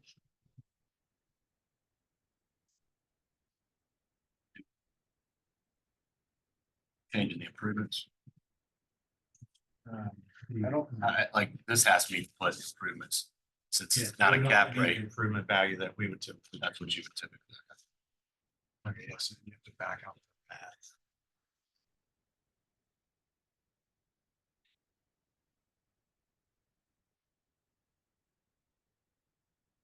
It's new.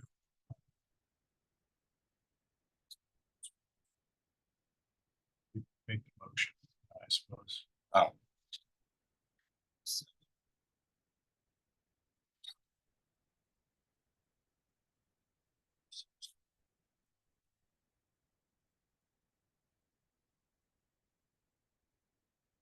So I'll make the motion based on a cap rate modification to 4.85. The land value still at 5,320,000.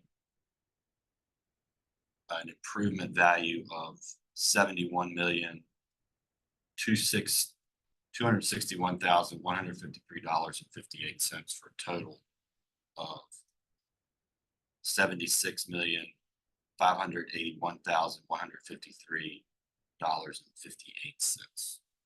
Is there a second? I'll second. All in favor? Aye. All opposed? Okay, motion passes. Should we take art in place next? Art in place. Board of Equalization application number 14.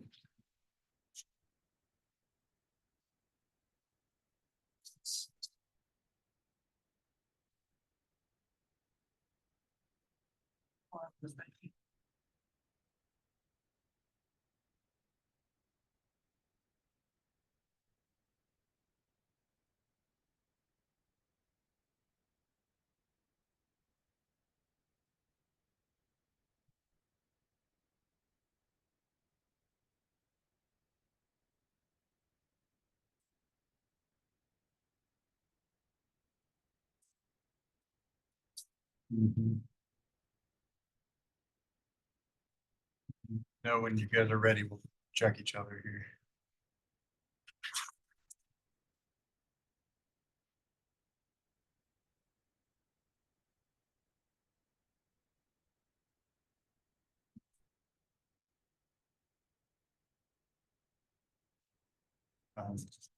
Yes.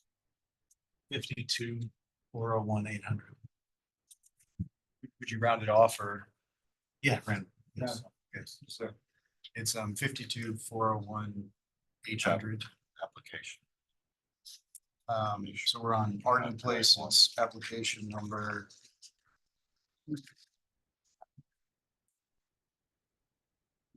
14. Oh, so I used the wrong plan.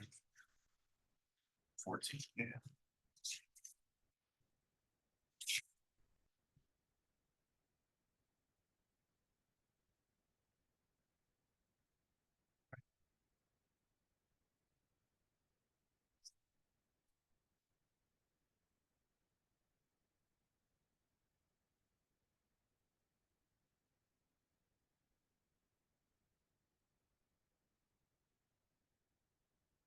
I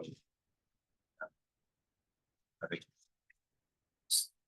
seems like we're going down the road saying all of these are getting the same application. All right, so is that right?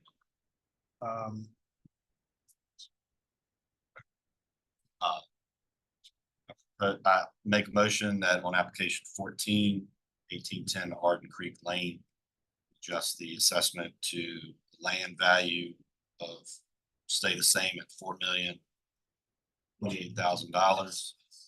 Improvements will be adjusted to $48,373,000, $800. I'll second the motion. All in favor? Aye. All opposed? Motion passes.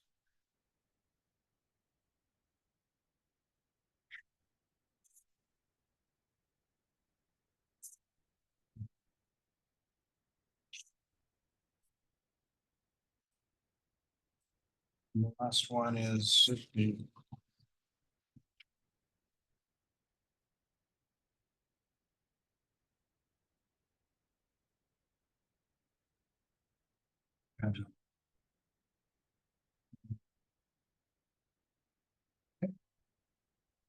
$74,166,700.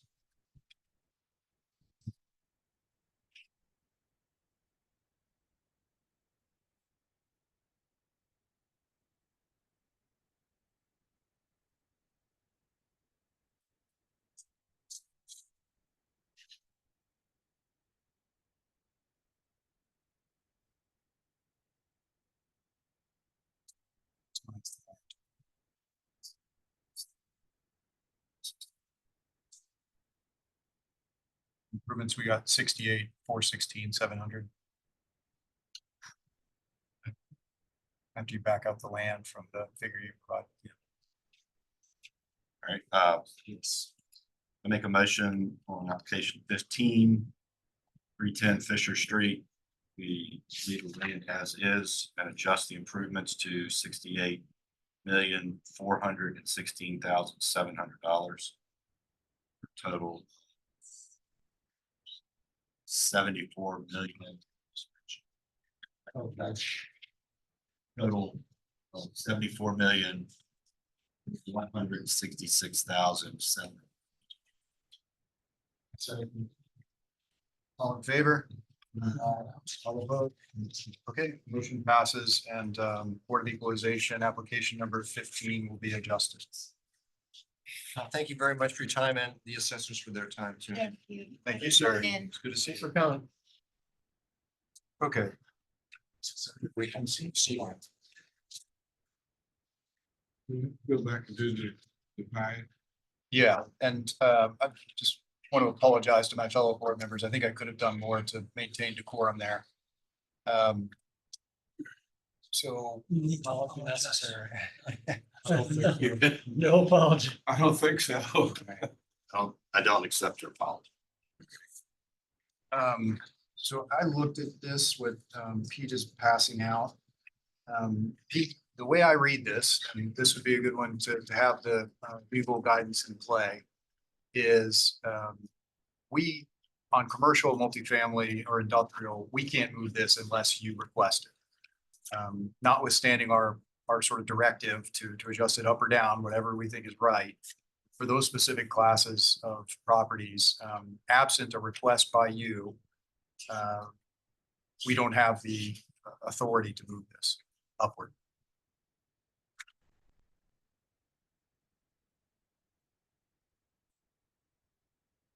That's, yeah, it would be good to have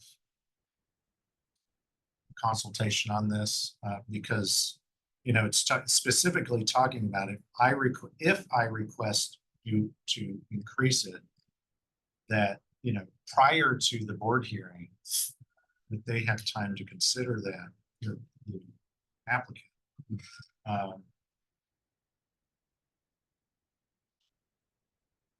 You know, I think one way it could be approached is, in light of everything that happened here today, and including the board, at least one member of the board expressing an interest in having the calculation revised to correct, what sounded like an oversight. You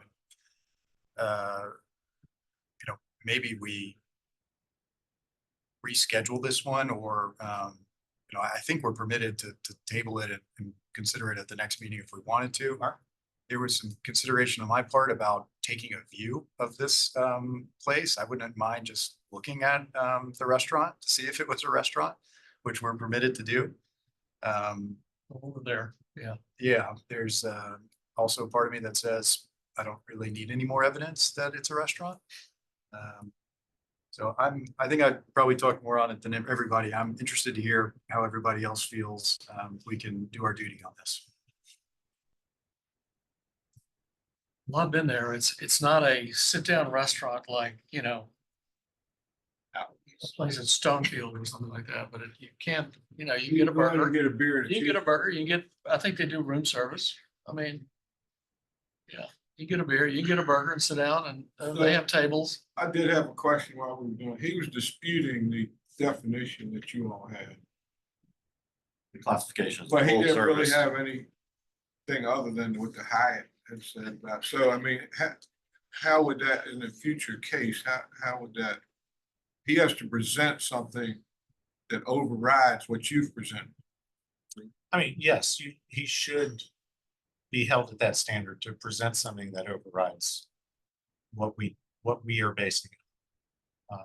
And I hope that just an internal Hyatt description is not enough to merit overriding what, where PricewaterhouseCoopers designates or defines what different types of properties are. That is exactly what I inarticulately tried to point out.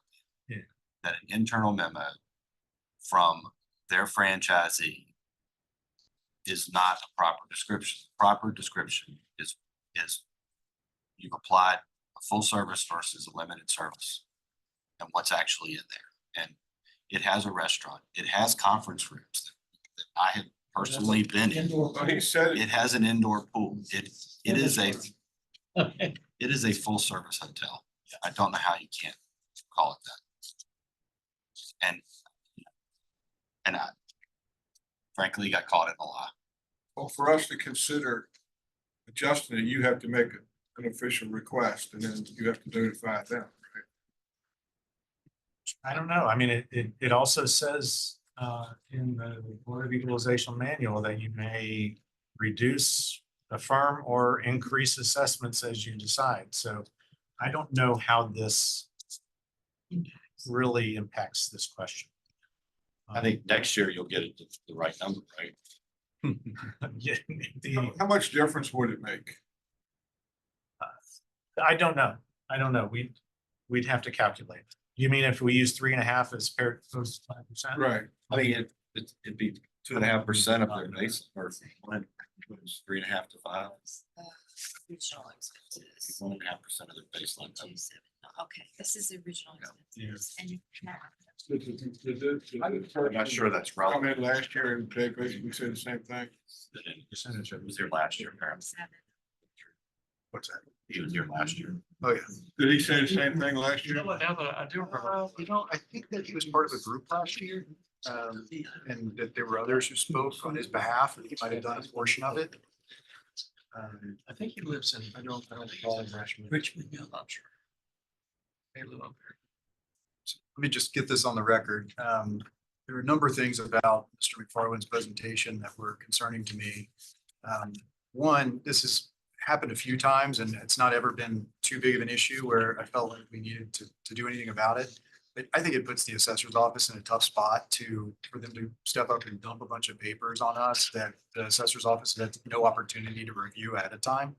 I mean, it's one thing to pass out like an outline or something, but there were a number of email correspondences here that Mr. McFarland had fairly transparently solicited from the counterparties at Hyatt, asking them to send him a description of his hotel as being a select service hotel.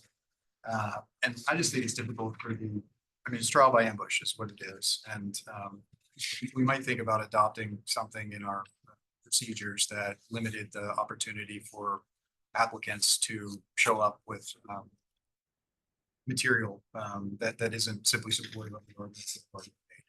I think this went beyond that. I also want to name that the sort of personal attack, I think the word obnoxious was used. That was really concerning to me, and I don't know that it was concerning to me. And I think that was unfortunate. Not seen that happen in, I guess, 3 years now with equalization. And my hat's off to my fellow board member for not rising to that. I think Some the of us other, would have liked to. I think the other thing that, for the record, after this and now that I've been a part of a couple of these people have, the applicants have plenty of time they know the schedule. They know what the date is. They can ask for a deferral because we have dates in the back end of this. If his attorney couldn't be here, they should have, that could have happened. And they chose not to do that for whatever reason. And I don't believe anybody, if you had a schedule conflict, it could have been moved to another time. So I'm saying all of this because in the future, when somebody asks, like he did, to put somebody on a conference call, you're either here in person or you're not. And if you can't get your people together because things happen, you can ask for a deferral. We have dates for that. My fault for even entertaining. No, I didn't think it was a big deal. And I completely agree with you. This person was in Texas. There was plainly never any plan for him to come.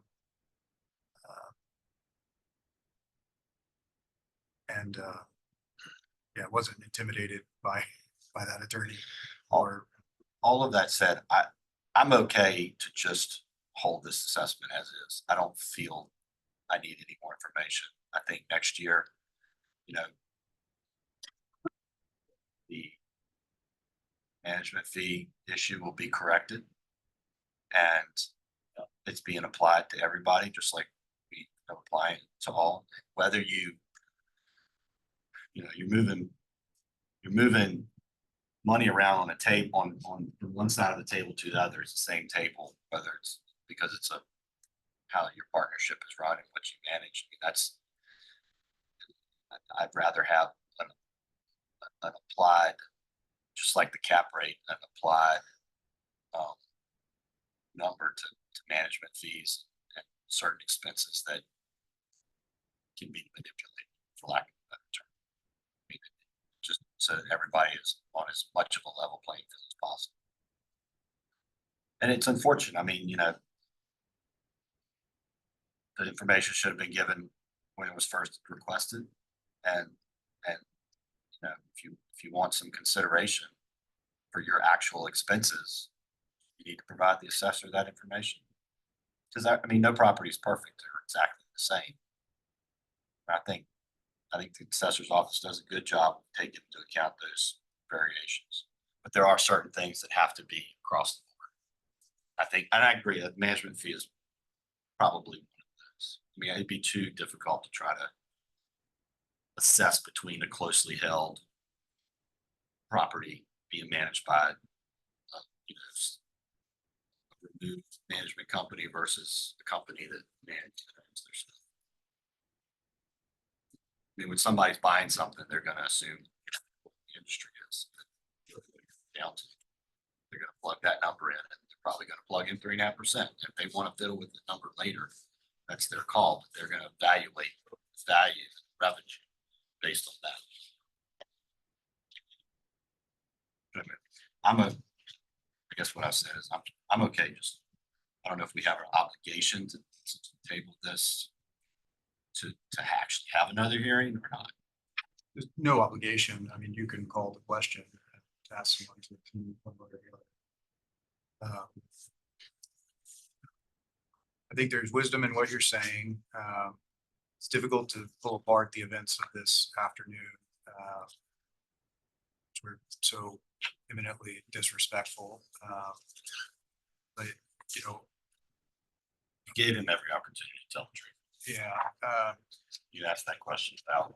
I guess at bottom, I feel like if we think that there was a mistake made, and that truly is what I understood the assessor's office to have described to us, that in the fracas caused by the refusal to provide data and then providing only partial data very late in the process, that a management fee was applied that would never have been applied on purpose. I mean, that's really what we heard on the other presentation. I think from my perspective, we have a duty to correct that. And you know, if ultimately the county attorney or anyone that they hire for us says we don't have the authority to do what I proposed to do earlier, or anything else, I'm gonna take that advice, right? That's why you hire them. But I don't think we can just let it lie if we think that was a mistake. I Oh, think okay. the statute's pretty clear on that. We have time. So can we get that answer from? Will the county's attorney's office will give try us to an get an answer? I will try to get an answer. Help with that letter. And if your office needs to make an official request, you can decide whether you want to do that or not. I mean, this will be an official request to the county attorney's I mean, office. to adjust, Oh, if I need to make a request to you to increase the assessment, you can decide Yeah, whether I you can- want to do that or not. I can decide. Yes. I'll discuss that scenario as part of this conversation, part of this question. From my perspective, Mr. Lynch, you guys are the ones kind of grinding through the Excel sheet on it or the database. And if you ultimately say it's not a mistake, we're standing behind this one, this is what we think is accurate. I'm not sure that we have all that much leg to describe it differently. You know, my characterizing that as a mistake depended in large part on the way it was described today. But, you know, we can't abdicate our authority on that, but I think the perspective of the assessor's office on that, that perspective is going to matter significantly to me in terms of the way I vote. So it isn't an error. It was an error, yes. We would have used 3.5% had we not been distracted and noticed that. Okay, that's helpful to me. Because he is owner occupied. When you say distracted, what do you? So many issues with trying to get data, multiple emails back and forth, you know, saying, you know, we already gave you the information. No, you haven't. You gave us the summary. We need details. And this is between him and Deb, and then I have to get involved because he's not providing it to her and say, no, we need the detailed information. So once all of that goes, I mean, when you're touching a property 10 times, you tend to miss something one of those times because you're like, okay, I need to get this done now in the middle of these other things I'm working on. And that's why it got missed. What would you do if somebody, I'm not giving you anything, how do you We'll estimate. We estimate. Yeah, do that using? we won't, we'll estimate an overall number for both revenue and expenses. We won't break it down. I mean, you have no other choice but. to do Right, Right. that. exactly. And then, I of was course, wondering where you got that information. we'll base it on their historical information that either they've given us before or based on what we've estimated. And Some data and market information. data that we can collect from the market. So if somebody never gives it to you on a new hotel, you just have to go look at market data and say. They're not This is required. this type of hotel in this market, and you make your best estimate based on that. They are not required to provide it to us, except they cannot appeal it to the court if they don't. They can't go to court and say we've overvalued them and it's valued by the income, but they never gave it to us. Is there an appeal after this? Big one? They can appeal it to the board, right? I'm sorry, is there appeal? Is there an appeal after this? You go to court after this? Oh, yeah, you can go to court at any time. Yeah. But he can't come back to us. You can't come back to this This year. board because you've already made it. Once you've made a decision, he can't come back to you for this year. And how long has this been going on with him? Has he been difficult the whole time for a long time? Last year, I know, was the same. It's been this way pretty much since built the property, according to our property notes. That's what I figured. I wasn't the assessor here all the time, so, but there's been some frequent back and forth in the past apparently with not providing information. I mean, there are properties that just don't give us any information. Yeah. And we do estimates and it doesn't become a problem unless they appeal it. In addition to taking a view, I will remind the board that we have the ability to subpoena documents or information from people who have appealed their assessments. So I'm not advocating for that, but if we wanted to, we could subpoena the operating statements or the operating data that was missing. So what I'm hearing is we're gonna wait until you get some feedback from the county attorney's office on what parameters we have to possibly increase it based on the error. Yes, If you say there is actually factual error. correct. So I can't remember, did you do a motion to? We did a motion to defer it. Okay, I think we did to table it until the end of end of this meeting. the meeting. Yes, I think it would be better for us to close the loop and say when we're going to take it up next. Okay. And certainly that's not. Could it be by Thursday? It's possible it could be by Thursday, but that might be pushing it. And let me look at Thursday. I don't know if this matters. Remember, I will not be here next month. Correct.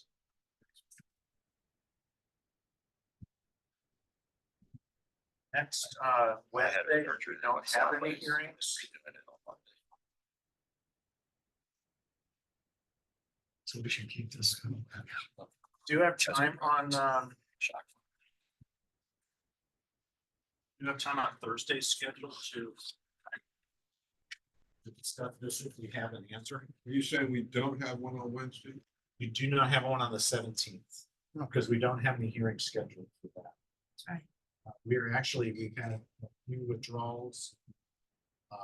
And our schedule is getting really close to, once the 15th is done. It's getting really close to, yeah. We moved from the first meeting to the 22nd. 22nd. It'll be in the morning on the 22nd. They're the only three of that day. That's it. And then the 29th, we still have one I haven't heard back from. He was a land use related question. But I'm waiting for him to actually let me know. He's not gonna, he might come in and just argue the market value. And I don't want to just cancel him until I find out what he wants to do. So I'll make the motion to defer application number 57-2100 Bond Street until Mr. Lynch receives guidance from county's attorney's office or some other legal authority about our ability to possibly raise the assessment based on a factual error.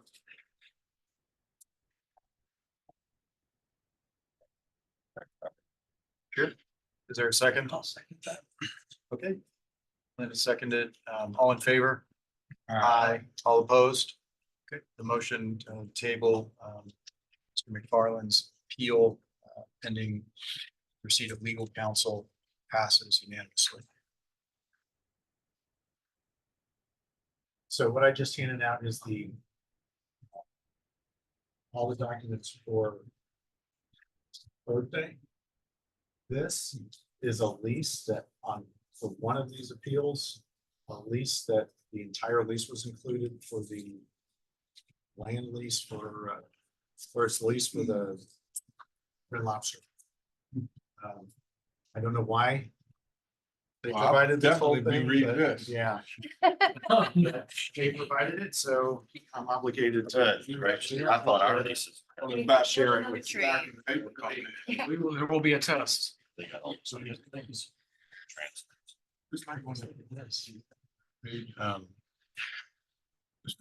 Do you have a copy of the materials that McFarland submitted today? Or do you need I one? put mine in that folder. Okay, That folder has what he put. okay, that sounds good. You want me to take that? I left it.